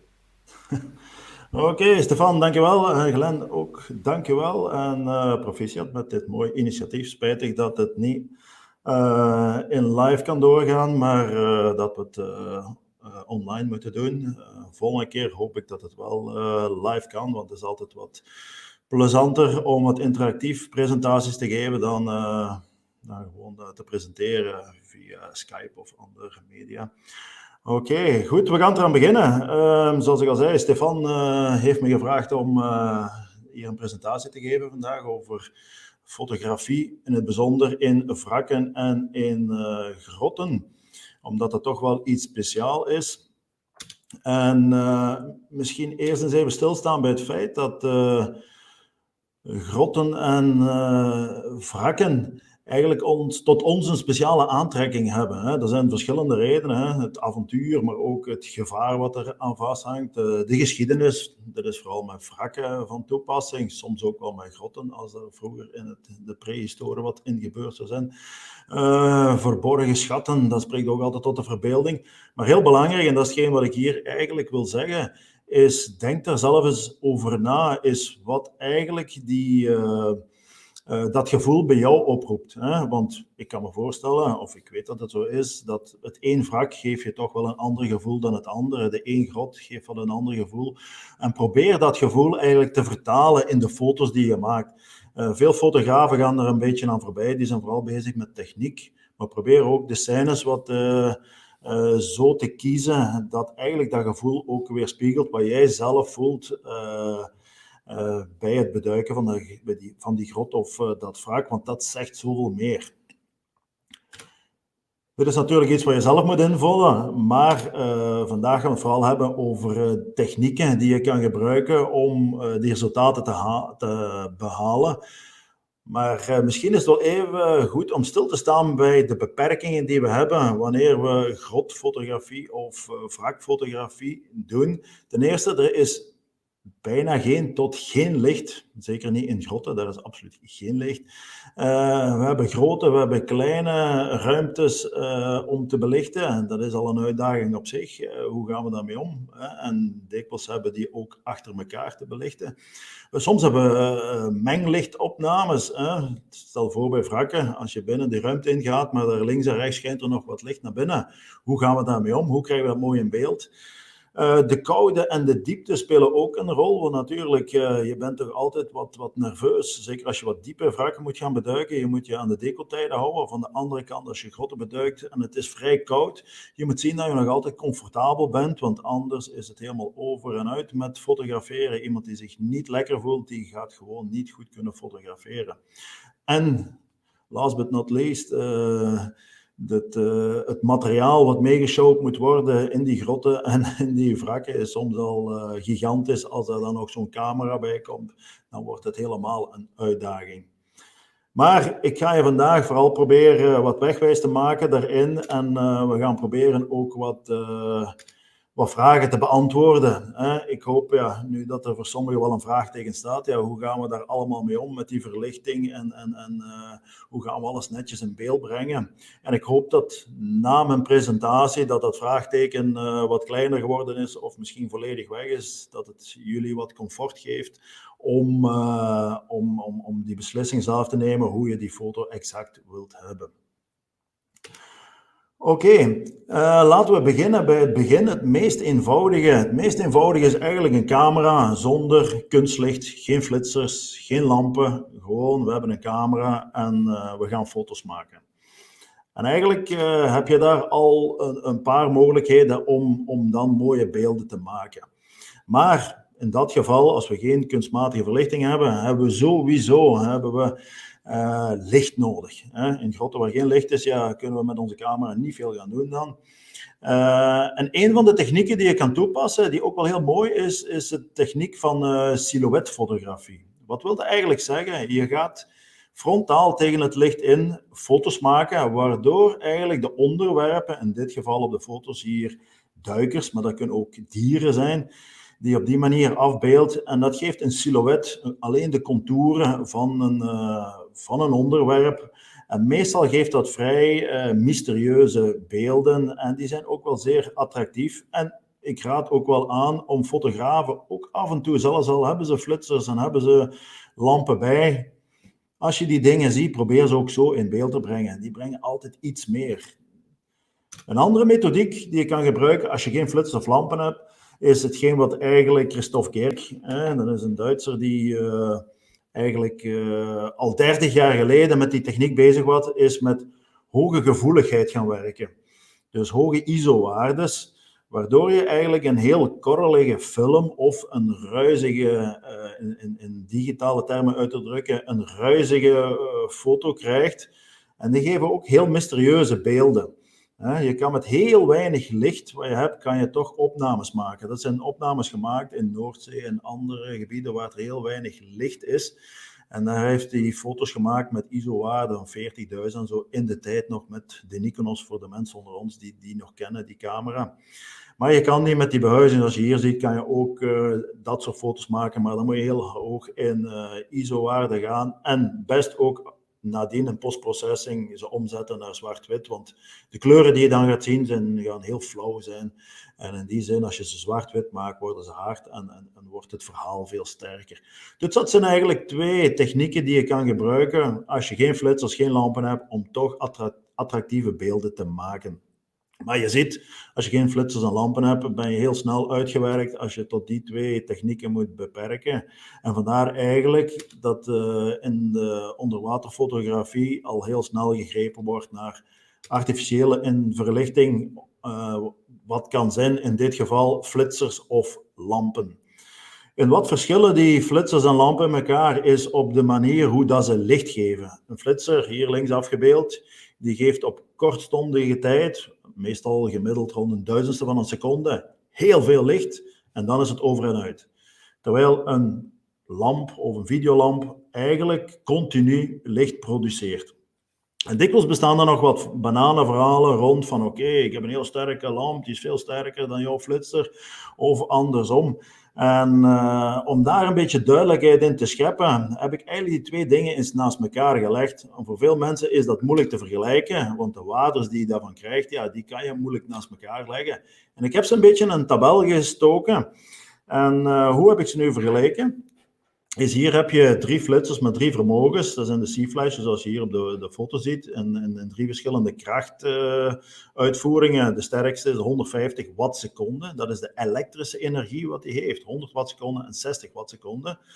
Een wattseconde, dat is eigenlijk de hoeveelheid energie dat in de condensator van die flitser opgeladen wordt. Dat is het fluittoontje wat je hoort. Die wordt opgeladen, die condensator. En dan bij het afdrukken van de camera, dan wordt het eigenlijk omgezet in 1 keer in een duizendste van een seconde in een hoop lichtenergie. En die lichtenergie die wordt uitgedrukt in lumen per seconde. En daar is eigenlijk de link met de vergelijking van beide systemen. Je kan ze moeilijk vergelijken, omdat de ene geeft kort en hevig licht en dan is het over, terwijl de andere blijft eigenlijk continu licht geven. Maar als we die waardes nu hebben, wat die aan lichtenergie produceren, dan kunnen we dat gaan terugrekenen naar een lamp eigenlijk, een videolamp of een duiklamp. En dat hangt daar in dat geval af, want een lamp geeft continu licht. Hoe lang is mijn sluitertijd? Op 125ste of een 60ste of een 30ste. Op een 30ste gaat die sluiter veel langer openstaan, waardoor die lamp meer licht op de CCD kan werpen, waardoor de impact van het licht meer wordt. Dan als je dat terugrekent, die 6500 lumenseconden, die moet nu geproduceerd worden met zo'n lamp in 125ste van een seconde. Dat wil zeggen, gewoon die waarde moet ik maal 125ste doen, om te weten wat voor een sterke lamp dat ik nodig heb om hetzelfde effect op die film te hebben, of op die CCD te hebben. En in dit geval, dit is nu natuurlijk aan vol vermogen, die 6500, dat is alles wat die flitser kan geven. Dan heb ik eigenlijk 800.000 lumen nodig als ik een sluitertijd heb van een 125ste. Als ik naar een 30 ga, is dat nog maar 200. Dat zijn 2 stoppen minder.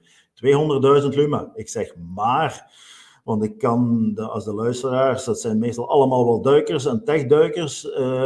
Iedereen heeft er wel een duiklamp. En iedereen kan zich wel voorstellen, een duiklamp of een videolamp van 4000 lumen, dat is al een vrij heftige lamp.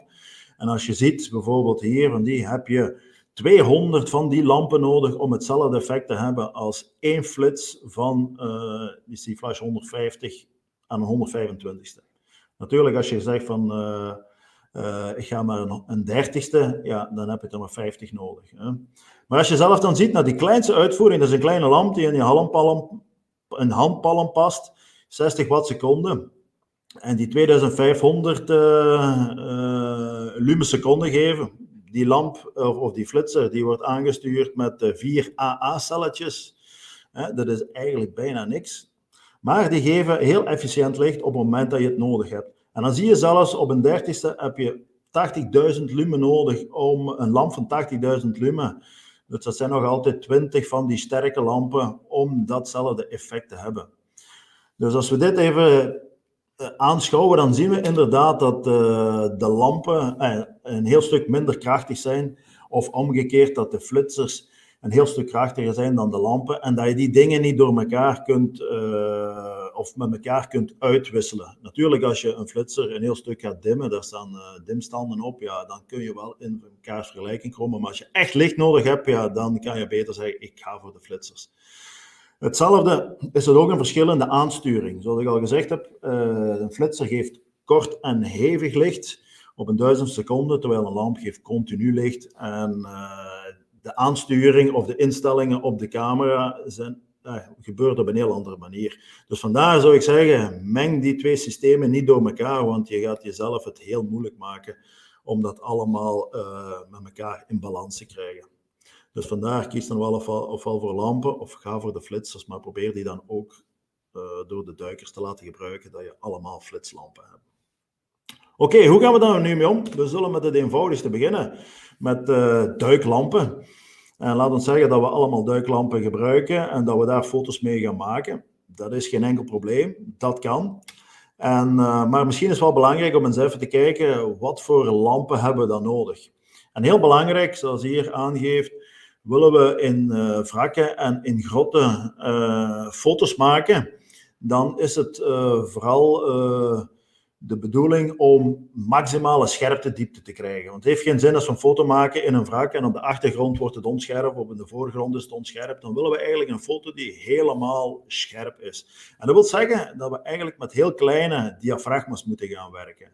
Kleine diafragma's wil zeggen grote getallen, hè, voor degenen die niet zo vertrouwd zijn met de termen in de fotografie. Dus een diafragma van 16, 22 of 32, dan hebben we heel veel scherptediepte en krijgen we dat soort opnames. Maar dat wil zeggen dat we een heel klein gaatje hebben waar dat licht nog door moet door die lens. Dat wil zeggen, we moeten heel sterke lampen hebben in dit geval.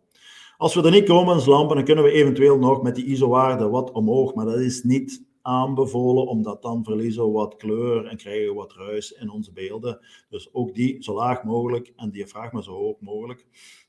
Dan hebben we sterke lampen nodig. Nou, de lamp zelf is het belangrijk, en in de meeste gevallen, van als we een duiklamp gebruiken, die hebben vrij smalle bundels, om goed aan te tonen wat ze, ook omdat die als signaallamp dient, hebben die niet de grote lamphoek of lichthoek. En moeten we eigenlijk diffusers daarop gaan gebruiken, willen we die gebruiken om dat licht wat breder te krijgen. En het beste is een grotere hoek dan 90 graden om toch een zo breed mogelijk stuk ruimte of oppervlakte te belichten. En wat je hier ziet is eigenlijk een sterke lamp met inderdaad wel daarom heb ik die foto erbij gestoken, met wel een brede hoek. Maar het enige nadeel aan die lamp is, zie ik, dat die eigenlijk te scherpe afvallende randen heeft. En dat is ook een van die dingen waar je moet op letten. Is als je zo'n lamp gebruikt, als je van die scherpe afvallende randen hebt, hier van licht naar in één keer wat donkerder, ja, dat is heel storend op de foto. Hè. Je hebt betere lampen die een egaal verlichting hebben op het stuk wat ze verlichten. En naar de overgangszone moet je die langzaam overgaan van licht naar geen licht meer. En dat zijn heel zachte lampen en die geven een heel mooi resultaat. Ook eentje om te onthouden is als we naar de lampen gaan, probeer ook een lamp te kiezen van 5000 Kelvin. Waarom 5000 Kelvin? Dat is eigenlijk de standaard, dat is daglicht en daar is onze CCD of CMOS van onze camera ook voor gemaakt. En dan hebben we een natuurlijke lichtkleur. Als je halogene lamp gaat gebruiken bijvoorbeeld, die hebben een heel rood licht. Ga je naar HID-lampen, die hebben vooral blauw licht. Ja, dat gaat op onze foto ook blauw of rood markeren. En als we 5000 Kelvin nemen, dan worden de kleuren eigenlijk vrij natuurlijk afgebeeld. Goed, hoe gaan we daar nu mee om onze camera te zetten? Zoals ik al gezegd heb, we hebben heel veel scherptediepte nodig, dus we moeten met een klein diafragma werken, dus grote diafragmagetallen. Dan heeft het geen zin om die camera op automatisch te zetten. Het zou kunnen, maar dan gaat die camera soms wel, als er weinig licht is, heel grote diafragma's nemen en gaan we heel weinig scherptediepte krijgen. Om dat te voorkomen hebben we eigenlijk twee mogelijkheden. Ofwel gaan we naar manueel, we kiezen zelf ons diafragma en onze sluitertijd en we hebben eigenlijk alles wat in de hand. Maar soms is het ook wel handig als we naar diafragma-voorkeur instelling gaan. Dan kiezen we eigenlijk het diafragma en de camera, naar gelang wat de lichtmeter meet, kiest het bijhorende sluitertijd erbij. En dan kunnen we eigenlijk met de plus-minus correctie die je hier ziet, want meestal in wrakken of in grotten heb je wat donkere posities, dan mogen we gerust wel wat onderbelichten en dan zet je die op min 1, min 2 en dan is de verlichting vrij correct. En dat laat ons toe eigenlijk om heel snel te handelen, want het diafragma, dat is het belangrijkste. En veranderen de lichtsituaties, schijnt iemand zijn lamp de andere kant uit, dan gaat hij in één keer heel snel het juiste bijhorende sluitertijd nemen, met dan de plus-minus correctie, en kunnen we eigenlijk redelijk goed fotograferen in semi-automatisch. Ik zeg het, lampen zijn heel makkelijk om te gebruiken. What you see is what you get, en je kan heel snel fotograferen. Natuurlijk, like ik er straks zei, probeer ook niet te mixen, flitslampen en lampen. Als je met allemaal videolampen of duiklampen gaat werken met de modellen, dan is het misschien ook aangewezen om de camera ook uit te rusten met een lamp. Dan krijg je die dingen beter in evenwicht. Want als je gaat flitsen, dan gaat dat een heel andere impact hebben op de foto. En soms wijken die wel ver af en dan zeg je, dat heb ik niet gewild. Maar dan is dat een ongewild gevolg daarvan. Dus als je lampen gebruikt, dan is het ook zo dus, dat alles in verhouding wat blijft. Goed, willen we wat overgaan naar wat zwaardere werk, dan is het wel nodig dat we overschakelen naar flitsers, zoals we straks gezien hebben. Die geven veel meer licht, dus daar gaan we dat probleem van kleine diafragma's of het niet kunnen halen van kleine diafragma's minder snel mee hebben. Dus in die zin geeft hij ons meer spelingsruimte om die opnames te maken die we graag zouden willen. Ook hier heb je verschillende merken, modellen en eigenschappen van. Ik heb ze hier even op een rijtje gezet, de belangrijkste. Genoeg kracht, dat is heel belangrijk, laten we zeggen, om met smalle diafragma's te kunnen werken. Ook heel belangrijk is om nadien de instellingen heel juist te kunnen doen, is dat we daar dimstanden op hebben, dat we die op een half, een vierde, een achtste en zo verder, zeg minstens 4 stappen kunnen zetten. En ook heel belangrijk is dat die een diffuus licht geeft en een hoek groter dan 90 graden. Dus ook geen hotspots in het midden, dus dat licht moet mooi netjes verdeeld worden over de hoek die uitlicht. Ook hier weer geen scherpe afvallende randen, like ik juist gezegd heb bij die videolampen. Als we dan een diffuser gebruiken, soms hebben we die flitsers die maar een kleine hoek hebben, dan zeggen ze oké, gebruik daar een diffuser bij, dan wordt dat wat breder uitgesmeerd.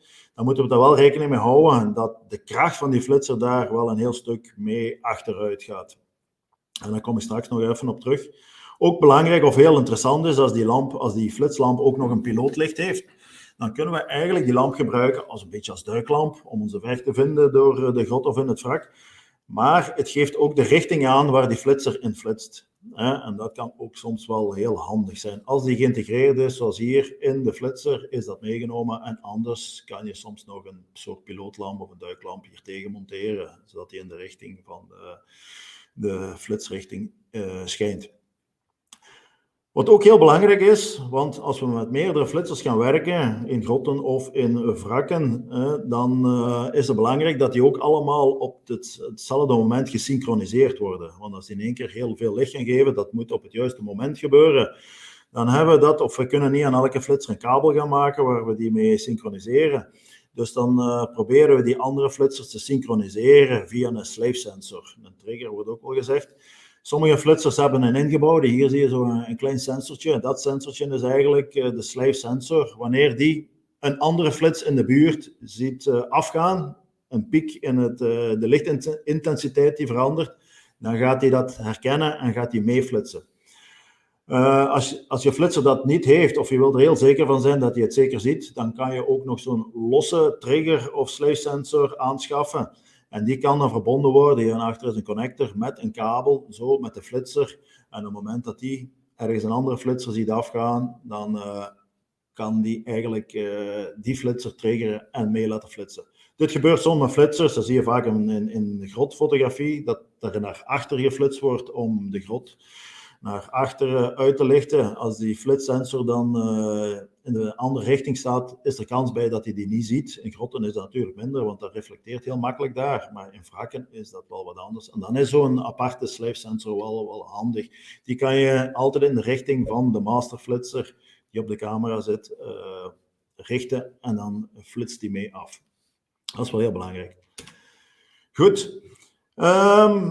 We weten nu hoe die flitsers zitten, dat er verschillende flitsers zijn met verschillende krachten, maar hoe gaan we die nu temmen, hè? Die grote jongens, en hoe gaan we die instellen? En ik heb hier een paar foto's bij elkaar gestoken, waar het dan wat minder goed gelukt is. Hier zie je bijvoorbeeld een flitser die achter die duiker afgaat, die staat veel te hard, die flitst heel veel stof aan, en zelfs hier wat die aanflitst van de wand is helemaal uitgebeten, er is geen detail meer, dus die zit minstens 5 stoppen over wat hij zou moeten geven. En dat, die opname, in principe, hier is die een beetje kapot gegaan.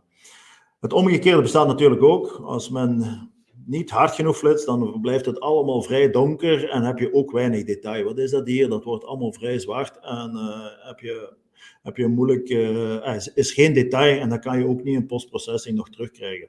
Soms heb je ook een opname waar beide gevallen in zitten, zoals deze hier. Heb je hier een overbelichting, dit is allemaal uitgebeten. Van de andere kant, hier vooraan, heb je een onderbelichting. En eigenlijk daar waar de duiker zit, heb je plus minus een redelijke goede belichting. Dus het is heel belangrijk om die flitsers allemaal juist in te stellen, zodat de belichting correct is en dat we achteraf met postprocessing ook maximaal details hebben om er eventueel hier en daar nog een beetje aan bij te werken.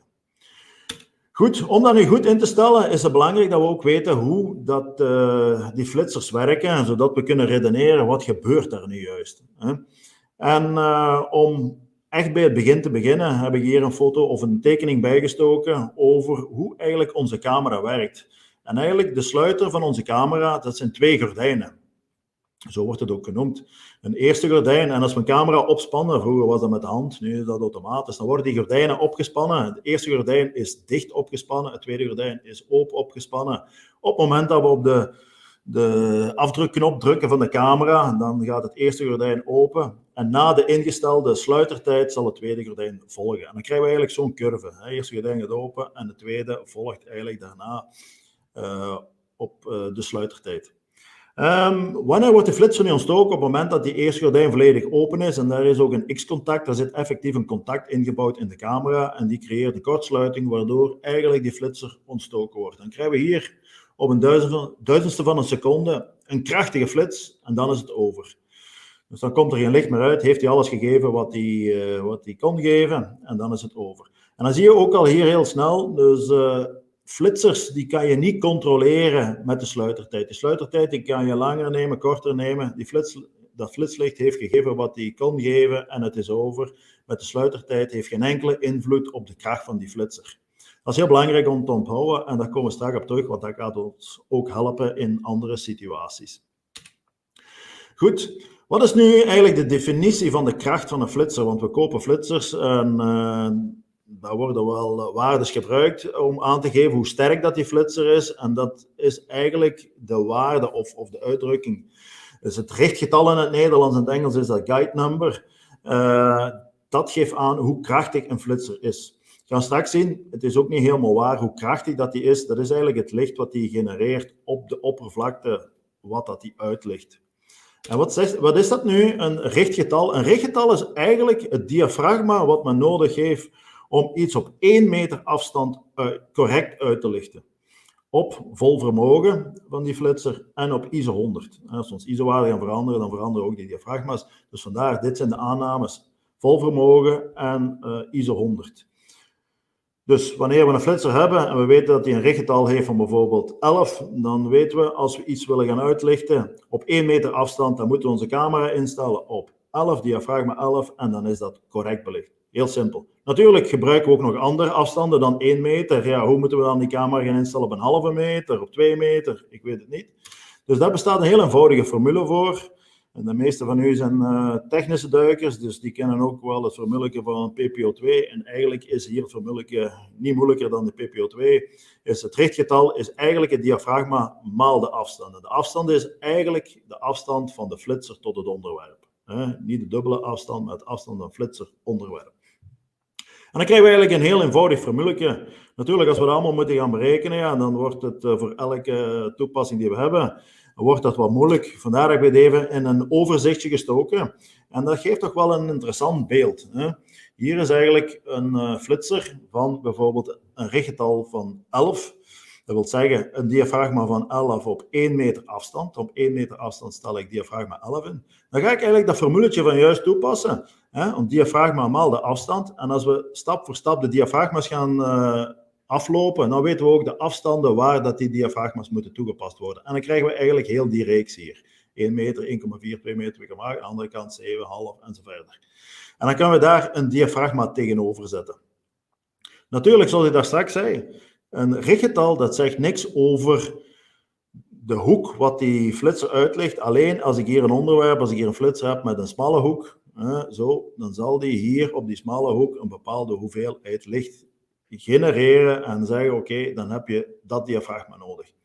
Maar natuurlijk, als we zeker bij onderwaterflitsers hebben dat het soms is dat we flitsers hebben die met een kleine hoek hebben. Dat wil zeggen, al het licht wat die genereert wordt eigenlijk over een kleine hoek of een kleine oppervlakte verdeeld, waardoor dat je vaak heel hoge richtgetallen krijgt voor die flitsers. Maar als we dan daar een diffuser moeten gaan voorzetten om dat licht weer te verdelen over een grotere hoek, ja, dan gaat die waarde of dat richtgetal enorm zakken. Hè? Want dan zeg je bijvoorbeeld hier een hoek van 30 graden en ik wil eentje van 90 graden. Dat wil zeggen 3 keren in tweedimensionaal, maar eigenlijk is het driedimensionaal. Dan gaat eigenlijk die waarde of die lichtintensiteit met een negentalvoudig verlagen. Hè?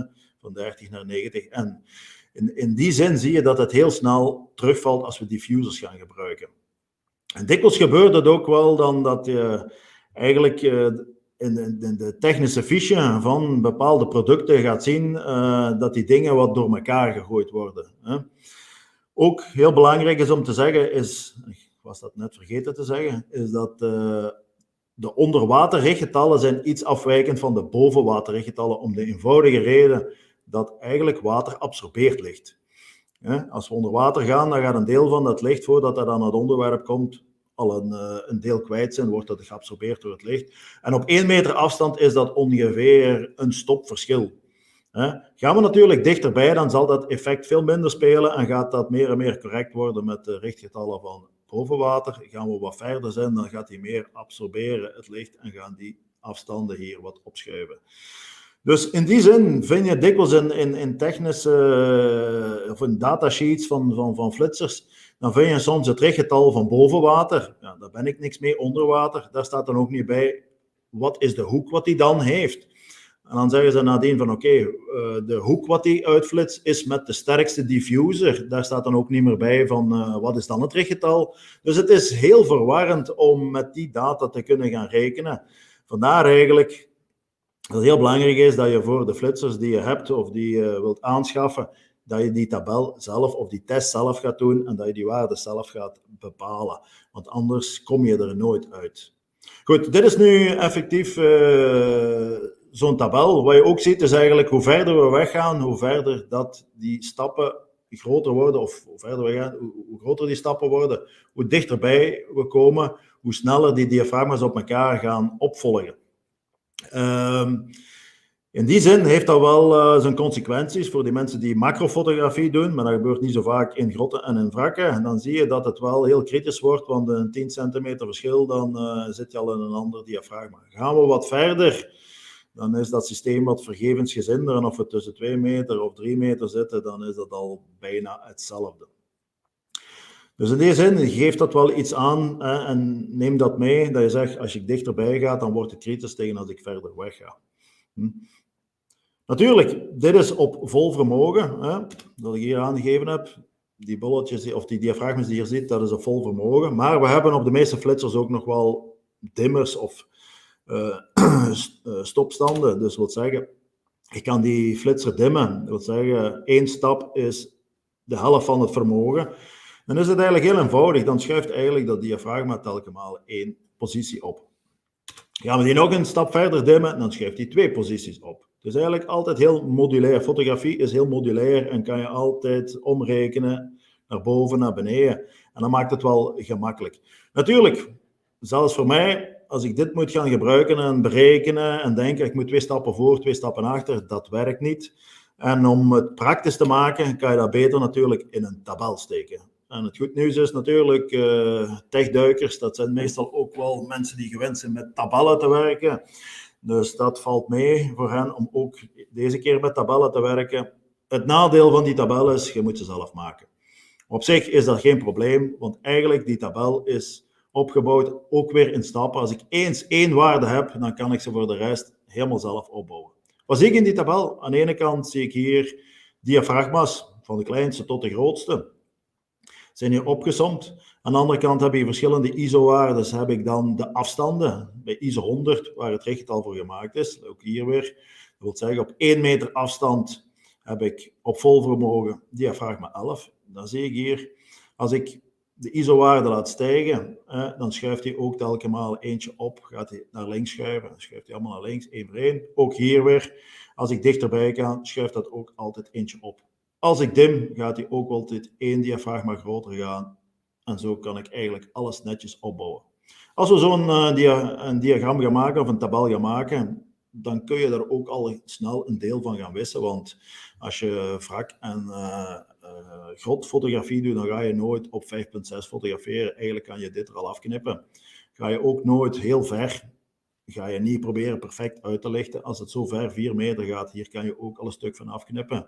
Van de andere kant, de meeste breedhoeklenzen hebben zelfs geen diafragma 32, 44 en 64. Dus die kunnen we er ook al afknippen. Dus er blijft eigenlijk maar een wat kleinere stukje over waar je echt mee kan gaan werken. Dus om die te gebruiken, als die eens af is, zoals ik zelf gezegd had er juist, als je een foto gaat maken, je weet op welk diafragma wil ik dat gaan doen, bij welke ISO-waarde wil ik dat gaan doen, op welke afstand ga ik die flitser ten opzichte van een onderwerp gebruiken, dan weet ik op welke powerstand ik mijn flitser moet zetten. En dat is uiteindelijk het doel van die tabel. Heel eenvoudig, hè? Niet te moeilijk. Dus als je voor elke flitser zo'n tabel hebt, dan kan je perfect zeggen welke powerstand ik nodig heb om, als mijn camera diafragma 16 heeft, een ASA 400 om die juist te zetten. En dat telt dan ook voor al die flitsers. Als we de camera op 16 zetten, 400, dan kunnen we al de flitsers hebben. 10 flitsers die we willen gaan gebruiken, die kunnen we allemaal netjes gaan instellen. Als we de afstand weten wat we willen gebruiken, dan kennen we de powerstand. Heel eenvoudig. Dan zijn er een paar uitzonderingen waar die tabel niet mag gebruikt worden. En een van die uitzonderingen is als er rechtstreeks in de lens geflitst wordt, ja, dan kan je die niet toepassen. Dan kan je ook beter meestal een lamp gebruiken, een duiklamp of zo. Omdat dan is het eigenlijk vooral een klein accentje wat je wilt geven. Het is niet de bedoeling om dat helemaal correct uit te lichten, want je gaat echt tegenlicht krijgen en dan gaat zo'n blur rond krijgen. En die moet ook niet te sterk zijn. Het is eerder de bedoeling om een lichtpuntje te zien op afstand. Daar kan je die tabellen niet voor gebruiken. En waar je die tabellen ook niet kan gebruiken is, zoals hier in de foto, als je bijvoorbeeld indirecte verlichting gaat gebruiken. Als je over het plafond bijvoorbeeld, als je in een grot zit en je hebt een mooi wit plafond, is dat je gaat zeggen, oké, goed, ik ga over het plafond belichten. Kan heel mooi zijn, maar dan kan je die tabel niet gebruiken. En dan is het eerder shoot en check. Probeer het, test het, hoe dat het resultaat is en stel bij. Het kan heel snel gaan. Goed, nu de camera settings. Hoe gaan we daar nu mee om? Ik heb al een stukje verraden, maar eigenlijk, als we grot- en wrakfotografie gaan doen, dan is het toch wel nuttig om een eenmalige actie te gaan doen, is dat we ons richttal gaan bepalen voor elke flitser die we hebben. En ook heel belangrijk, maak er dan ook eentje in één keer met en zonder diffusers, want je hebt soms flitsers met verschillende diffusers. Geef die allemaal een kleurtje en maak bijvoorbeeld een tabel met een blauwe, een rode en een groene kader rond en markeer de diffusers met een bepaalde kleur. Dan kan je die ook zeggen, ik heb de rode diffuser in, dan moet ik een rode tabelletje nemen en kan ik hier mijn juiste waardes aflezen. En de bedoeling is eigenlijk gewoon dat je in het zwembad gaat, want die foto's hier niet zo goed. Want hier is ook op een rif is ook nog veel omgevingslicht. Ja, dat gaat ook het flitslicht beïnvloeden, dat heeft geen zin. Best kan je dat in een zwembad doen. Je gaat bijvoorbeeld op 1 meter afstand,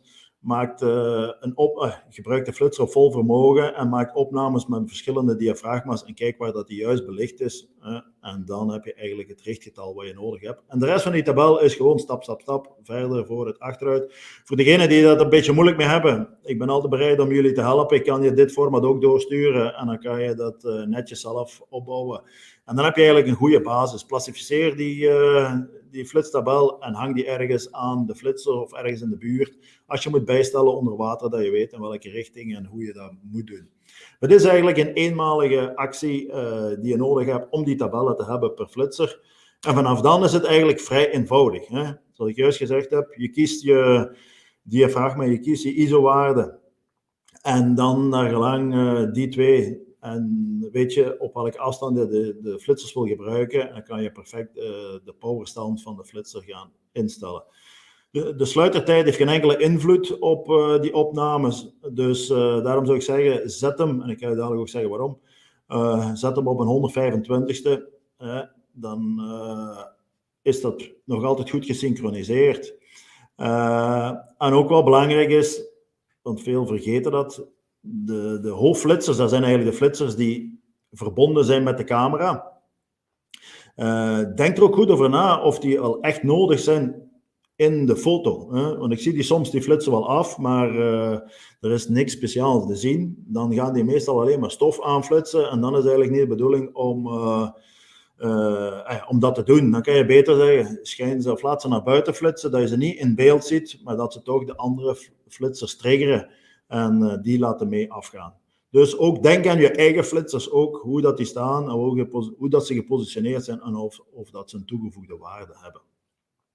Goed, dat was de instelling voor alleen maar flitsers. Nu gaan we proberen menglichtopnames te maken. Wat zijn menglichtopnames? Dat zijn opnames waar je flitslicht gebruikt om iets uit te lichten, maar ook binnenin nog een slijfflitser te leggen. Of hier dat er flitslicht achter die motor, dat zijn 2 foto's van de Tisselgoorn in Egypte. En dan wil ik ook een beetje sfeer hebben. Dan wil ik de achtergrond van de omgeving van het wrak, het mooie blauwe water, er ook wat in krijgen. Hoe doe ik dat nu? Eigenlijk is dat heel eenvoudig. Je doet het zoals je juist met alleen flitsers gedaan hebt. Die setting heb je. En dan de volgende stap die je moet zetten is de omgevingslicht correct krijgen. En dan moet je gewoon de sluitertijd langzaam omhoog laten gaan tot je die oké vindt. Daarom dat ik zeg, begin op een 125ste. Dan ga je vooral flitslicht zien, dan ga je heel weinig omgevingslicht zien. En dan kan je heel goed inschatten, de flitsers zijn heel mooi uitgelicht. En dan begin je de sluitertijd op te trekken tot die is zoals je die wilt. En dan heb je een perfecte menglichtopname gemaakt. En eigenlijk is het die formule of deze filosofie die daarachter zit. En als je die onthoudt, dan vind ik mijn presentatie al helemaal geslaagd. Wil je flitslicht gaan sturen, dat doe je over de diafragma's. Wil je de omgevingslicht gaan sturen, dat doe je over de sluitertijd. Als je die filosofie goed onthoudt, dan kan je altijd mooie menglichtopnames maken. Dat is ook iets wat van toepassing is op riffen. Dus niet altijd in grotten en bij wrakken, maar kan ook gewoon op een rif toegepast worden. Goed, dit was een heel stukje theorie. En nu wil ik heel snel nog door wat praktische zaken gaan om u ook wat praktische tips mee te geven. Praktisch is vooral als je met veel modellen gaat werken. Hier bijvoorbeeld een foto waar je met verschillende modellen werkt die allemaal, of die meestal een flitser bij hebben, maar die ook bijvoorbeeld een duiklamp heeft die in de richting van de camera schijnt. Misschien een flitser zelf, ik weet niet of het omgevingslicht is of dat het een flitser is die hier ook nog ligt. als je dat soort opnames gaat doen, ja, is een briefing wel heel belangrijk. Hè? Brief al de modellen, dat ze goed weten wat ze moeten doen met die flitser, op welke positie ze moet staan, hoe die slijfsensor moet zitten, waar ze moeten op richten met een flitser. Ook wat heel belangrijk is als je bepaalde tekens hebt, spreek die af. Want de fotograaf zegt, oké, mijn model hangt een beetje te laag in beeld. Ja, dan moet je een teken kunnen doen van ga omhoog. En niet dat hij denkt, ik moet mijn flitser harder zetten. Dat dat duidelijk afgesproken signalen zijn, dan is dat helemaal goed. Ook heel belangrijk is dat je ook een debriefing doet met die mensen, zodat ze altijd gemotiveerd blijven om dat verder voor jou te doen. Dan weet je ook, heb ik het goed gedaan of minder goed gedaan. Dat is een beetje over de modellen als je daarmee werkt. Heel belangrijk is ook helemaal geen stof maken. Hier heb ik een foto bij gestoken waar heel veel stof gemaakt wordt. Dus in deze opname, ik denk een paar seconden later, was het over en uit met fotograferen. Maar ik wil misschien even deze toelichten. Dit is een foto op de Noordzee. Er wordt ook gewerkt met 2 flitsers. Men ziet dat hier heel duidelijk. Dus daarom dat ik zeg, ook, kijk met de flitsers wat je daarmee doet. Die flitsers die gaan heel veel stof aan flitsen. In grotten kun je nog stof voorkomen. In de Noordzee zit stof, dat kan je niet voorkomen. Dus daarom een goede aanbeveling is, flits nooit dwars door je beeld, want dan ga je eigenlijk, die is nog een stuk wrak, dan ga je helemaal teniet doen met het flitslicht wat daarop te zien is. Ook hier heb je mooi groen, daar heb je nu allemaal witte stippen in. Breng die flitsers naar beneden en probeer niet door het beeld, maar probeer vanuit beneden dat flitslicht te brengen. En dan blijft de achtergrond geschonden van al dat backscatter. En dan ga je dadelijk een heel andere opname hebben. Dus een beetje uitproberen, maar dat is zeker de moeite om dit te doen. Probeer af te gaan als het stoffig is van die flitsers van boven en dwars door het beeld te flitsen. Probeer van beneden, daar waar het onderwerp moet uitgelicht worden, probeer daar te flitsen. Goed, dan ook heel belangrijk om niet te veel stof te maken. Probeer te fotograferen in je duikpositie. Dat is nog heel logisch. Ook een ander heel belangrijk topic is, als het koud is in grotten, ja, dan heb je handschoenen nodig, want anders ga je je niet comfortabel voelen. Maar zorg dan ook dat je met die dikke handschoenen die knoppen van de flitser nog altijd kunt bedienen. Soms heb je van die opzetstukken, of maak ze zelf, dat je nog altijd met dikke handschoenen alles kunt bedienen. Ook een belangrijke is, als we wat diepte willen creëren in ons foto's, ja, dan moeten we met meerdere flitsers werken. Op die manier, dit is nu een bovenwater opname, hier zie je ook aan een koord die misschien 15 meter lang is, heb je allemaal klimmers. En op die manier krijg je heel veel diepte en dat is ook iets wat we proberen te doen met grotfotografie. Ook een belangrijke is, want als we allemaal ons flitsers meenemen, maar op het moment dat we een foto maken, heeft dat model, komt hij juist voorbij gezwommen aan zo'n buis, ja, dan flitst hij knal op die buis en gaat dat overbelicht worden. Ook de hoofdfotograaf, ja, die heeft zijn flitser ook dicht bij de wand zitten. Ja, op die manier ga je heel veel storende elementen krijgen en zijn de opnames nooit goed. Dus probeer altijd egaal op dezelfde afstand te flitsen. Wat de meesten wel ook heel logisch vinden, is probeer breedhoeklenzen te gebruiken. Er is niet veel plaats in grotten en in wrakken, dus probeer breedhoeklenzen. En een heel geschikte lens daarvoor is ook de Tokina. Dat is een fisheye zoomlens. Daar kan je eigenlijk heel creatief en heel vlot mee werken in kleine ruimtes en heeft heel veel scherpte, diepte. Waardoor je eigenlijk alles haalt wat je moet halen. Het enige waar je moet op letten is dat ze een beetje vertekening hebben, dat dat niet te hard doorspeelt. En als laatste tip heeft ook iets met de scherpte te maken en met de kleuren, is dat we altijd proberen dichtbij te komen. Probeer heel dichtbij te komen. Hier heb je een grot die vooral gelig is, maar je ziet dat die in de middenstand wel groenig wordt en aan de achterkant blauw. Dat heeft niks te maken dat die grot daar groen is en van achter blauw. Het heeft gewoon te maken dat het licht wordt, de kleur wordt uitgefilterd. Dus hoe dichter we bij komen, hoe meer we de natuurlijke kleuren zien van hetgeen wat we fotograferen. En natuurlijk, dit is mooi, die overgangen van groen naar blauw en zo. Maar zonder dat geel zou het ook niet zo mooi zijn. Dus in eerste instantie probeer heel dichtbij te komen. Goed, ik denk dat ik mij juist aan de tijd gehouden heb. Als er nog vragen zijn, dan mogen je die zeker stellen. Je kan mij ook mailen of bellen. Dan probeer ik daar nog op te antwoorden. Of als je wat hulp nodig hebt bij het opzetten van die tabellen, geen enkel probleem. Laat het weten. Ik wil heel graag helpen, zodat je snel van start kunt en dat je kunt beginnen oefenen met die verschillende technieken. Goed, dat was het zo'n beetje. Geert, bedankt voor de heel interessante presentatie. Zelfs voor mij als fotograaf in grotten en mijnen en de wrakken heb ik hier toch heel wat bruikbare tips uit kunnen halen.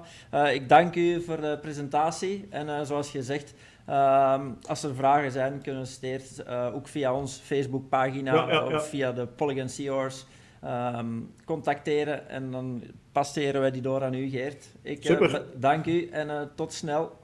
Oké, en veel succes nog bij het laatste stuk van de show of het programma. Bedankt, Geert. Oké, tot de volgende. Ciao. Stefan, ciao.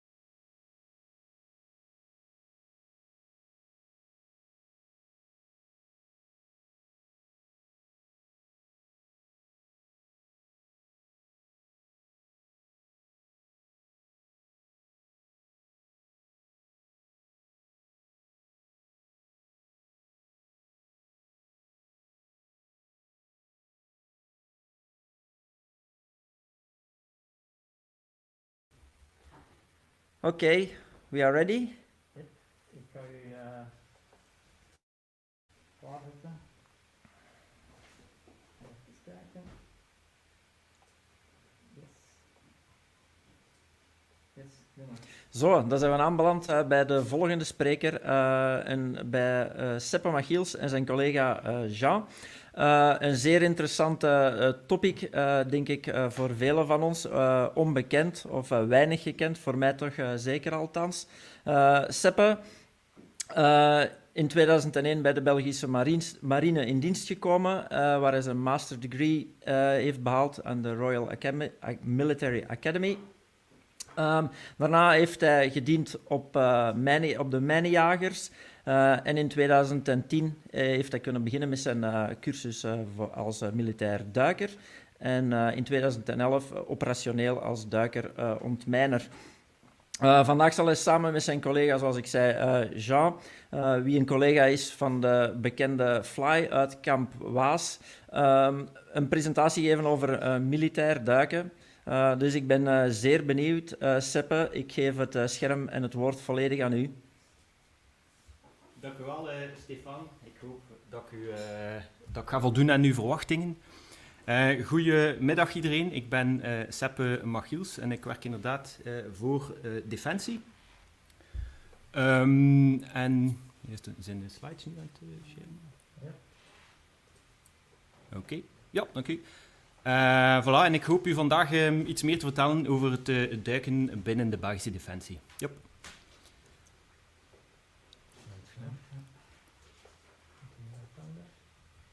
Ja, voilà. Dus eventjes kort over mezelf. Dus rond mijn 9 jaar heb ik het geluk gehad om al te kunnen duiken, dankzij mijn vader. Ik heb dat kunnen doen tot mijn 14, want dan kreeg ik wat problemen met mijn oren en mijn sinussen en zo verder. Dan ben ik helaas moeten stoppen. Rond dus 2001 inderdaad, rechtsbovenaan, de foto van de militaire school, had ik besloten van, ik ga militair worden. Het leek mij wel boeiend van een actieve studie aan te gaan. En daar ben ik dan gelukkig geslaagd en daarna ben ik dus aan boord geplaatst van verschillende mijnjagers van de Belgische marine. Dat zijn de verschillende foto's onderaan. Tijdens die periode werd mij duidelijk, je ziet rechts onderaan een deel van de bemanning, dat we dus als duiker vaak samenwerken met een hele ploeg en ook als duiker eigenlijk vooral ook een deel uitmaken van een groter geheel. De marine bijvoorbeeld die maakt vaak gebruik ook van duikers. Naast de marine ook de landcomponent en de luchtcomponent, dat zal u straks zien.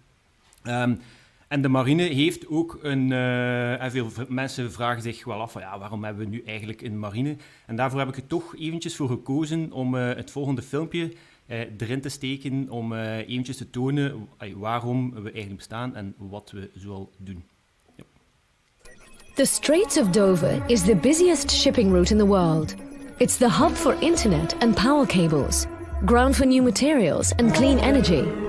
It's a vital maritime route to the Western Europe region. It is home to the most important ports of Northern Europe, who deliver millions of tons of goods to customers. It's a source of plenty of natural resources that find their way into our homes every day.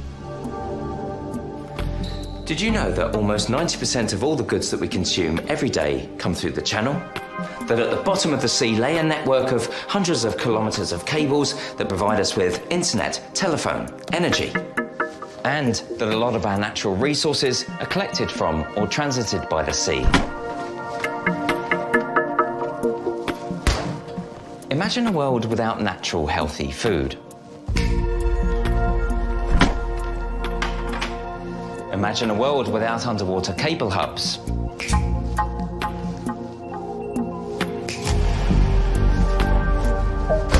Imagine a world without sea transport. Daddy, the internet isn't working anymore. Sorry. Luckily, I don't need internet to show you how somebody's looking after us. Watch this.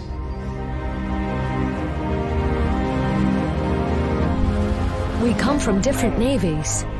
We speak different languages, but we are bound by the sea.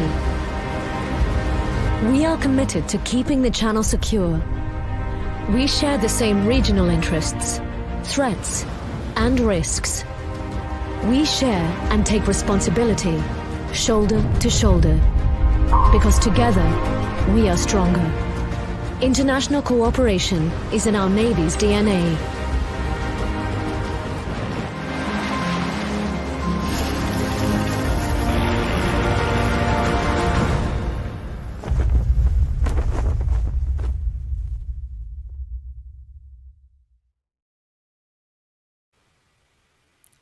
Voilà, dat was dus eventjes duiding over de Belgische marine. Ja, klein. Voilà, en dus u heeft een paar dingen gezien, dus inderdaad, hier ziet u een paar onderwaterkabels die we liggen hebben in de Noordzee en in de wereld in het algemeen. Ja, klein.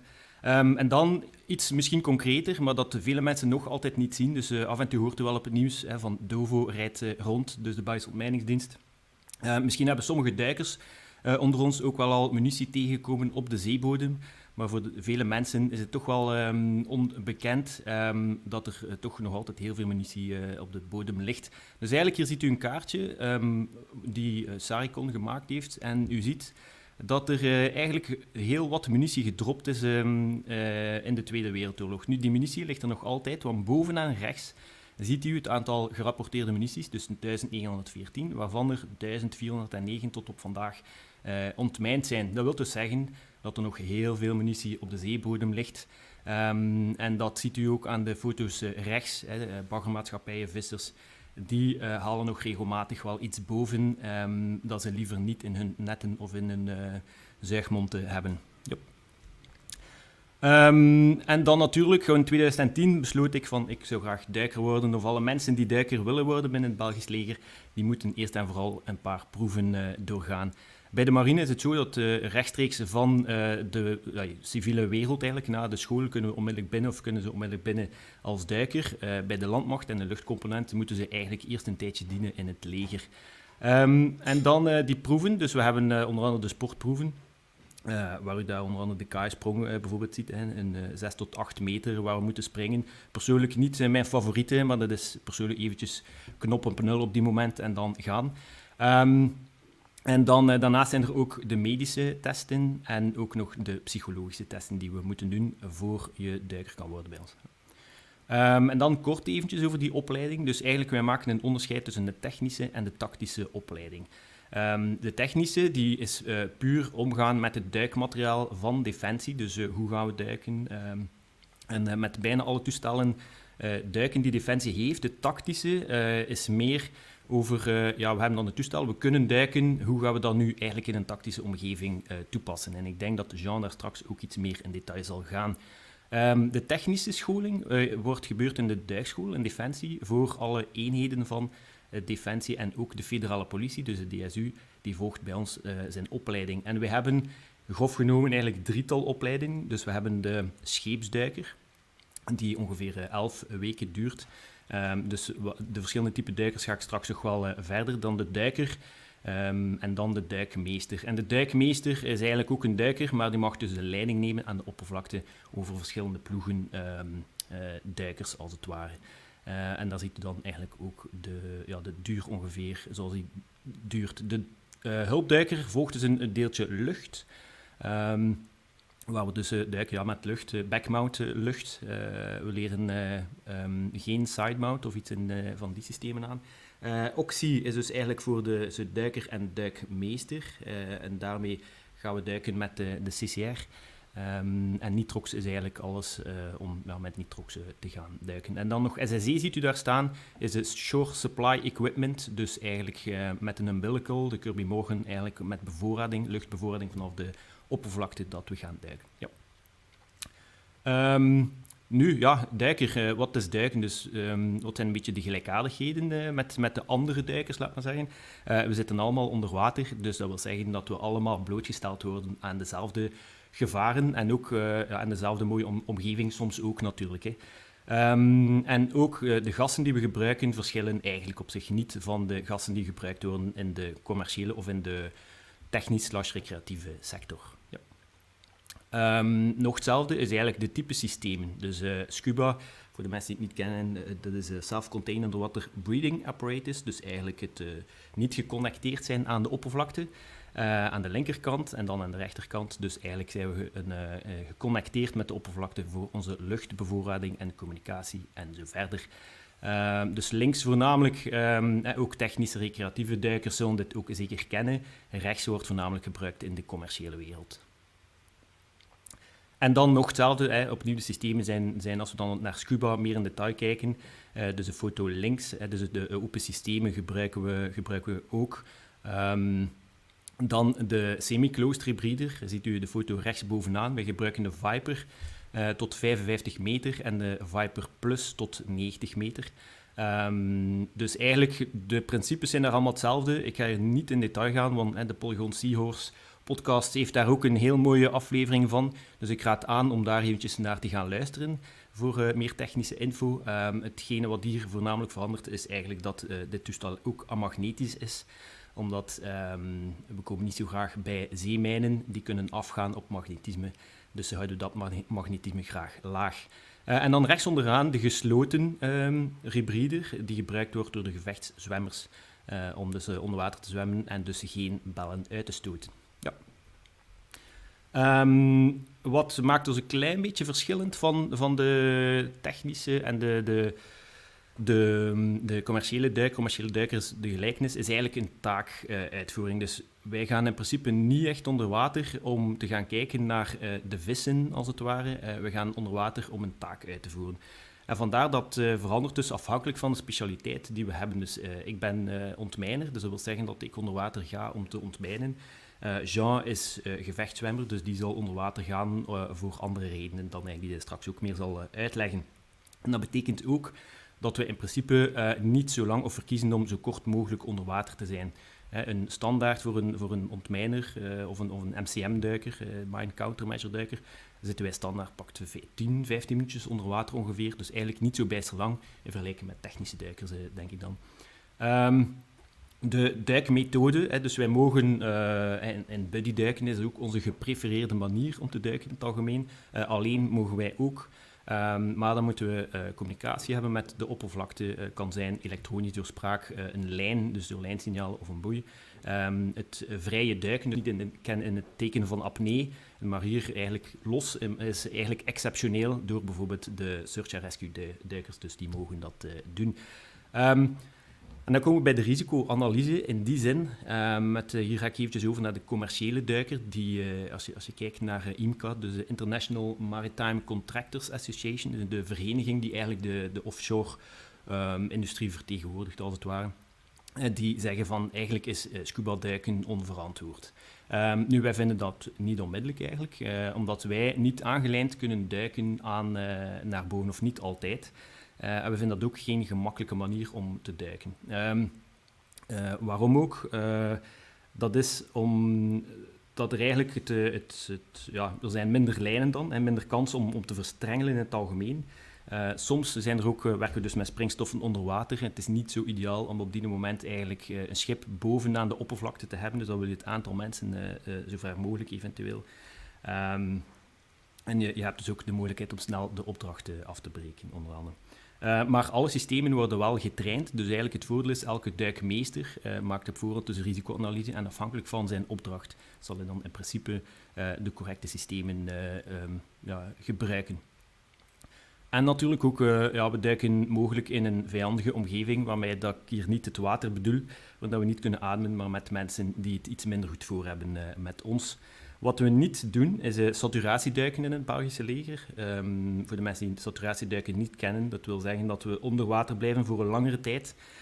En dan daarna eigenlijk in een klok leven, of in een bel leven, op de 80 meter bijvoorbeeld, en dan na een maand naar de oppervlakte komen, rustig.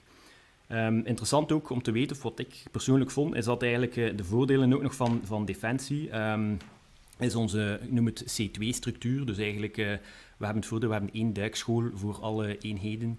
Dus we hebben ongeveer dezelfde procedures, dezelfde richtlijnen. Iedereen weet waarover dat hij praat bij ons. En dat is eigenlijk op zich ook wel een groot voordeel. En wat wij niet doen ook, is eigenlijk, we zijn geen eerste first responders. Met andere woorden, als er zaken zijn, zoals bijvoorbeeld een lijk ophalen of zo in een kanaal, dat zijn taken voor de brandweer en dat zijn dus geen taken voor militaire duikers. Ja. Wat is duiken ook bij ons? Dat is internationaal. Dus bijna overal, u heeft het gezien in het eerste filmpje, hier nog een filmpje van een oefening dat we samen gedaan hebben met Nederland in Curaçao. En dus alleen zijn we goed, maar samen zijn we nog beter.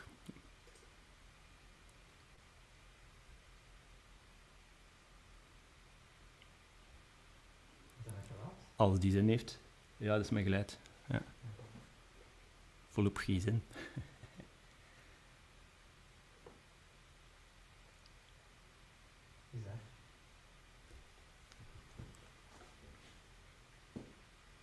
Nee, dus niet die.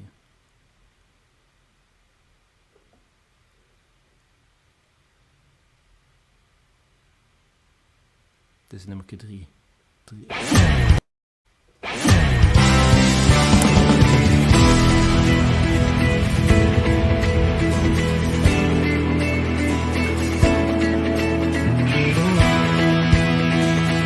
Wat we hier doen is het opwerken van onze duikers, dus het trainen van onze duikers, zodat ze gereed zijn om ingezet te worden. Het inzetten van duikers is voor de marine belangrijk om bij te kunnen dragen aan veiligheid op zee en dan met name onder water. De oefening is voor ons zeer bijzonder omdat we in de eerste plaats steun kunnen leveren aan de Nederlandse diepe duikers. Daarnaast hebben we ook enkele duikers die ondertussen ook kunnen trainen voor het diepduiken en zo in staat zijn om, mocht er zich iets voordoen, taak te kunnen uitvoeren onder water.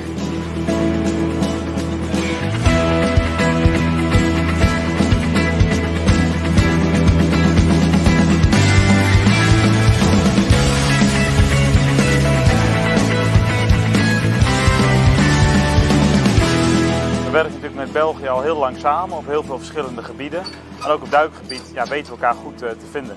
Alsjeblieft. Ja, dank. Tijdens de uitvoering zie je dat we wel andere procedures hebben, andere materialen hebben, andere cultuur hebben. Maar juist dat kan elkaar echt heel erg aanvullen. Ja, we hoeven niet zo ver te varen. Voilà. En het andere was dan is een pakman hier. Ja, nou, hartstikke goed. De samenwerking met de Nederlanders is heel vlot verlopen. Daarnaast heeft Nederland heel veel middelen op logistiek vlak. Waardoor dat we ook in staat zijn om deel te nemen aan deze oefening.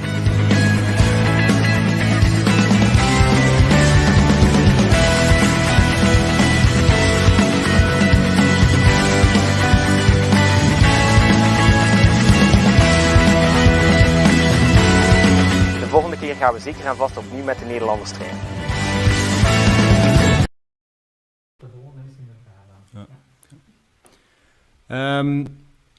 En dan ook duiken, wat veel mensen frappant vinden, of veel mensen die in de opleiding gezeten hebben en dan eigenlijk duiker worden, die zijn een beetje teleurgesteld dat er plots zo weinig gedoken wordt. Eigenlijk, ik denk minder dan 10% bijvoorbeeld van de tijd wordt er eigenlijk gedoken. Hè. Dus ook vaak is het linksbovenaan een foto, is het vaak wachten.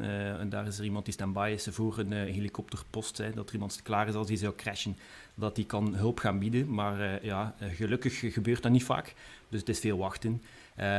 Af en toe is het ook nog eens karweien links en rechts. Links onderaan is het navigeren op een brug.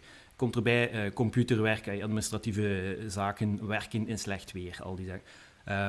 En vooral, het is een donkere achtergrond, ziet u. U zag net een filmpje in goed water en met veel zicht. In werkelijkheid, denk ik ook, is dat meestal niet het geval. Dus eigenlijk 80% van de duiken of zo zijn allemaal bijna zonder zicht, dus in zwart. Ja.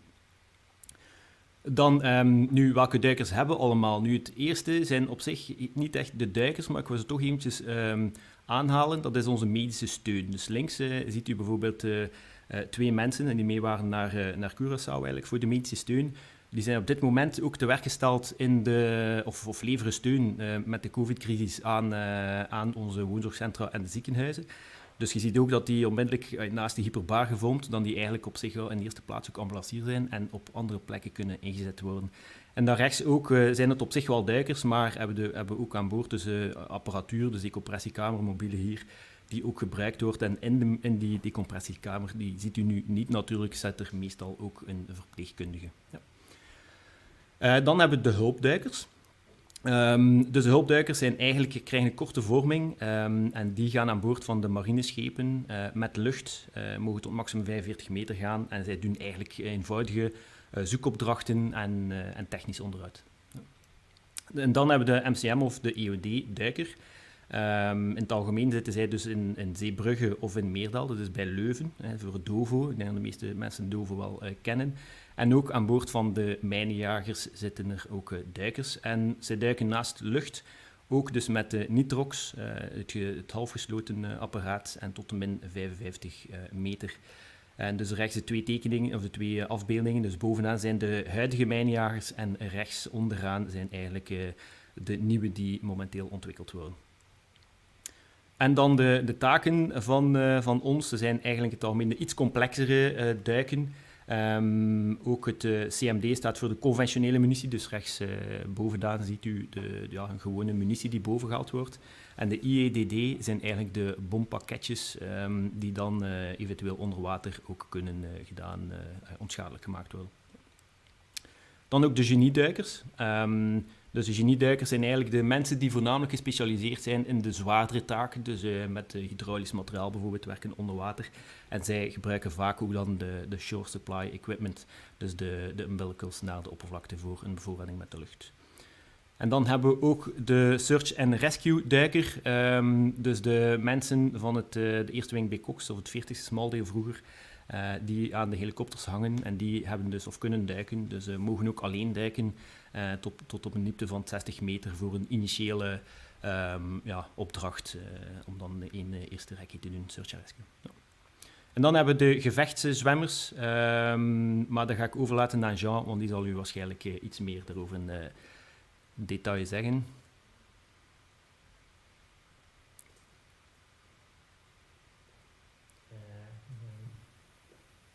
Oh, ja. Goedemiddag, hoort u mij? Dag Jean, goedemiddag, wij horen u. Oké, vanuit een andere locatie, maar je kan doorklikken naar de volgende slide.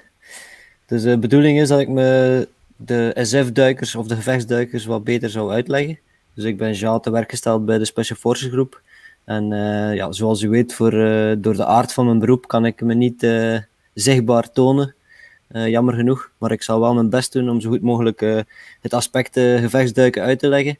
En dan meer bepaald bij de Special Forces groep, het Blue Squadron, waar de duikers onder zitten. Want wij gebruiken duiken om aan onze werkplaats toe te komen. En we gebruiken de wateromgeving om er te geraken of om er weg te geraken. En meestal is dat ongezien natuurlijk. En dat is een notendop eigenlijk waar we duiken voor gebruiken. Volgende slide alsjeblieft. Dus ik ga het hebben over hoe wij georganiseerd zijn. Omdat het wel belangrijk is om het duikaspect hier te benadrukken. Waarom dat we duiken. Wat onze verantwoordelijkheden zijn. Hoe dat ons personeel opgeleid wordt, wat onze taken zijn en enkele capaciteiten. En natuurlijk ook voor onze Gucci freaks, wat materiaal dat we gebruiken om ons voor te bewegen. En ook welk materiaal we gebruiken om eenmaal onze taak uit te voeren, zoals explosieven en dergelijke.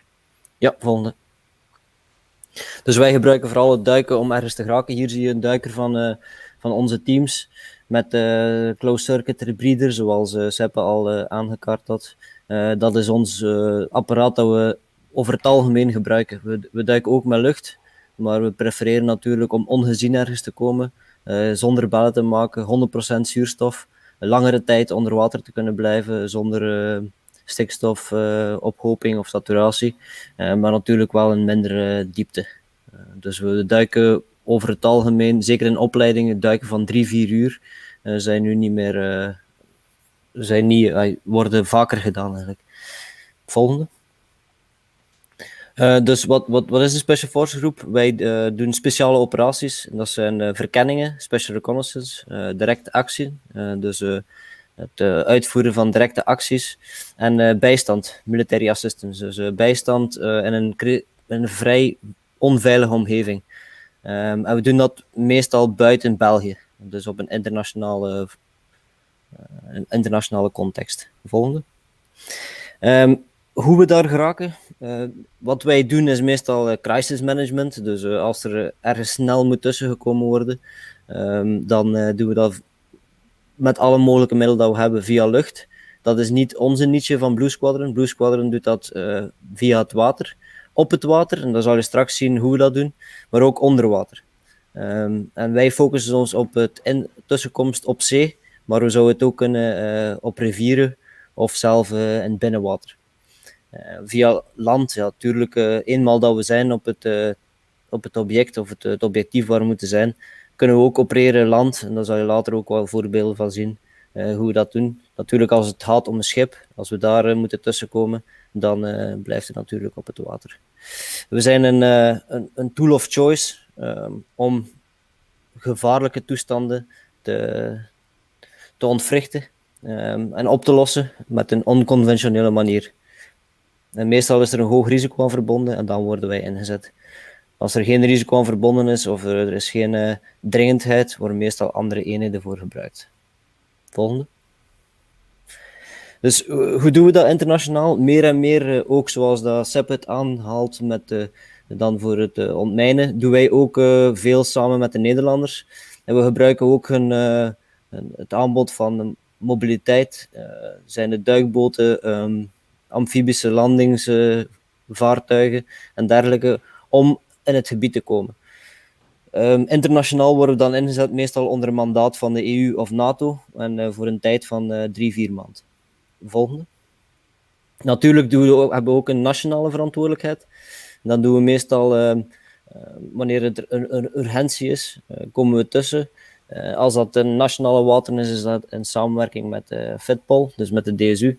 Als dat een internationale wateren is, kunnen we alleen een tussenkomst doen. En dan gaat het om het ontzetten van een schip, als er een gijzeling situatie is, aan boord van een schip. Of wat er een andere risico is waar dat er snelle tussenkomst verzekerd moet zijn, dan komen wij tussen. Volgende. Dus hoe zijn we georganiseerd? Binnen de Special Forces groep hebben we 3 squadrons. Wij zijn 1 van die 3. En onze niche-capaciteit is op en onder water opereren. We hebben in totaal 4 teams. En we hebben een Special Operation Boat Unit. Met momenteel enkele frisks. Volgende. Dus zoals ik al zei, we komen tussen in gevaarlijke situaties. Maar we doen ook verkenningen, wanneer dat er strategische doelen zijn. Die moeten verkend worden. Of we doen sabotage of countersabotage. Of we plaatsen sensoren door het water te gebruiken om er te geraken. Meestal is het ook onder water om ongezien ergens toe te komen. Yes, next. We hebben enkele profielen, dus in totaal 24-tal duikers bij ons. Met enkele bootoperators die op de boten. En straks zal ik even de frisks tonen. Die wij gebruiken om er snel toe te komen. En dan hebben we ook natuurlijk de enablers, zijn de EOD'ers die explosieven opruimen, de specialisten en chemische en nucleaire agents, de specialisten, hondenmeesters, mensen die met drones overweg kunnen, technische specificaties moeten kennen, die bestaan er. En die worden dan aan Blue Squadron aangehecht wanneer er een crisissituatie is waarin er tussen gekomen moet worden. Dus een 36 duikers in totaal. Ja, er zijn er dan 12 die in de staf van de Special Forces groep aanwezig zijn. En die zijn er meestal om onze trainingen te ondersteunen. Door met luchtmateriaal stand-by te staan, indien er een incident zou zijn, om toch ondersteuning te bieden en ook een beetje leiding kunnen geven tijdens de trainingsactiviteit. Dus dat is eigenlijk om onze duikcapaciteit te ondersteunen.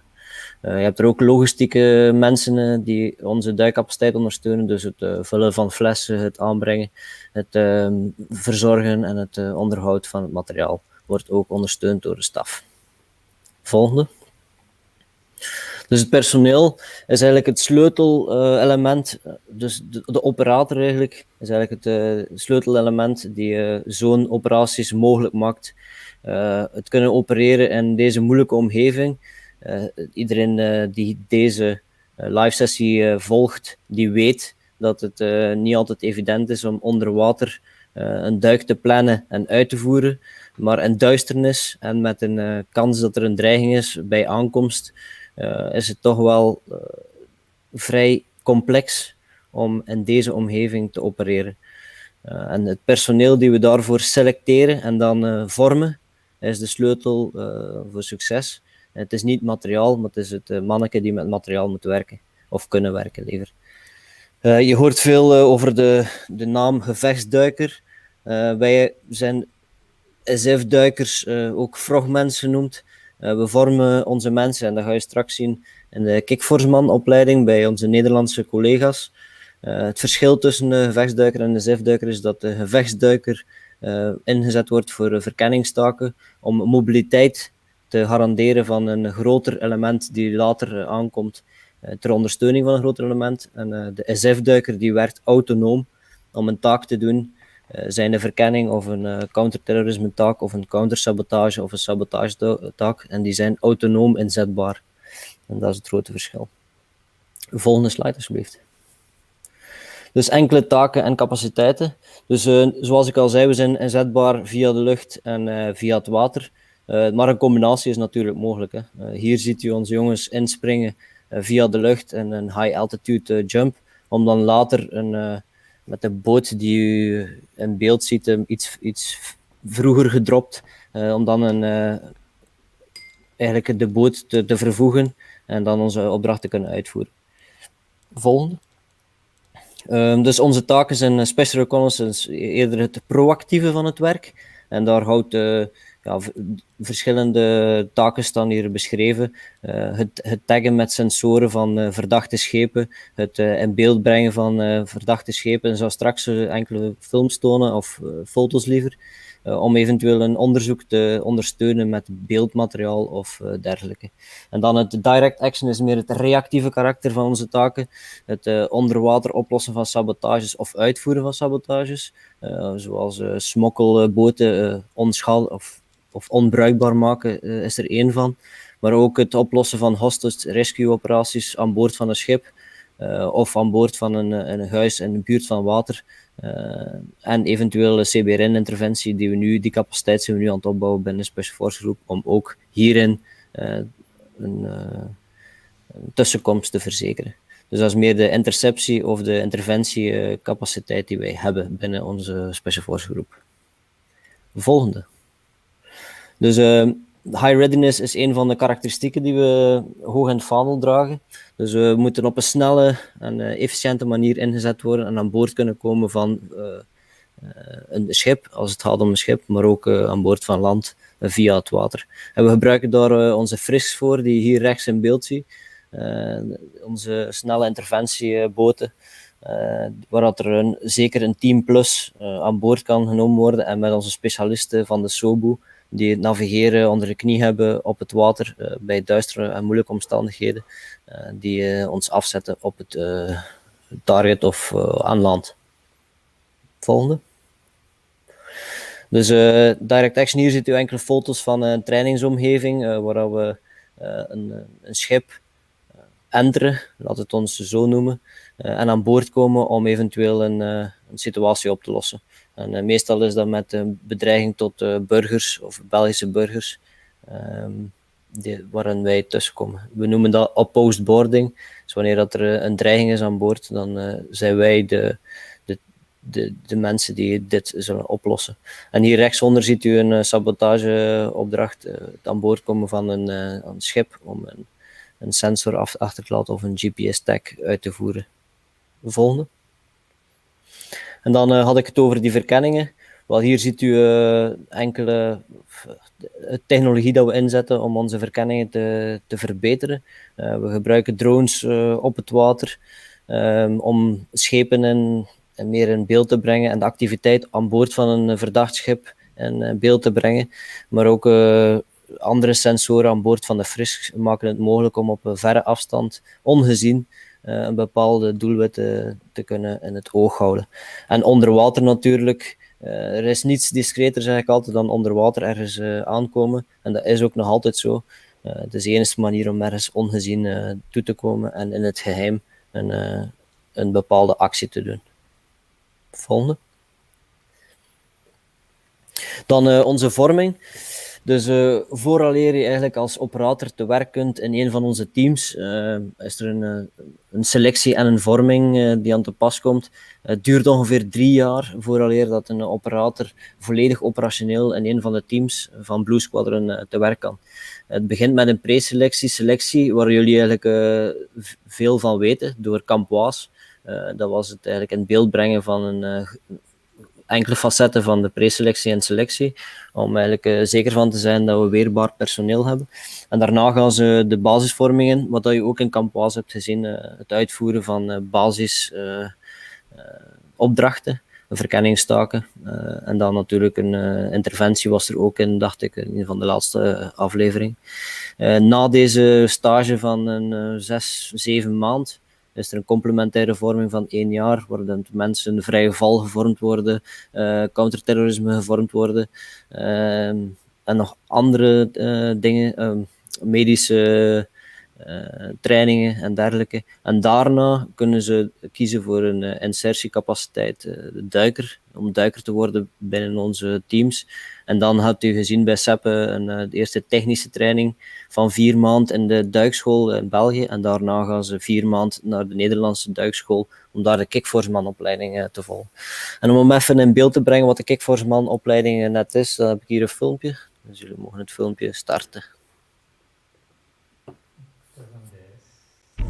Take-off clear.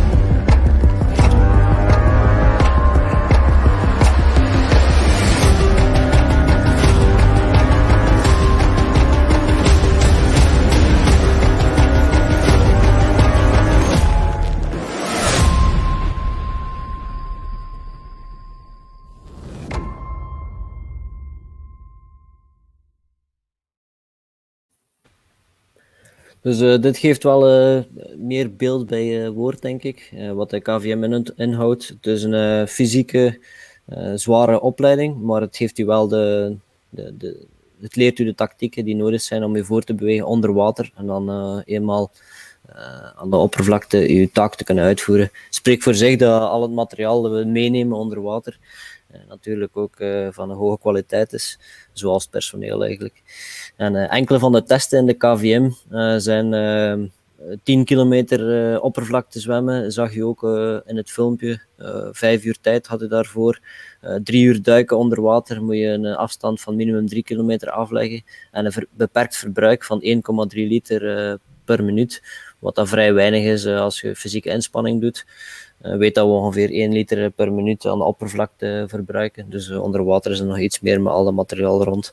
100 kilometer kajaken binnen de 22 uur en dergelijke. Dus het is een vrij pittige opleiding. Wat ervoor zorgt dat het personeel die uit deze opleiding komt van een hoge kwaliteit is en een hoog stressgehalte en een typische hoge risico-opdrachten kan uitvoeren. Volgende alsjeblieft. Dus continu trainen we eigenlijk in een maritieme omgeving. We blijven onze personeel verder trainen, ook al slagen ze in de training. We doen boarding, interventie op de frisk, samenwerking met de SOBU. En natuurlijk qua veiligheid, we worden gevormd door NELOS en als redder, open water en zee. Om eigenlijk onze mensen in alle tijden ook te kunnen bijstaan op het vlak van veiligheid. Volgende. Dus hoofdzakelijk onze mobility asset dat we gebruiken is de frisk. Fast Trading Intervention Special Forces Craft. Heeft een snelheid van 40 plus knopen. Wordt gebruikt in de maritieme omgeving om snelle tussenkomsten te hebben. Volgende. Onze actieradius vanuit Zeebrugge. Dat kan u hier zien. De volledige economische zone wordt, kunnen we binnen het uur tussenkomen. En ook buiten wordt natuurlijk die bubbel verlegd wanneer we onze boten kunnen inzetten. Heeft de actieradius van meer dan 300 kilometer. Volgende. Dus ja, te zien, we hebben veel materiaal ook. We gebruiken ook veel materiaal dat we ter plekke vinden. Momenteel gebruiken we de kajak, onderwaterscooters, die komen er dit jaar aan. We hebben de jetboots al, dat zijn propellers die wij aan ons benen hangen.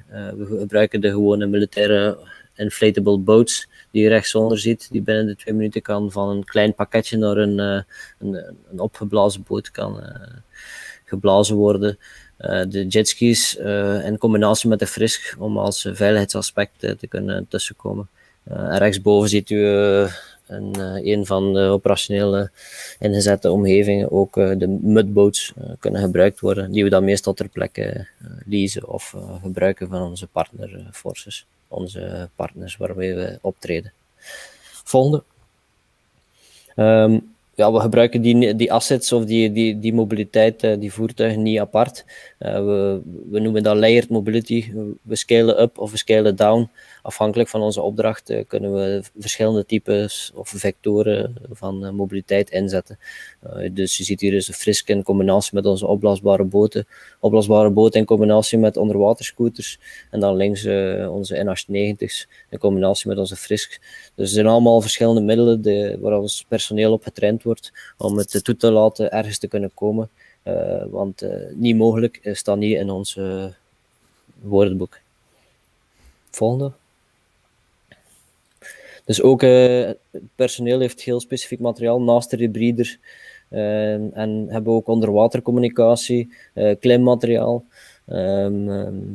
Airlauncher ziet u hier linksboven, waar we de harpoen kunnen vuren om aan boord van het schip te komen. En rechtsonder ziet u natuurlijk de jetboots die we dragen met de battery pack op de rug en propellers aan de benen om onszelf voor te verplaatsen over een langere afstand en dan een minder vermoeide toestand ergens aan te komen. Volgende. Maar ook natuurlijk eenmaal aan land, had ik al gezegd, moeten we ook kunnen tussenkomen. Dus iedere operator binnen de Special Force Groep kan natuurlijk het land optreden. En dat is het water niet meer van toepassing. Maar natuurlijk waar er water is, kan een combinatie land-water wel mogelijk zijn. Volgende. Wel, ik denk dat dit mijn deel van de presentatie afsluit. Bedankt om het woord te geven, Seppe. Dan geef ik terug aan u. Bedankt Jean voor iets meer in detail te gaan. Ik vond het persoonlijk zelfs ook al nieuwe dingen bijgeleerd. Dus zal ook al zeer interessant, merci. Dus ja, voor de kijker thuis, als het ware, zou ik zeggen. U heeft gezien, we hebben er in Defensie veel verschillende profielen qua duikers in het algemeen. De algemene zaak. Je kunt met veel zaken duiken, maar dan het profiel zelf technisch is veranderd. Dus Ik ben zelf lid van een Nederlands club eigenlijk, dus daar heeft de duikschoolleider het voordeel, mocht er zich er heeft zich een militair duiker aangeboden die ook bij ons lid wou worden, en zegt van, tja, wat heeft hij in de... wat kan die verwezenlijken of wat is zijn technisch niveau? Dus ik kon ik onmiddellijk uitleggen. Dus mochten er nog zo vragen zijn, en dan kan u daarvoor mij rechtstreeks contacteren via het adres dat u daar ziet. Nu bij Defensie is het zo, momenteel vertegenwoordig ik als het ware officieel de duikers, of probeer ik dat toch te doen. Maar binnen 2 of 3 jaar is het mogelijk dat er iemand anders mij aflost. Maar weet dat er dus eigenlijk altijd binnen Defensie iemand is die op zijn minst daarop zou moeten kunnen antwoorden. Mocht u dat vinden, kan ik u daar altijd wel toe zeggen wie het is. En dan als laatste wil ik nog Stefan en Glenn bedanken natuurlijk voor de uitnodiging. Ik vond het boeiend. En ik hoop dat u ook gezien hebt voor de volgende keer dat er nog andere objecten zijn of onderwerpen dat we altijd kunnen belichten en dat we ook gerust willen doen. En dan ook nog Alain Dobbelaar wil ik bedanken om ons in contact te brengen. En daarmee veel plezier verder aan de kijkers. Ik zal eens nog verder volgen, denk ik, de komende uren. Ja, Seppe en Jean, super hard bedankt voor de presentatie. Die is heel interessant en heel indrukwekkend was. Vond ik zelf voor ons als recreatieven, zeg maar, in het dagelijks leven staan we er niet altijd bij stil. Wat defensie en nu het detail van de Special Forces groep, wat die eigenlijk doen of wat takeninhoud is, materiaal. Dus super interessant en ik kijk zeker uit naar de volgende editie. Bedankt voor te komen. Graag gedaan. Graag gedaan.